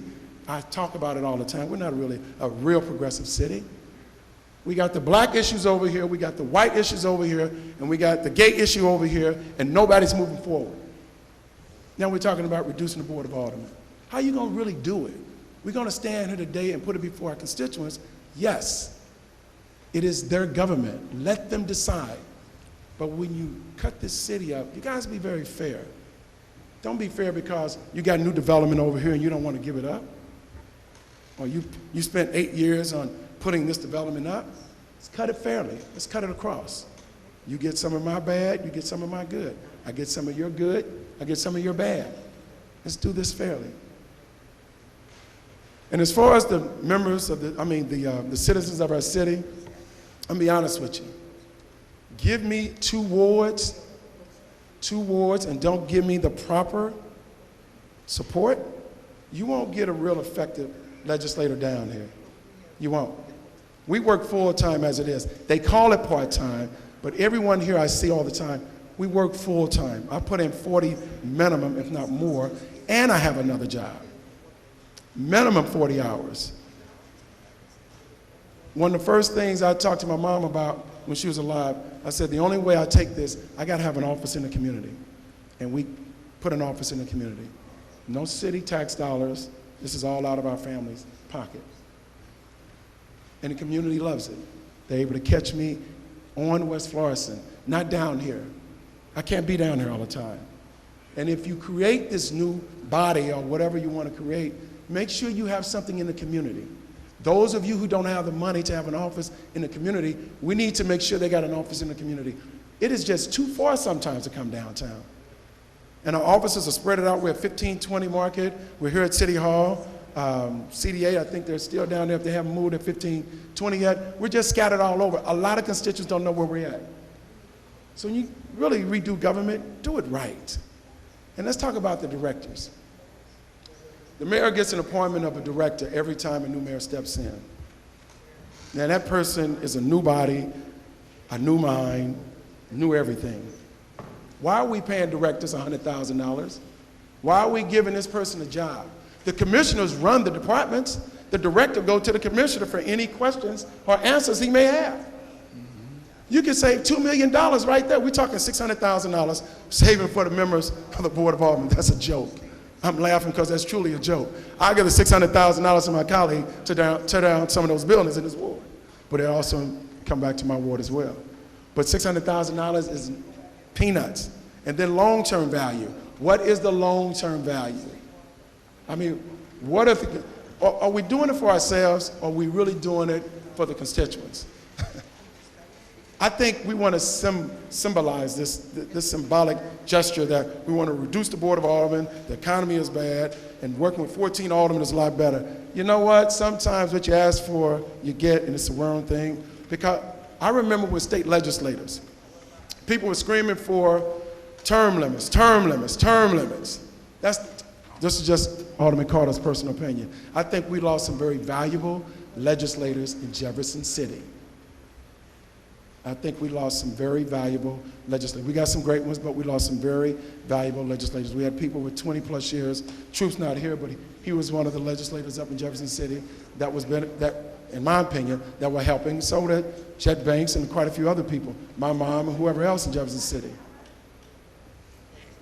This local politics, it's gonna bite you, believe me. There's so much. As far as if members of the Board of Aldermen right now, if we had the different departments doing their job, really doing their job, we would not be calling behind our constituents. Think about that for a minute. How many times have you did a follow-up call with a letter you sent in and they say abated, and you drive through? If you do what I do, you drive through and you look at the letter, you look at the pile of trash there, you look at the letter again, and you call the director and say, what is going on? I mean, it's not the alderman, but people have become so comfortable with calling the alderman. I get calls on everything. I get calls. I had a friend of mine, I grew up in this neighborhood. I had a friend of mine call me, not going to say her name, wanted me to go get her man from this other house. I get those kind of calls because I've been over for 44 years. So, I mean, of course, I know practically everybody. But those are the kind of calls, and you guys probably got calls worse than that. I know you have, because we share these things with one another. And it's pretty funny, but the public won't get this sort of response. You give another alderman 2.5 wards, larger area, very little help. He can't respond as quickly as they respond today. It's impossible. We got a small ward that we're kind of, made we personalized it. You give me the 2nd ward, which I think you have the largest ward in the city of St. Louis, you put that 2nd and 27th together, and the 1st, or just say the 2nd, or the 27th and the 22nd, it's impossible. It's too much, and it'll never get done, and then the public will lose true representation because the little money that they get won't be enough. You think you'll get another ward and get their funds and get this other ward and get their, no. It's the same thing as if the alderman was still there. So we got to be very smart when we do this, people, very smart. I think the public needs to vote on this. I was totally against, what's that, A, B, C, and D at the time. Totally against it. But now I think the public needs to vote on it. So this thing can go to rest. They need to say they either want this or they don't want this. That's simple. With that, I hope we go very far with this, and I hope we give the public something they really need. And again, I won't be here, but I hope some of the people I've been working very closely with in training over the years, I hope they pick up on this. I got some young people, and they really know what they're getting into. And the money is everything. You put a $40,000, $50,000 job out here for an alderman, and he has that sort of work to deal with, you're going to get very poor representation. You really will. You're going to get very poor representation. I commend my colleagues down here. You guys do a wonderful job. I saw a lot of you guys really work hard. I really see you doing a lot of research. We don't even have a legislative research, just to elaborate on research. We don't have a legislative researcher here at the Board of Aldermen. We got to drain Dave Sweeney to do that, write bills and everything else. It's not fair. It's not fair. So with that, I would support it to put it out there before the voters, but I needed to elaborate and say this because if you truly work in your ward, there's a lot of things that a lot of your community won't no longer get, in my opinion. Thank you. Alderman from the 18th. Thank you, Mr. President, members of the board. A lot of this discussion has centered around numbers. Do you have a legislative body that's 28 people, 12, 9, 8, 6, 7, or 14? Not as much of the discussion has been around function and duty. We live under the American democratic system. It is not the only form of democracy in the world, but it is an attempt to have democracy, the American democratic system. Under this system, it divides power into 3 major areas. You have the legislative branch, the executive branch, and the judicial. The executive branch is to deal with the daily operations of that government. It implements the laws that are created by the legislative branch. The judicial branch basically interprets those laws and makes judgments in relationship to conflicts and disputes between individuals. This Board of Aldermen, by city charter, is the legislative branch. The executive branch, by nature, usually is led by an individual that has a paid staff. That staff is accountable to that individual and the people who have elected that individual. They typically have meetings that are generally not open to the public. They create ideas, they create plans and programs to be implemented for the public. In the American democratic process, as a checks and balance to that, most of those proposals that are created by the executive branch must be passed and adopted and endorsed by the legislative branch. The executive branch, by nature, makes decisions more privately. The legislative branch, by design, is where you have your public discourse. It is there where individuals can hear the diversity of ideas, and that's the other major thing about the democratic process, is that the legislative body is supposed to be, by concept, a diverse group of individuals where the various ideas can be discussed in an open forum where the public can be engaged. Typically, the public is not engaged in the executive decisions because that is done in a more private setting. They have the opportunity to really participate in government and democracy through the legislative branch. That's what this body is. And oftentimes it is portrayed in the media as if this discourse is something wrong. It is as if this duty of this body to discuss issues and to disagree on these issues is something inherently bad. That is how democracy is designed to work. The question becomes, does the reduction to 14, if that happens, and this board doesn't reduce it, the people will have to do it, will that destroy the vision and concept and ideal of democracy to have diversity? Will it limit the capacity of the people to have access to their government by having a diverse group of people being able to run and to find a place in office, regardless of their economic, social, political, ethnic, racial, and or gender and any other diverse issue? Will they be able to have access to government through that legislative branch? It is the function of the legislative branch, which is this board by city charter, to also act as the checks and balances to the executive branch. The executive branch, which makes those decisions in a more private area, has to present those ideas to a more public forum, the legislative branch, and the legislative branch therefore must be able to do its function, and that is to deliberate on the proposals given to it by the executive branch. For it to take care of that function well, it must have the staff and the expertise to do it. The individuals elected in a democracy are not supposed to be the necessary experts. They're to represent the people. They should have a staff that allows them to be able to understand what these proposals are and to do the proper analysis so that they can have an intelligent discussion. Does this board have that?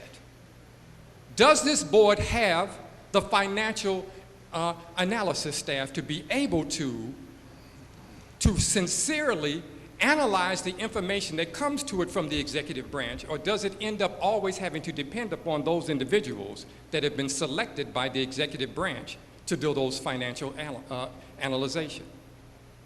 Well, this board does not have that staff. This board does not have the expertise, not the individuals elected, but the staff as designed in the American democracy to be able to analyze bills, to analyze the financial information, to do the research that other legislative bodies have across the country. For example, does Congress have to depend upon the attorney for the President of the United States? No, they have their own. This board has an attorney, but he also serves as our clerk.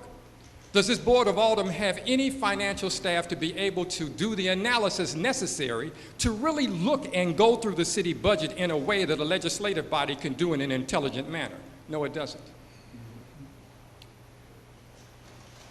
now with 28 people.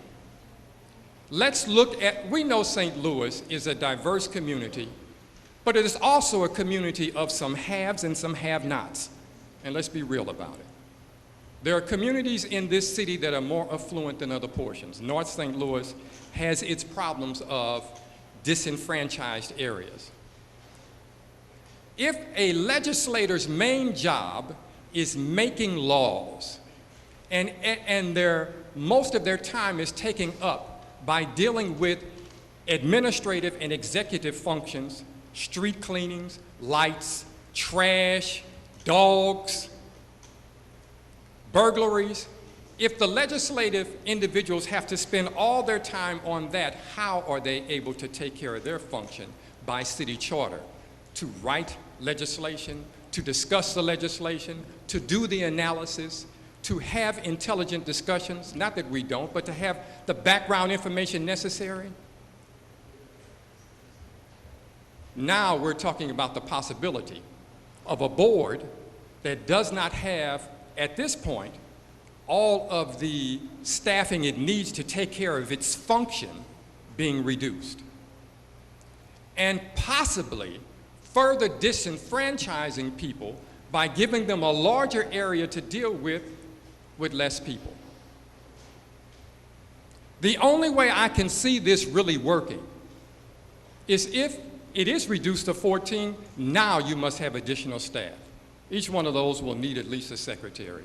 Each one will need, there will need to be more attorneys. There will need to be a financial staff that can do the analysis of the city budget and even do the analysis of the impact of each piece of legislation and how that will hit the city budget. None of that is done today by this body. The state has it. The state representatives have it. My understanding, the state senators have it. But this Board of Aldermen, the major metropolitan area in the state, does not have it. Yet, we're talking about the possibility of reducing this board. The problem to me is not as much about numbers as it is function. This board has been dumped upon year after year after year, taking on more and more executive functions, as opposed to being able to function as it is designed in the city charter as a legislative body. That is the problem to me, not just numbers. It is function. And somehow in this whole discourse, that has been lost. Even its interpretation into the media, it has been lost. Well, I am raising it now because that is a major concern. And if the idea about function is not also placed on the table and in future generations also not dealt with, then reducing the size of this board will be a disenfranchisement to half a major portion of this city. Do you want that on your conscience? Do you want to go down in history as the board that further disenfranchised people? I don't think anybody here does. And I know many of these individuals for many years because I've been down here a lot longer than I had planned, and I am honored to be here. But sometimes in the haste of talking about efficiency, we do exactly what the alderman from the 20 talked about, and that is we forget about the social justice issues. And this could very well be one of the cases if we forget about this issue on function and how the American democratic process and system was designed. This is not supposed to be the body that takes care of trash cleaning. This is not supposed to be the body that takes care of the lights, nor the one that picks up the stray dogs or the cats, or deal with the streets being cleaned or making sure that you have trash cans behind your house. This is supposed to be the body that makes the laws. That belongs in the executive branch, and that is room 200. And somehow, over the years, it has been consistently more and more dumped to this branch without having the staff. So I wanted to, in this discourse, raise this issue about function and to remind us what this body truly is supposed to be doing and how that should not be lost in this entire process. Do I believe the people should make the decisions? Certainly. That is the whole notion of democracy. I think we really should have had a public forum where people could have come and talked about, well, let's have 19 and 20 and then come up with a bill after that discussion. But this is the process we have, and I applaud the Alderwoman from the 7th. We don't agree on everything, and I'm her vice chair of that committee, and she hasn't thrown me off yet. don't think she's going to do that. No, because she also understands diversity. Exactly. And the necessity to have it and what it brings to the table and how it enriches everybody. But we've lost this piece about function, and I raise it here again today. I raised it in committee. That does not mean that you're against people making decisions. It simply means that in this body, we're supposed to discuss the issue and from it, find a place of commonality. And sometimes we forget that. And so, Mr. President, members of the board, this is a difficult decision for me because I am concerned about disenfranchisement. When I look across North St. Louis and the possibility of having less individuals dealing with the surmounting and growing problems, that's an issue for me. That's a big issue for me. But the people should have the right to make the decision. I just remind everybody here that not everybody is not everyone in the city is affluent, not everyone in the city. Some parts of this city are truly a third world country. And we must recognize that and truly begin to include that in our discourse, because this city, unfortunately, no matter how good one side is, if the other side is really bad, that's what hits the media, and that's what the city will be known as. And you simply can't push those people into the river and act like they don't exist. So, Mr. President, with that in mind, I just want, as I said, to raise this to us again in this discussion, so that if the people do decide to go to 14, then we have to talk about here how to make sure that this board can take care of its function adequately and not always have to end up being the prey of the executive branch, because that does not allow the people to be truly well represented. Thank you. Alderman from the 11th. Thank you, Mr. President. Mr. President, I rise to oppose the pending board bill. Mr. President, I don't know who came to the Aldermen with the 7th with this idea, but the longer you're in this business, people come to you with bad ideas all the time. I mean, they really do. When I was in the legislature, a lady came to me, she said, well, shouldn't I have to turn on my headlights when it's raining, engage my windshield wipers when it's raining? That ought to be a law.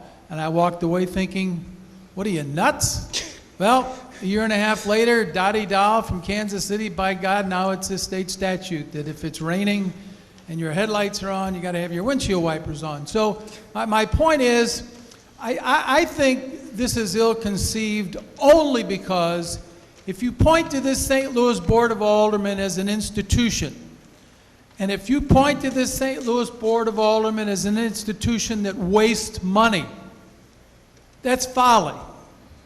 Mr. President, I want to applaud the long-range thinking of the people that had the vision to air condition these beautiful chambers.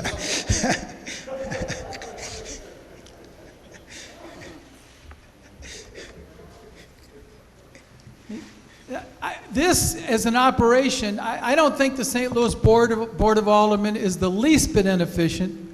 As a matter of fact, as we all know, people, if you think people understand budgets at the city level or at the state level or at the federal level, we all know that they don't. As a matter of fact, some of our resident experts, if you watch Donnybrook, half the time they're just giving an opinion and have no idea what in the world they're talking about. I didn't stand to pick on Donnybrook, I enjoy it. But it's an uninformed, it's an opinion. I'm comfortable in this realm only because I'm old. And if I don't know an answer, I make them up now. But my point is, try to imagine, and again, I am old, but try to imagine doing twice of what I do for the people in the 11th Ward. Ladies and gentlemen, there's no way.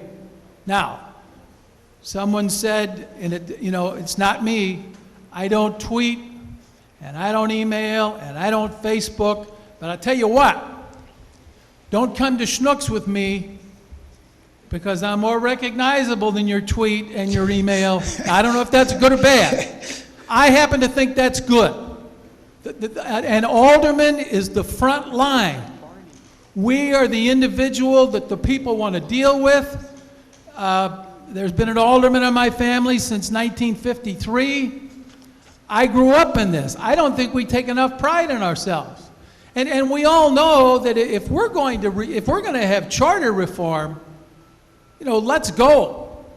I mean, again, Bert Walker is a friend and big on charter reform, but there's so many things that could be done with our city charter. But to imply that we should start with ourselves when, I just can't imagine, I cannot imagine how my predecessor did it. Raising 2 kids, running a fairly big company, and I can tell you how he did it. And first of all, I mean, the people loved him. They don't me. I mean, they miss Matt, because Matt was better at this. But the fact of the matter is, he made a tremendous sacrifice, as the alderman from the 17th alluded to before. You know, this is no day at the beach. It takes a lot of time, but that's what people expect from a government. When you put things to a vote of the people, and this, I'll make a ridiculously radical statement here, oftentimes the people have no idea what they're voting on. Have you ever thought of that? I mean, the people gave us the Hancock Amendment. That's a real beauty, if you understand state government. Stroke of genius. You realize that we had integrated schools in our state constitution. We put it on the ballot to integrate schools in Missouri, and it barely passed. So, I mean, we are the elected officials, and they get a bite of our apple every 4 years. I'm just kind of amazed at the myriad of things, the misunderstanding, and we could all collectively, I think if we got together and wrote a book about the phone calls, I mean, the one leading the league, and I've only been an alderman a little better than a year. It's 10 after 6, you think you're watching the news and eating dinner. Villa, yes sir, my mail's not here yet.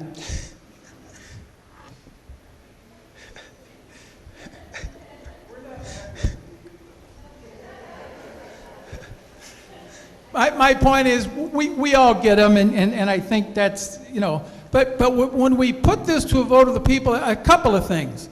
First of all, we've got a drastically changing city, as the alderman from the 18th more eloquently stated than I.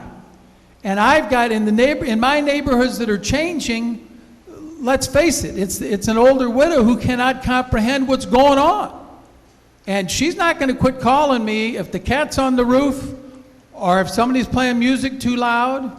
I mean, so the point is, I just don't understand what we're gaining here. There's no conceivable way that this saves money. None. As a matter of fact, these poor young ladies that work for us, and that's not a good choice of words, but I mean, they should join the circus. It is a juggling act just handling the phone calls we get as an individual alderman and keeping them straight. I mean, let's admit it. So if you honestly think, and I could not do it because, again, I'm an old man, but no one can go to all the neighborhood meetings, dedicate libraries, go to murals, answer the mail, and answer the phone calls. There's no way that half of me can do that. Matter of fact, I'm not doing a very good job of it myself. And I take a day like yesterday, which is unusual, but I spent the majority of it here. A morning committee meeting, an afternoon committee meeting, so I came home to 10 phone messages at home and 8 down here. And again, I'm not that recognizable.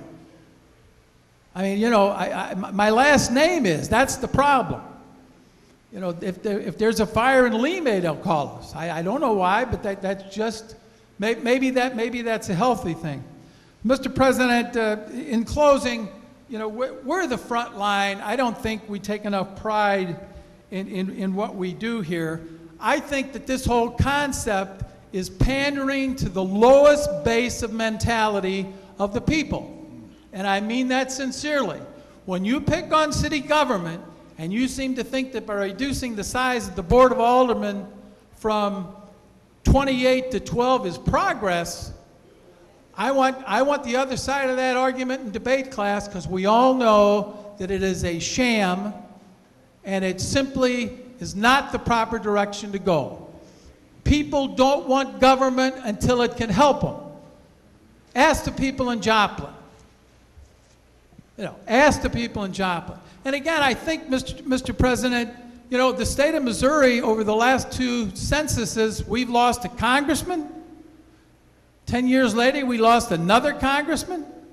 And we're getting hurt by that. When you lose political clout, we're getting fractured, whether we like it or not. There's still 163 members in the Missouri House. There's still 34 state senators. And I don't think they see that as a panacea for, it's a tough economy. But this particular concept, unless we broaden it to make some fiscal sense, I think is fiscal folly. Thank you, Mr. President. All right, thank you, Alderman. Any further discussion? Any further discussion? Alderman from the 22nd. Certainly with all the discussion, we can probably agree that the alderman has a huge role, and it's a little different in each ward that you're governing. The first thing I think about when I think about this board bill, I think about interest compounded daily. Now, if you had money, that's a good thing. If you have money in the bank or investing in, and that interest is compounded daily, that's a good thing. But in politics, in this situation, somebody else's interest is going to compound daily some alderman 10 years from now. What do I mean by that? As you've heard, in North St. Louis alone, if you bring together 2 wards, the 22nd and the 1st, you're going to have so much transition every 4 years because they're going to say the alderman isn't doing anything because it's hard to keep up with the daily routine today. So you're going to compound all the phone calls that Alderman Villa talked about, all the house visits, because I don't know about you, but they actually come up to my house on Sundays even. I could be sitting there with my family, enjoying my day, or sitting out on the porch talking on the telephone, and they'll just come and stand there until I get off the phone. I could be driving down the street, and they'll wave me over, and if I don't stop, they'll be very mad and say, I'll never vote for you. You didn't stop. Not taking into consideration that I'm on my way to meet with somebody else whose time is just as valuable as the person who's trying to flag me down. What I have to deal with in a very challenged ward, when I have 3 neighborhoods that are devastated, when you do development. So you do development in the Hamilton Heights neighborhood, so all the people in the Wells Goodfellow say, oh, you only love them, because you're doing nothing over here. You're doing nothing for me. When you do development in the Wells Goodfellow neighborhood, then the other neighborhood says, well, you only care about them, you're doing nothing for me. Because we understand that the bulk of the resources goes to those in seniority for the most part. That's just the way it is.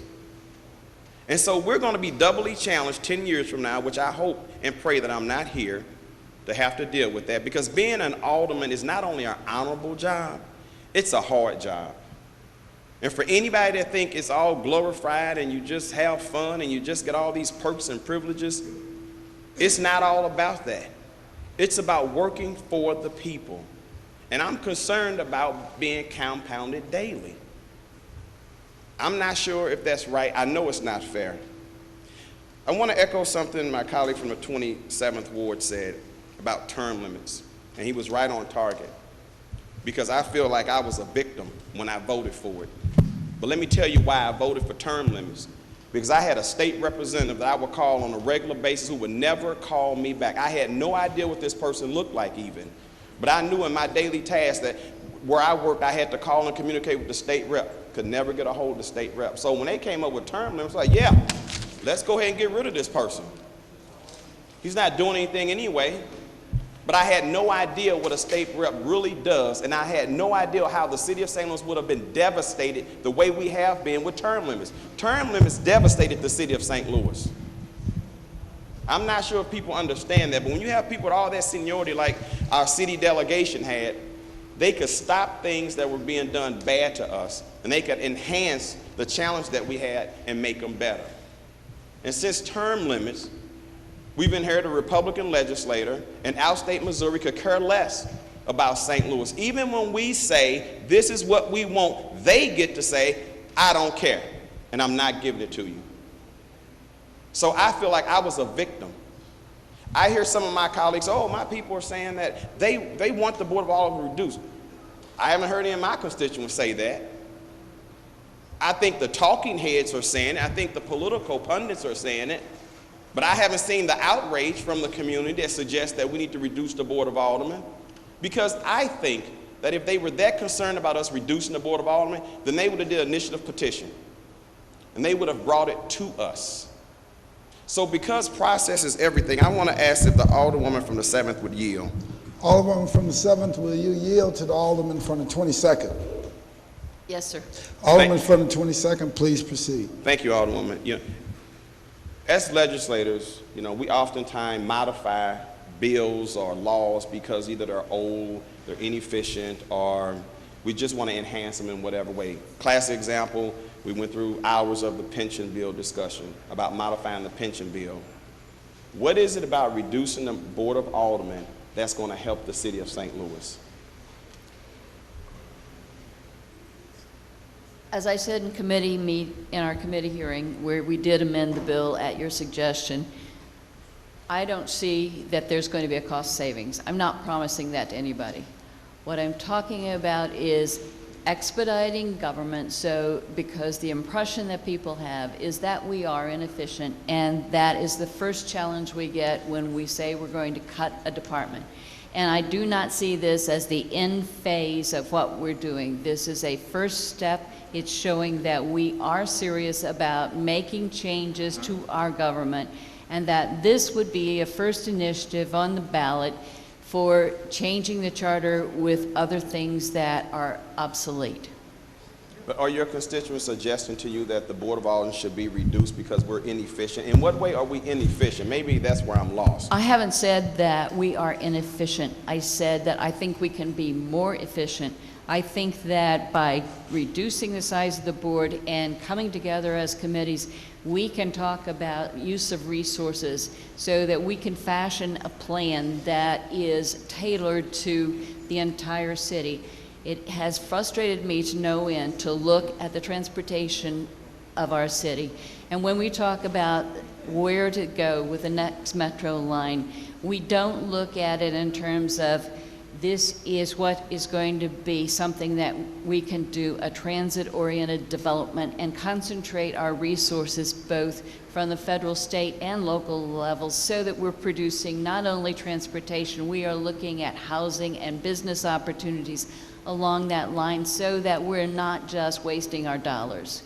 And it gets into all kinds of arguments all the time, as you and I know, about, well, you got that, I didn't, that sort of thing. I'm looking for a more cohesive board, and I think a smaller board would make that more easily occur. Actually, when I think about the Board of Aldermen before I decided to run for alderman, I used to tune in to Channel 10 every Friday. You know, it was better than Days of Our Lives and All My Children and all those other soap operas, because it was kind of like a soap opera. There was a lot of infighting, and I mean serious frustration and name calling and all kind of stuff going on. But since I've been here, I think we have been a group that have been very civil, that have been most of the time very respectful to one another. No fights have broken out yet. And at the end of the day, we do get it done. We don't all agree. And we're not here to all agree and go along just to get along. You know, so the dialogue that we have and the disagreements is certainly helpful. I can understand if you had a committee of 4 versus 8, how that can be helpful, because you only need to influence 3 people versus 5 people. I do understand how if you're a lobbyist and you want to get your bill passed, that it's easier to influence 8 people versus 15 people. But in hearing all the discussion today, I'm really concerned about us putting this to the voters before we actually engage the voters. I think this is something that we should actually go out and ask the voters, because I tend to believe that this is just something that some politicos came up with. I know that, not to pick on the mayor's office, but I know every mayor for years from the current mayor to Mayor Bosley Jr. and Harmon and Conway. They all would have liked to see the Board of Aldermen reduced. And they took it to the people. Maybe they didn't take it to the right people, and it failed miserably back in, I guess, 2004, 2005. And I really think that we should at least try to engage that same process. I think that is really empowering people, because I agree with Alderman Villa. You put it out there, and what's probably going to happen is, somebody's billionaire friend is going to do a lot of slick commercials, and they're going to rally the people and get them all incited and emotionally whipped up, and they're going to say, yeah, get rid of them. But at the end of the day, we must be careful what we wish for, because the grass may not be greener on the other side. And I'm really concerned about constituent services. I'm going to vote for this at the end of the day if it goes for a vote, because give the people the right to vote for it. I don't believe in it, and I will hope that the people will not support it, because there has not been enough discussion. Just hearing what I heard today, I really question if we should vote for it. Every alderman, from one of the best aldermen sitting right here, got up and talked about how he loved this job and how hard he works. So he's agreed, though, I'll work twice as hard. But if I lived in the 17th Ward, and you combine me with the 28th Ward, that wouldn't be a bad deal for me. But living in the 22nd Ward and you combine me with the 1st, I think I'd have more anxieties, because the people in North St. Louis are more challenged. And therefore, I think we should put more time and more thought into what we're doing. I'm not suggesting that this is bad, but is this the right time for it? And did we go through the right process to achieve the real results that we want to achieve? That's what I question. Thank you. All right, thank you. Alderwoman from the 2nd. President, members of the board, I think this is probably the first time I came down to the Board of Aldermen and was sure I was going to vote for something, but have had a lot of thoughts during this discussion. Maybe it's the heat, I don't know. But I've been putting ice on my neck and my legs so I wouldn't pass out to get up to speak. But I will have to say, I'm the furthest north you can go. I have the largest ward in the city. Matter of fact, in redistricting, I got even larger. I go all the way from Riverview to 270 to Broadway to Melanthi, to pick up 465 people at a halfway house. I go Broadway, Grand to Blair, not to Adelaide anymore, but my ward has, I used to have 500 businesses, I probably have 700 now, as well as I have my constituents. I'm dealing with crime, and we're talking about residents that are too scared to call the police today, so they want you to do it. Alderman Flowers is a drug dealer over here. And so what does Alderman Flowers do that Alderman Flowers' mother doesn't want her to do? I'm out there chasing drug dealers, pushing them off the corner, putting myself in danger. When I became alderman, I had 180 vacant buildings and lots. Now I have over 1,000. I'm dealing with things that I hadn't done before: demolition, high grass. But being on the city-county border, I have probably the most illegal dumping you can imagine, including from Illinois. My constituents, number one, 5 top 10 complaints: trash, debris, vacant buildings, tall grass, and crime.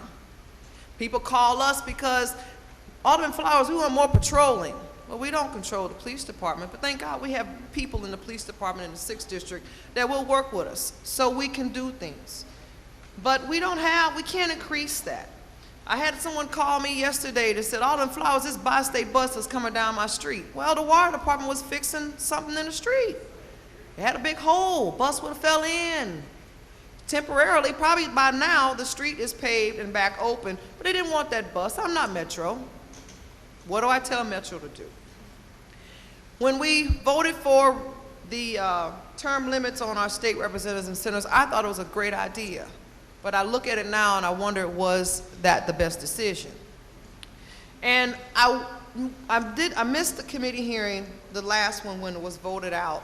What I wanted was possibly it be non-binding, like we voted for the firemen being 7 years, living outside the city, and the policemen, to see what the voters thought. And I know when A, B, C, and D was introduced, we had a lot of public forums, and the public was educated as to what this is going to mean. And we don't have that now. So as aldermen going out in our wards and explaining what that would mean, for me to have 2.5 wards, which would mean I probably would gobble up the 27th ward. Not to say that I would beat him or he would beat me or we even both would be running. But I would have Bayton, Walnut Park, East-West, Penrose, Mark Twain, is it East-West? All those neighborhoods would then be in my ward. And I'm steady having more and more vacancy because I was #1 in predatory lending and #3 in foreclosures. And my ward is no longer as many owner-occupied homes as it was before. People think that rental communities are high-rises and apartments. No, you look at the buildings and the houses in my ward, they're rented. And it's difficult. And being part-time, it is truly full-time. I'm not saying I deserve a raise. I'm not saying we all need a raise here, but I didn't look at this as a cost-saving bill. I do want our residents to have a voice to vote, but I wish it was non-binding.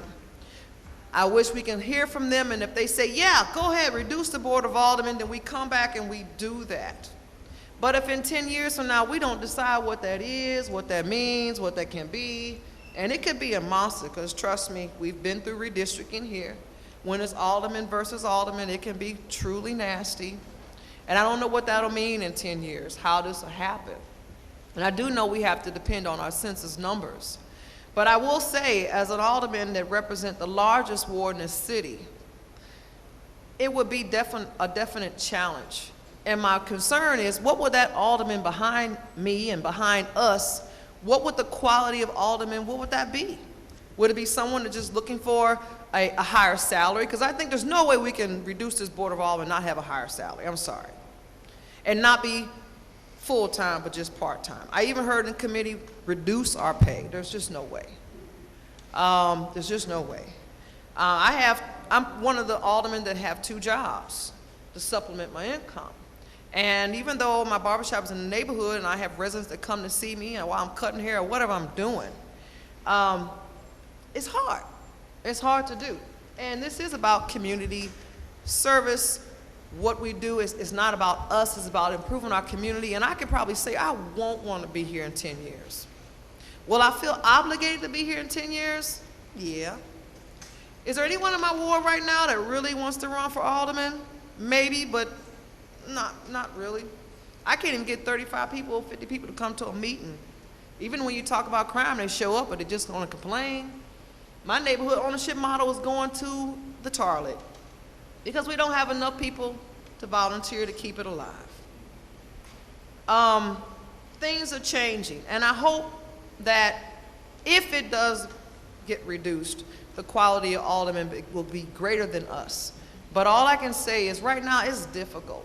And I can't imagine my ward tripling or doubling and me still being able to keep up with the services. What did come out of the committee, though, was that our department heads probably need to be doing more of a better job. We shouldn't be dealing with trash and cats pooping on other neighbors' yards and things that our department heads are totally responsible for. That is under room 200, whoever the mayor may be at that time. There needs to be probably a little bit more organization and managing of them, and I think a city manager came up in committee. As far as diversity, there's a lot of opportunity for us to have a lot of other ethnic groups to come here and represent areas that we hadn't had before. I don't just look at it as black and white. I don't just look at it as north and south. I think everybody has the opportunity to come down here and represent if they're willing to run, if they're willing to be a public servant. But it's difficult. I want the people to vote on this. I want to hear from them. But I'm scared of it being binding because I don't know what, not that I'm saying this board couldn't make a decision. I don't know what this board's going to look like in 5 years or in 10 years. But I'm a little concerned for me when I do retire as alderman and I got my business and my home, and who's representing me and who's dealing with the issues that'll probably be quadrupled by then. And will I want to stay where I am? Because I'm going to tell you, I live in a 1500 block of Grape. I have 4 drug houses, drug areas, drug corners within that 1 block radius. Heroin has lost its mind and has control and is controlling our people and killing them. And all of the people we have laid off, all of the different budget cuts we have made, all the services that are just skimpy and skinny, and it's just getting worse and worse and worse. I know that the perception is, yeah, why don't you look at yourselves and reduce yourselves? And I have no problem with that if that is what our public wants us to do. But physically, realistically, will the alderman be able to answer that call? Or will it be like Alderman Boyd said? We'll just continue, keep rotating every 4 years. You didn't do what I wanted. You didn't return my call. I didn't see you. You didn't come to my house. I had a lady call me and say, I don't never see you. I said, what meetings you go to? I don't go to any meetings. Well, have you ever been to any of our neighborhood festivals? No, I've never been to those. Well, are you registered to vote? But yet you called me 1,000 times over 4 years. But what are you doing? Our residents need to step up to the plate as well, and I want to hear from them. But it's hard right now, and I just got to really consume that. Thank you. All right, thank you. Alderwoman from the 6th. Thank you, Mr. President and members of the board. I know that a lot of my residents are very interested in the progress of this bill. And I am inclined to support this bill because I do believe that there needs to be a reduction of the Board of Aldermen. I think it's at that time. I guess my concern is, should this legislation pass, what does the new system of government look like? And I have a lot of unanswered questions.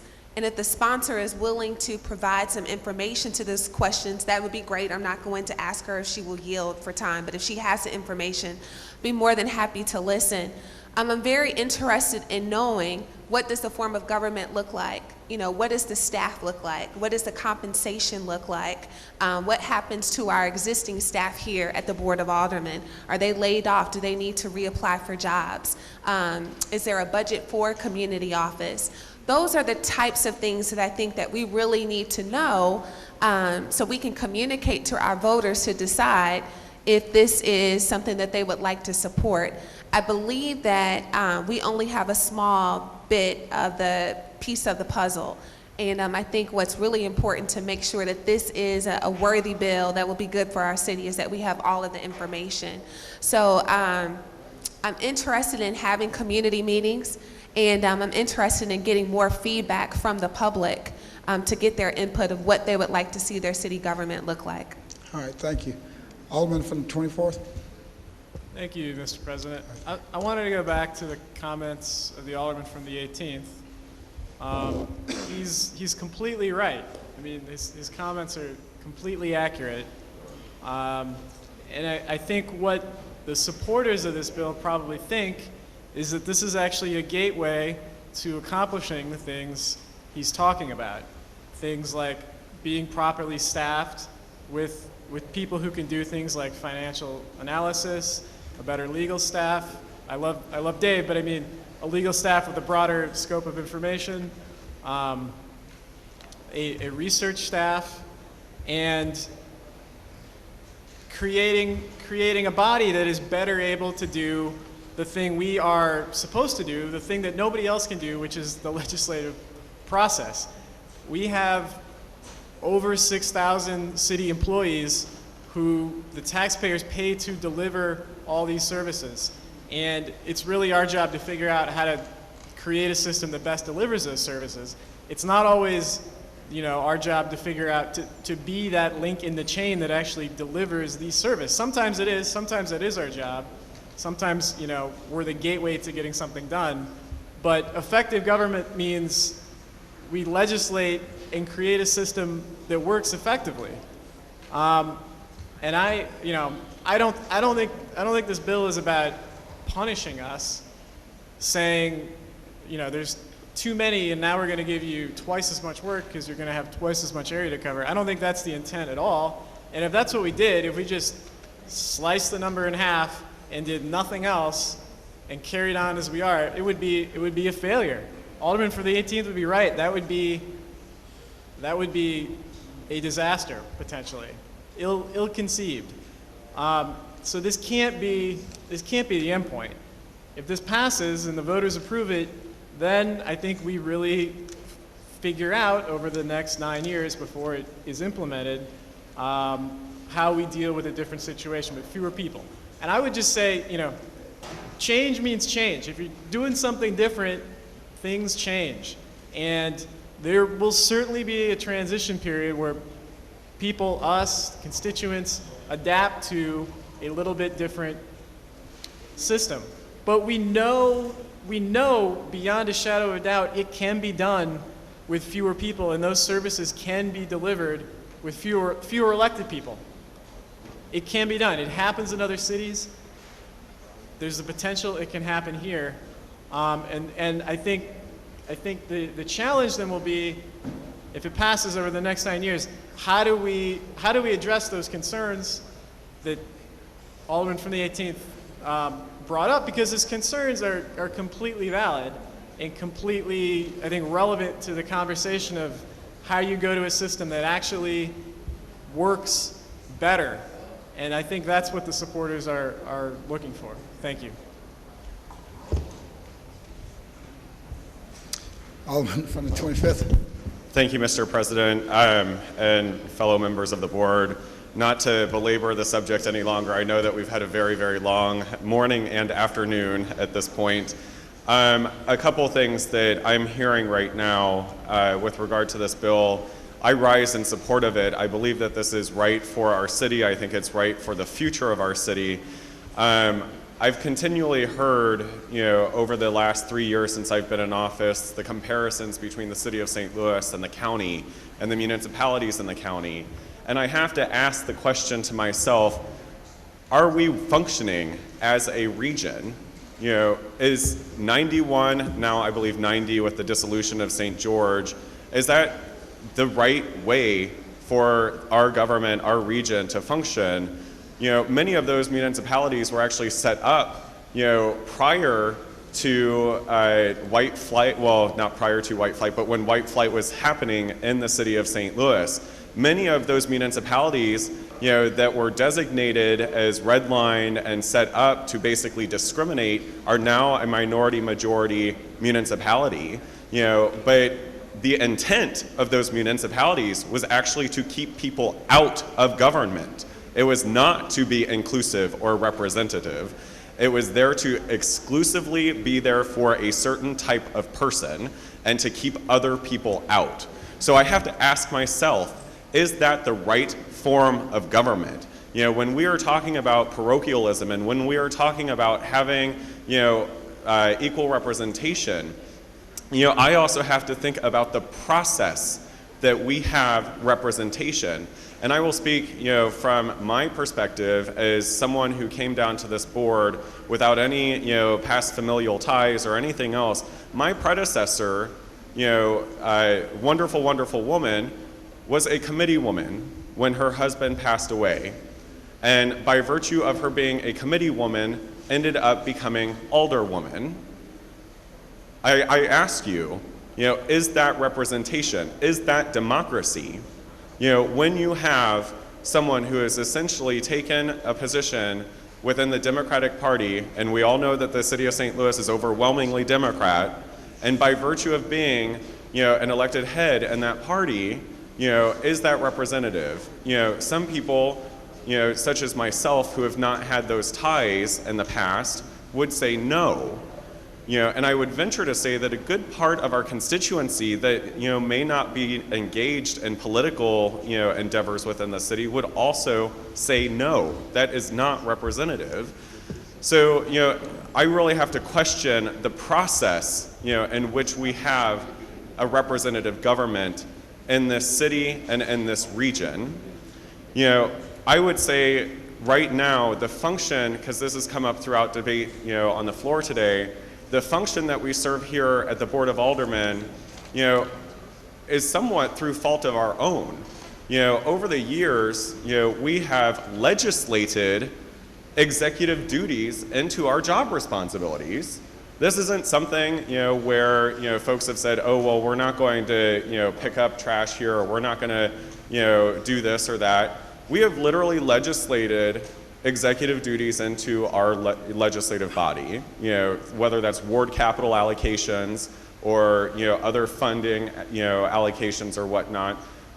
Those are the function of an executive branch. We, as a legislative body, set a budget, we approve a budget, etc. But then when it comes down to the nuts and the bolts and the minutia of everything in terms of how that gets spent and everything else, we take on this executive role. Which street is going to get paved? Whose sidewalks are going to get done? Are we going to purchase dumpsters in our ward? So those executive functions have been legislated essentially, into our job responsibilities. So I think in terms of the function that we serve down here, and to the alderman from the 18th point and to the alderman from the 24th point, the function of this board is certainly something that I think needs to be examined. But I think how we function today is symptomatic of the system that we have in place today. And so, I think that, to the alderman from the 24th point, this is a gateway in order for us to help examine how we function and spend the next 10 years deliberating upon that and really engaging, each other and our communities and how we better serve. Someone mentioned, I can't remember which one of our colleagues, about committees not changing. That's not true. We, at any point in time, can change the number of committees that are down here. We can do that at any point in time through changing our rules. That our committee structure isn't even in the charter. It's something that we as a legislative body have complete autonomy over. It's our choice as to whether or not we continue to have that committee structure in place. So all of those things are things that need to be discussed and deliberated and have public opinion. And those are all things, if the voters choose to pass this bill, in November, and that's if they choose to pass this bill. I personally hope that they do, but if they choose to do that, those are the discussions that take place. In terms of, the aldermen, our salaries, whether that's a part-time or full-time position, all of that, is basically, with the exception of the part-time versus full-time, which is in the charter, and, frankly, I think you get into some legal issues if it's, legally classified as a full-time position.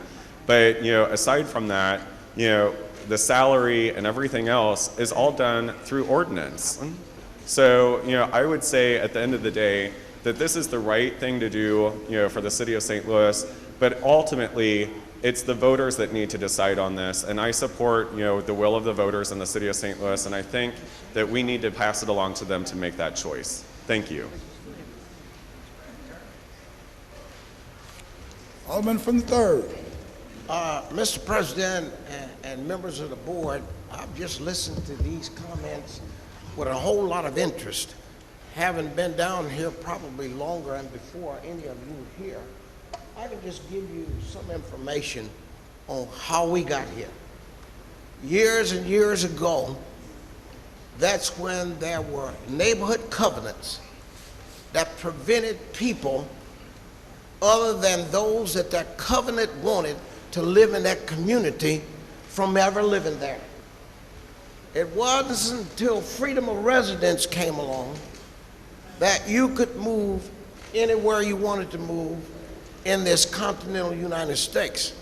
But before that, there were people who saw an opportunity to make money, moved into these neighborhoods, bought a house or two, and then they went and got black people that were not as interested in nor knowledgeable about taking care of that property, and they put them in there, and then they went around and told all of the white people in those neighborhoods, the niggers are coming. Scared the hell out of them, and they bought those houses for practically nothing. And when the neighborhood became predominantly black, the banks and lending institutions refused to lend any money whatsoever in those neighborhoods. And then here came the real trick. Banks, lending institutions would only lend money to people if they were going to move in Blackjack, if they were going to move in Ferguson, if they were going to move in one of those counties out there in the county. And if you go out there now and look at them, they look worse than North St. Louis. It was a financial money gaming trick of what it was that they did up in North St. Louis. Then along comes the block grant funds. And what did they do down here at this Board of Aldermen? For the first 20 years, every dime of that money went to the Central West End and to South St. Louis. That is why there's such a marked difference in how those neighborhoods look. You go ride through North St. Louis, it looks like the aftermath of World War II in some of those neighborhoods. And that wasn't by accident, that was by design. And now here we are, after we practically turned the corner in the Central West End and South St. Louis, and only 10 years ago about, when block grant money became available to North St. Louis, they should have given it all to North St. Louis, because what they did, they used the formula of how many people on welfare, food stamps, single families, and what that income was in order to be able to get those block grant monies in the first place, and they spent it in South St. Louis and in the Central Corridor.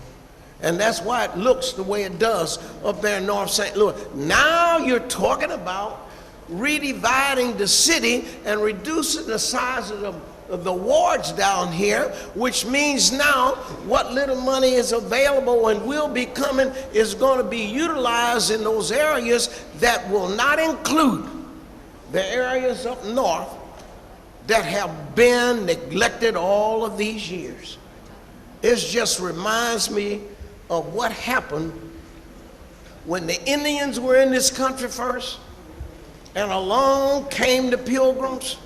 The Indians taught them how to survive, how to last through the winter, and lo and behold, when they learned that, and more of them came over here, they started reservations, and they were moving the Indians out to the reservations, and they took over all of the land. And that appears to be what is getting ready to happen here. You divide this neighborhood, this city, into 6 or 12 wards, cut it in half. Lo and behold, those wards that will be left in the 12, and they're going to split this stuff up here in North St. Louis, have been neglected all of this time. What do you think is going to happen? The majority of the money is going to be spent someplace, and that's why you've got this person who done bought all of this stuff up here in North St. Louis. 46% of all the land that they own is in the 3rd Ward. Now, what is going to happen up there? You reduce that size of the Board of Aldermen, that's the first step towards being able to run all of those poor people out that stuck there and stayed because they couldn't go, couldn't do any better, and waited for change to come that was going to make a difference in the quality and quantity of their lives.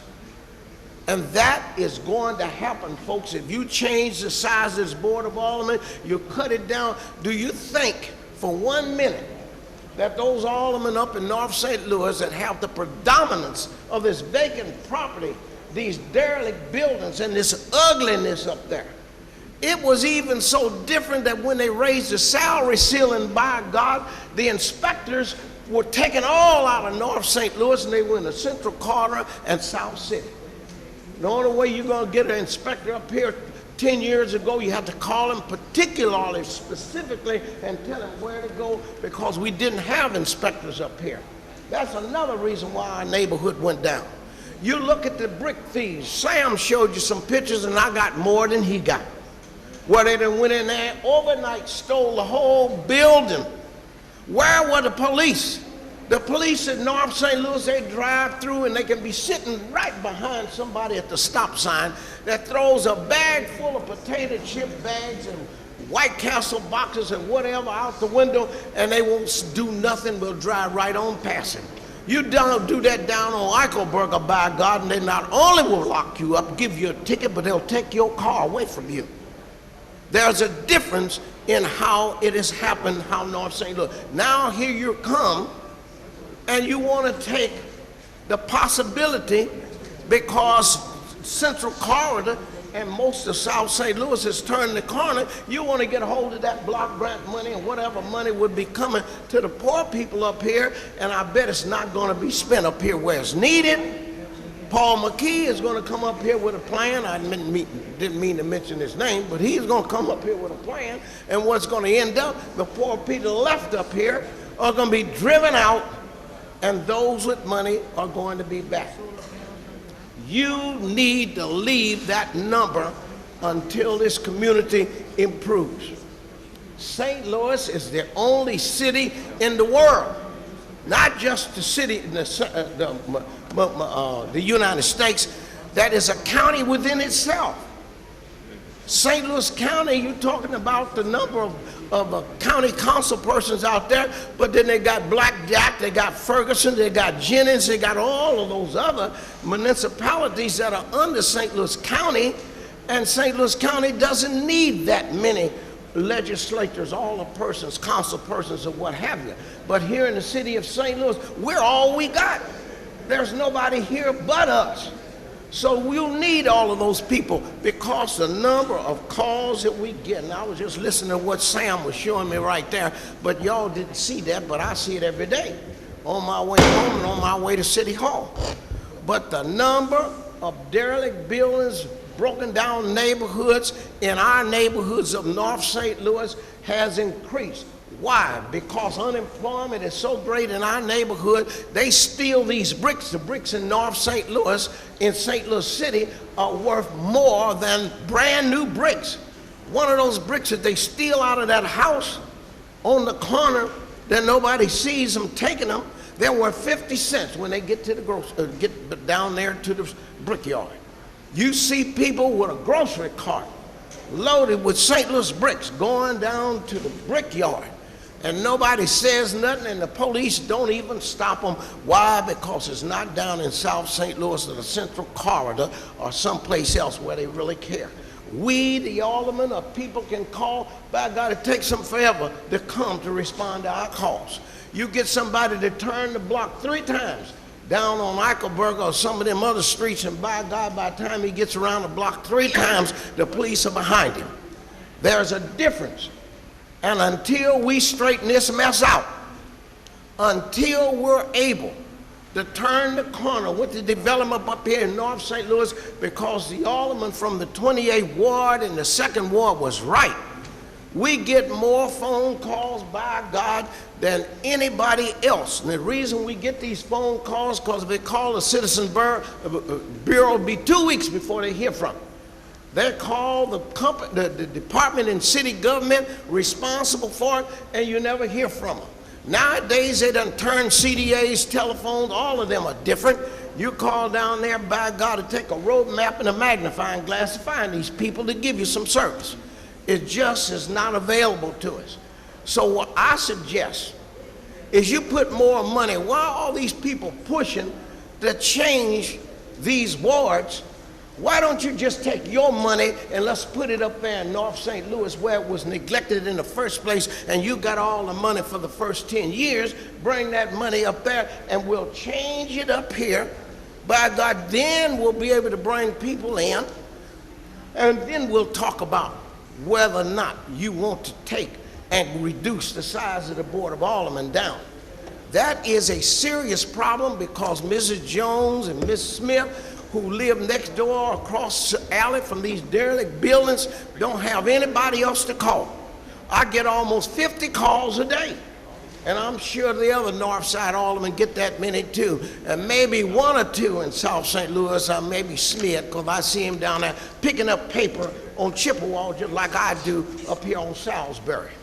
But I'm telling you, it's a mistake at this point in time. It may be good for the 11th ward. It may be all right when you get down there in those wards where they have lots of money. Some of them got so much money and the income is so high, they aren't even eligible to get block grant funds. Not eligible. Get that money down here because you're using the numbers from the poor people in order to be able to get those block grant funds, and they're not ending up here, and they're not spending those dollars to redo these neighborhoods. You can turn around and spend $10 million. If you drive down Salisbury, my ward, you see a ladder or what are them bucket trucks up against almost every building over there. That's almost $300 million worth going on down there. But that's not enough because it was neglected so long, and the devastation and deterioration is so much, so great, That'll take another 10 years before you really see the difference down there. And that is why I'm saying, do not reduce the size of the Board of Aldermen this time, because I'm going to be gone in a few years anyway. I've been down here longer than everybody, and I don't think the good Lord's going to let me stay 20 more years, but I'd like to see if we can make a difference down here. But it's important that those people who don't have nobody, those people who don't know where to turn in order to solve their problems, have an opportunity to be able to call the alderman, the person that they trust, that they know, they've grown to respect, and get some results for whatever it is that's bothering them. It's a big mistake. It's not a mistake for us, but it's something else for those who want to see the size of this Board of Aldermen reduced.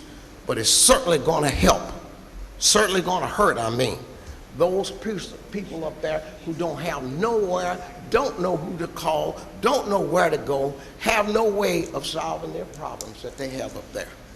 It's a mistake.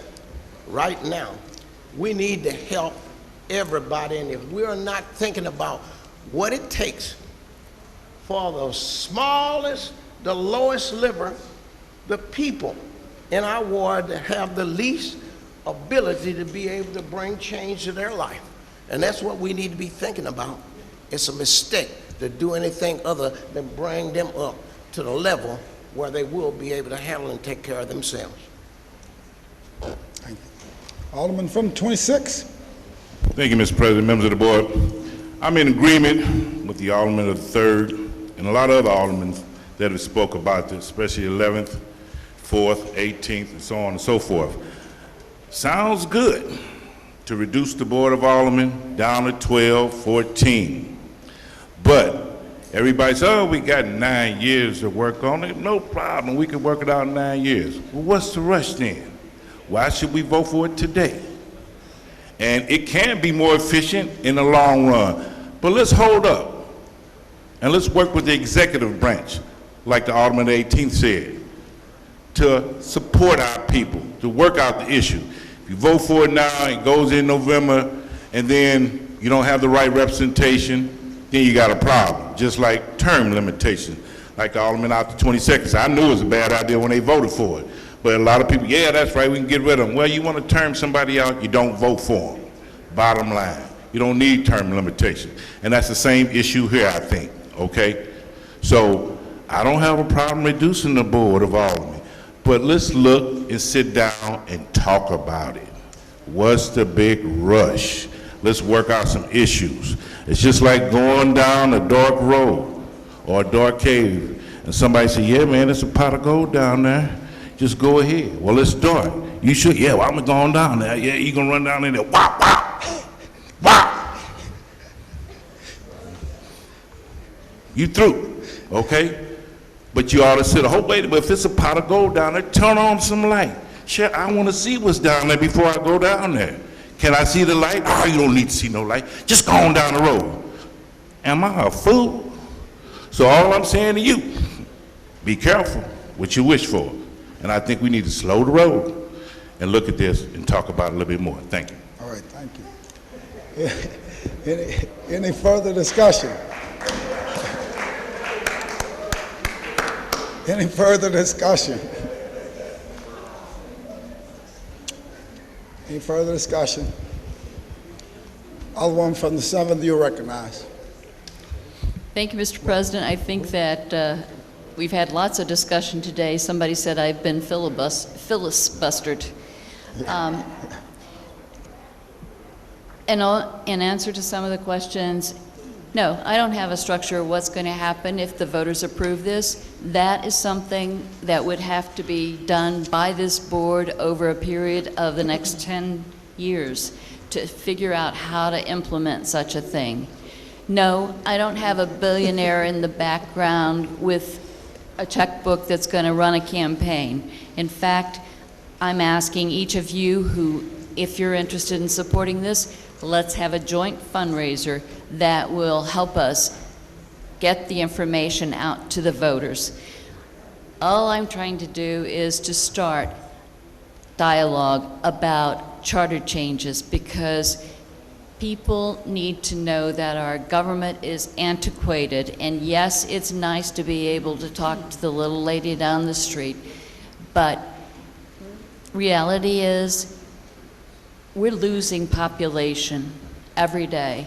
And unless we start doing things to make our government a better government, we can't afford to hold the hand of the woman down the street. We have to look at this as an entire city in terms of what are we going to do to make our city better. We need to look at this in terms of, I don't need resources solely for my ward. I need to be using the city's resources to make a plan that accomplishes job creation, housing renovation and construction, that does transportation in a realistic fashion, that looks at social services and how do we provide. You know, we talk all the time about a 10-year plan to end homelessness. I've been here 28 years, and I'm sorry, I still see homeless people everywhere. The economy is not helping, and our job as a city to look at how do we provide the resources for all the people who are in need, not just the homeless. How about the people who need daycare and childcare? Our government is not looking at those efficiently, and that's not just saying the city. It's a responsibility of all levels of government. So I'm saying we as aldermen need to be looking at what we can do to expedite our business here so that we are realistic in regard to what services are we going to provide and how we're going to do them. How that looks is going to be determined if the voters decide over the next 10 years. And that's when we will be doing the sales pitch on how we can change our government. This is just a first step. I plan to look at what can we put on the ballot in March, what can we put on the ballot in April, and move through the charter so that we're accomplishing what needs to be done to expedite and, you know, make our government modern. With that, I renew my motion. I don't know where my votes are after all this discussion, and I'm just asking for your support.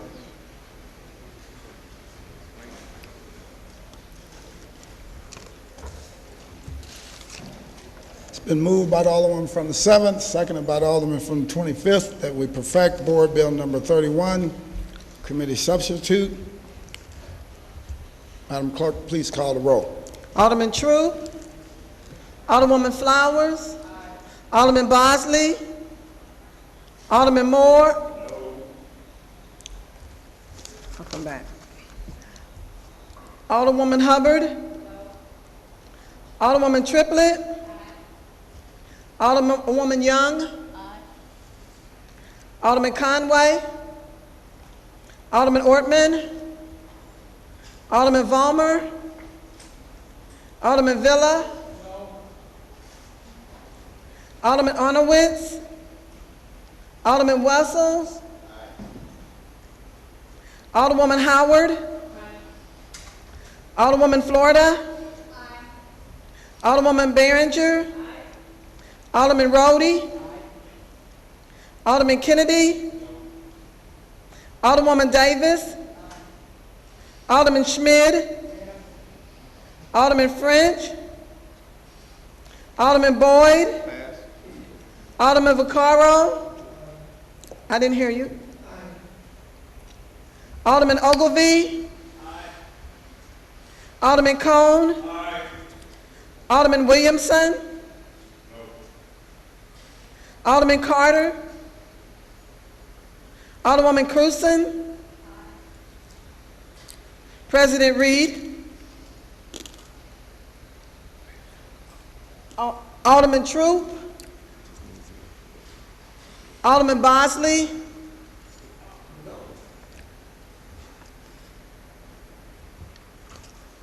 Alderman Conway.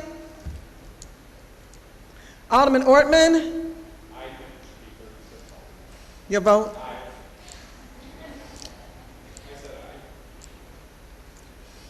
Alderman Vollmer. Aye.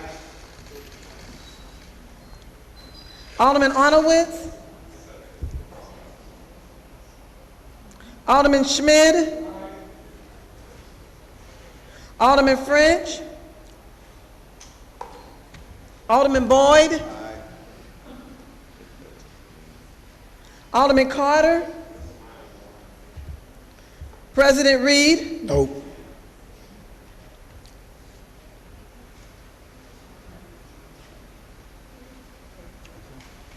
"17 aye votes, 6 no votes. Oh. 7. What's the 7? Excuse me. 17 aye votes, 7 no votes.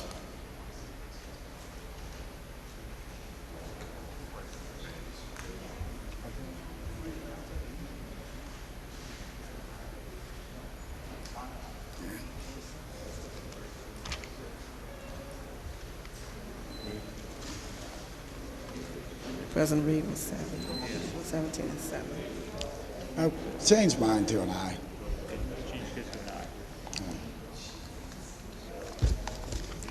So that'll be 6 and 18. President Reed, change your vote to an aye vote. So that makes 18 aye votes, 6 no votes.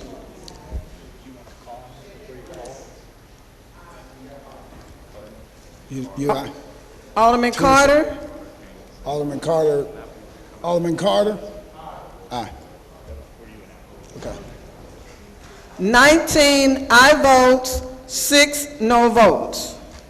I vote you sustain the motion of the Alderwoman from the 7th and perfected Board Bill number 31 committee substitute.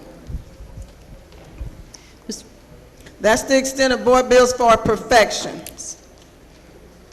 Alderwoman from the 7th. Mr. President, could we move for suspension of the rules to bring down Board Bill 31 committee substitute? Moved by the Alderwoman from the 7th, seconded by the Alderwoman from the 15th. Previous roll? Been a request for previous roll. There's been an objection to previous roll. Madam Clerk, please call the roll. Alderman Troop. Alderwoman Flowers. Alderman Bosley. Alderman Moore. Your vote is present. Alderwoman Hubbard. Alderwoman Triplett. Just suspend the rules. Alderwoman Young. Alderman Conway. Alderman Ortman. Alderman Vollmer. Aye. Alderman Villa. Alderman Arnowitz. Alderman Wessels. Alderwoman Howard. Alderwoman Florida. Alderwoman Behringer. Alderman Rhodey. Alderman Kennedy. Alderwoman Davis. Alderman Schmid. Alderman French. Alderman Boyd. He said no. Alderman Vaccaro. He said aye. Alderman Ogilvy. Alderman Cone. Alderman Williamson. Alderman Carter. I didn't hear you. Alderwoman Cruzen. President Reed. Nope.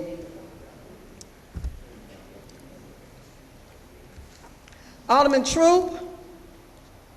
Alderwoman Flowers. Alderman Bosley.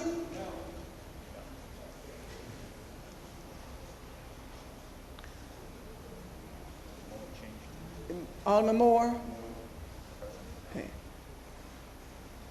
You changed yours from present to no. Alderwoman Hubbard. Alderman Conway. Alderman Arnowitz. Alderman French.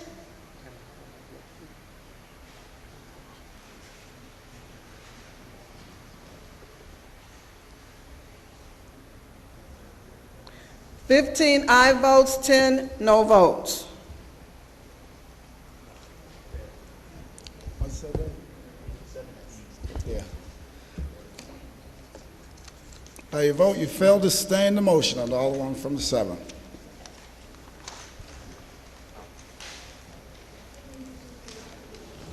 Third reading consent. Board Bills 52, 54, and 56. Alderman from the 7th, you recognize on third reading consent calendar.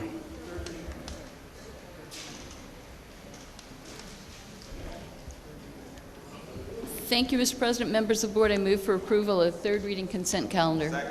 Moved by the Alderman from the 7th, seconded by the Alderman from the 20th. Any discussion? Madam Clerk, please call the roll. Alderman Troop, Alderwoman Flowers, Alderman Bosley, Alderman Moore, Alderwoman Hubbard, Alderwoman Triplett, Alderwoman Young, It's too short. Alderman Conway, We needed 17 to get to 2/3. Alderman Ortman, I don't know Alderman Vollmer, Alderman Villa, Alderman Arnowitz, Alderman Wessels, Alderwoman Howard, Alderwoman Florida, Alderwoman Behringer, Alderman Rhodey, Alderman Kennedy, Alderwoman Davis. I didn't hear you. Alderman Schmidt, Alderman French, Alderman Boyd, Alderman Vaccaro, Alderman Ogilvy, Alderman Cone, Alderman Williamson, Alderman Carter, Alderwoman Cruzen, President Reed, Aye. Alderman Troop, Alderwoman Young. Aye. I didn't hear your vote. Aye. Okay. Alderman Conway, Alderman Arnowitz, Alderwoman Howard, Alderman French, 24 aye votes, 1 no vote. By your vote, you sustain the motion on the Alderman from the 7th, third read and final pass, the aforementioned bills. That's the extent of third reading consent calendar. We'll dispense with line item 18, report of enrollment. Board Bills 52, 54, 56, and 11 floor substitute. All other business being suspended, the President shall in open session affix his signature hereto to the end that these may become law.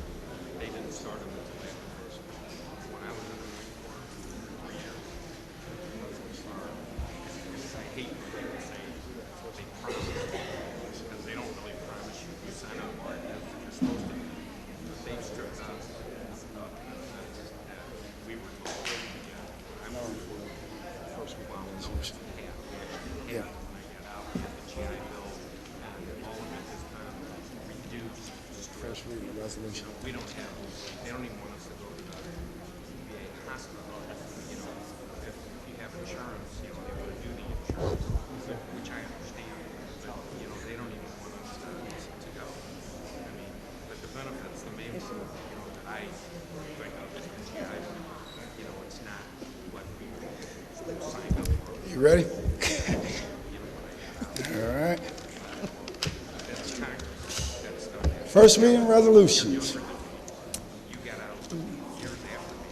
Resolution 78, sponsored by Alderwoman Davis, the Board of Aldermen recognized the substantial benefits of the expansion of the John Cochran Department of Veterans Affairs Medical Center.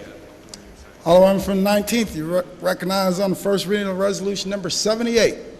Thank you, Mr. President. I don't feel the need to have the resolution read, but I will paraphrase what it is saying. First, I'd like to ask for a unanimous consent of Board Bill number 78. Hearing no objection, please proceed, Alderwoman, for Okay. resolution number 78. Thank you. I'd like to make a motion for unanimous approval. It's been moved by the Alderman from the 19th, seconded by the Alderman from the 11th. Alderwoman, please proceed. Thank you, Mr. President and members of the board. Board Bill number 78 is a board bill that we need a resolution in order to provide the opportunity for our VA Medical Center development to move forward without being a part of some of the stipulations we have with that Grand Center TIF. And so the title company that they're working with and also government dollars will not allow them to be a part of that process. And this is all we're asking. As most of you may not know, this is a $400 million project. We will be building a new VA hospital. We'll be redesigning the traffic patterns there in that area. There'll be new green space, new doctor's offices, all of that. And so this is just a resolution to allow them to move forward without being hindered by the stipulations of the TIF that's already there. Thank you. Any further discussion? Any further discussion? It's been moved and seconded that we adopt resolution number 78. All in favor signify by saying aye. Aye. Opposed? Motion carries. Resolution 79, sponsored by Aldermen and Alderwomen Schmid, Ortman, Conway, Davis, Young, Wessels, Vaccaro, Cone, Carter, and Cruzen. The Board of Aldermen requests that the Board of Standardization prepare standards and specifications for a comprehensive sweatshop fee-free program. Alderman from 20th, you recognized on the first reading of resolution number 79. Mr. President, members of the board, I move for unanimous consent. Moved by the Alderman from 20th, and any second on that motion? Seconded by the Alderman from 25th. Alderman, please proceed. This is a resolution, ironically, about sweatshop-free procurement. It's getting a little warm in here, and we're getting to a point where our hourly wage is reducing as I speak. However, it is an important resolution, and I want to make sure, obviously, that our colleagues know of this. If there is no objection, I would move for en banc passage of this important resolution at the end of my remarks, which will not be long. So, we all understand that we have locations where individuals don't have some of the same protections that we would expect workers to have. Some of those happen here in this country. They do happen elsewhere.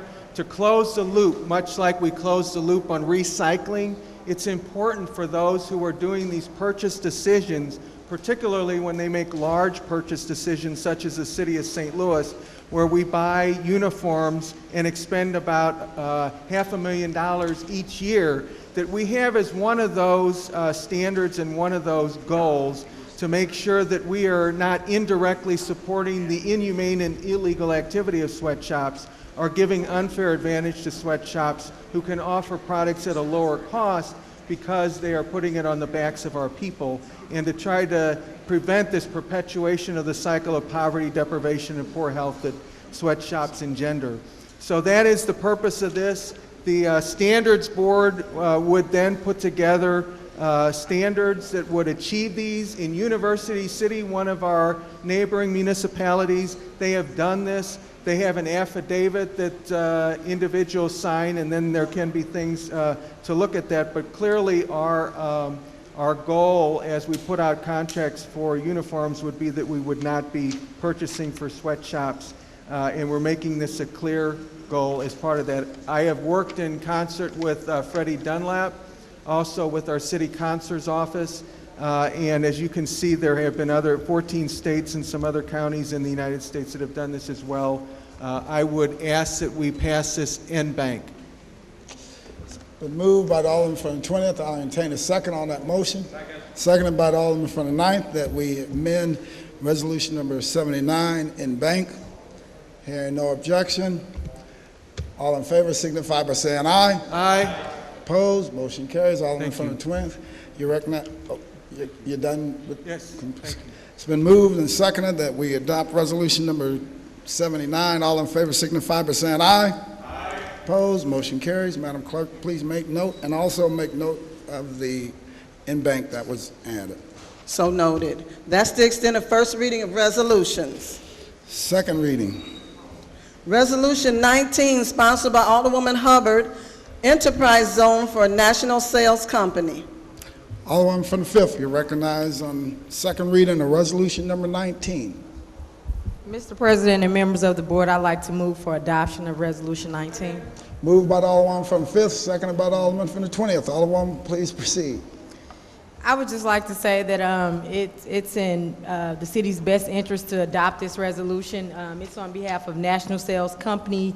They're applying for a 10-year tax abatement. Currently, the company employs 43 employees and plans to hire another 10 employees over the next 5 years. And this tax abatement served as an incentive. The project has been completed, and it would be in the best interest of the 5th Ward and the City of St. Louis to grant this tax abatement. Thanks. Any further discussion on resolution number 19? It's been moved and seconded that we adopt resolution number 19. All in favor signify by saying aye.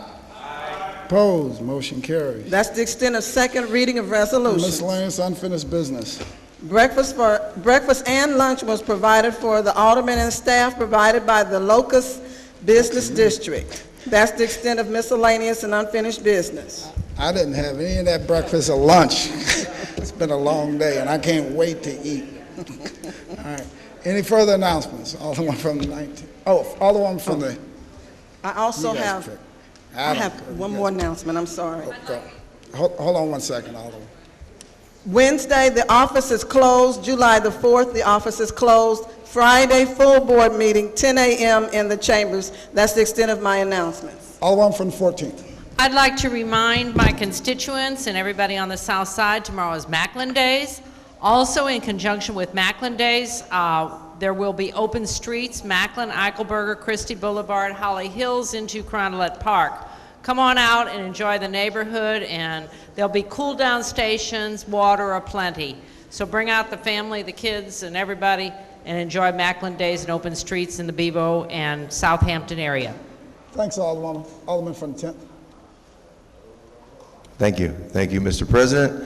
First of all, I'd like to thank everyone for really taking Spare the Detail Day into heart today. It's the last time I announced that holiday.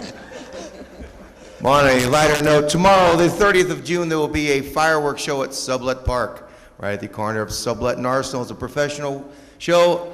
People call me up, say, what time does it start? I say, when the sun goes down. So the fireworks work better that time. So come on by tomorrow night. It's put on by the neighborhood. It's free of charge. It's a great party. Thank you very much. Auf Wiedersehen. Like that.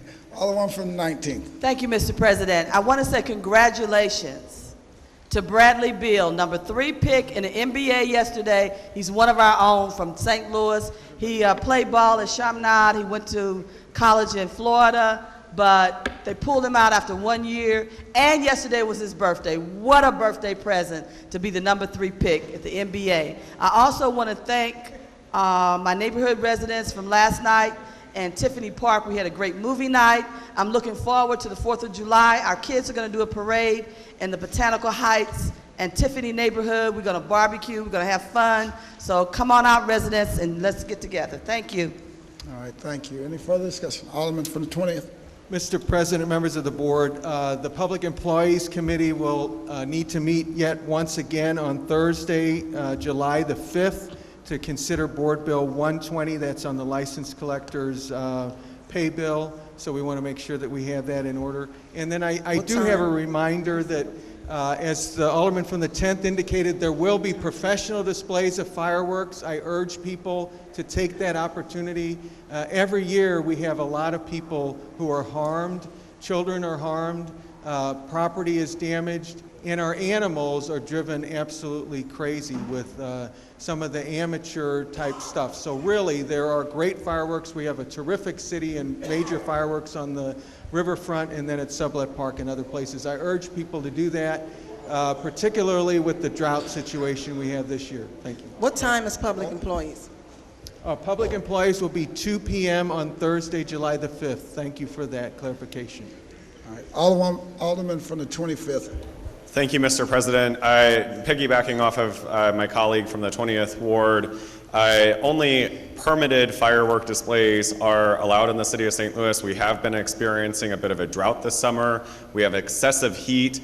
Many folks should probably know that there have been wildfires across the country and already in our region as a result of this. So our parks, our backyards, our homes are basically like kindling right now. And I encourage everyone to use great caution and safety, and mostly encourage them to go see a authorized, permitted firework display. If those are even going to continue, hopefully they will for everyone's enjoyment. But safety is paramount to everything.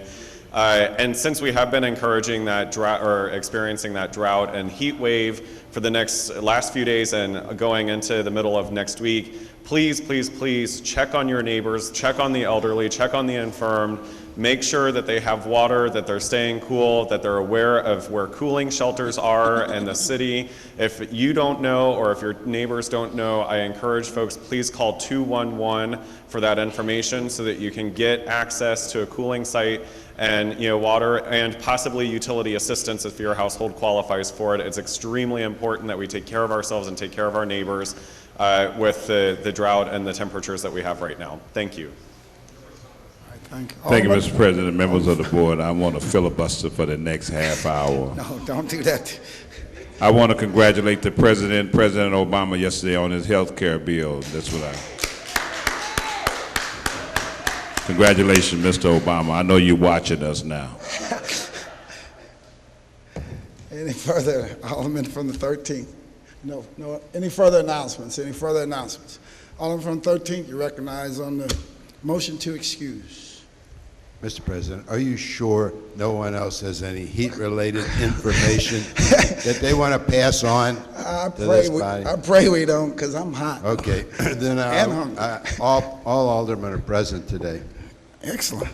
Alderman from the 13th, you are recognized on the motion to adjourn. Thank you, Mr. President. I move to adjourn the meeting until Friday, July 6th, 10 a.m. Moved by the Alderman from the 13th, seconded by everyone at present. But we'll take the Alderman from the 25th.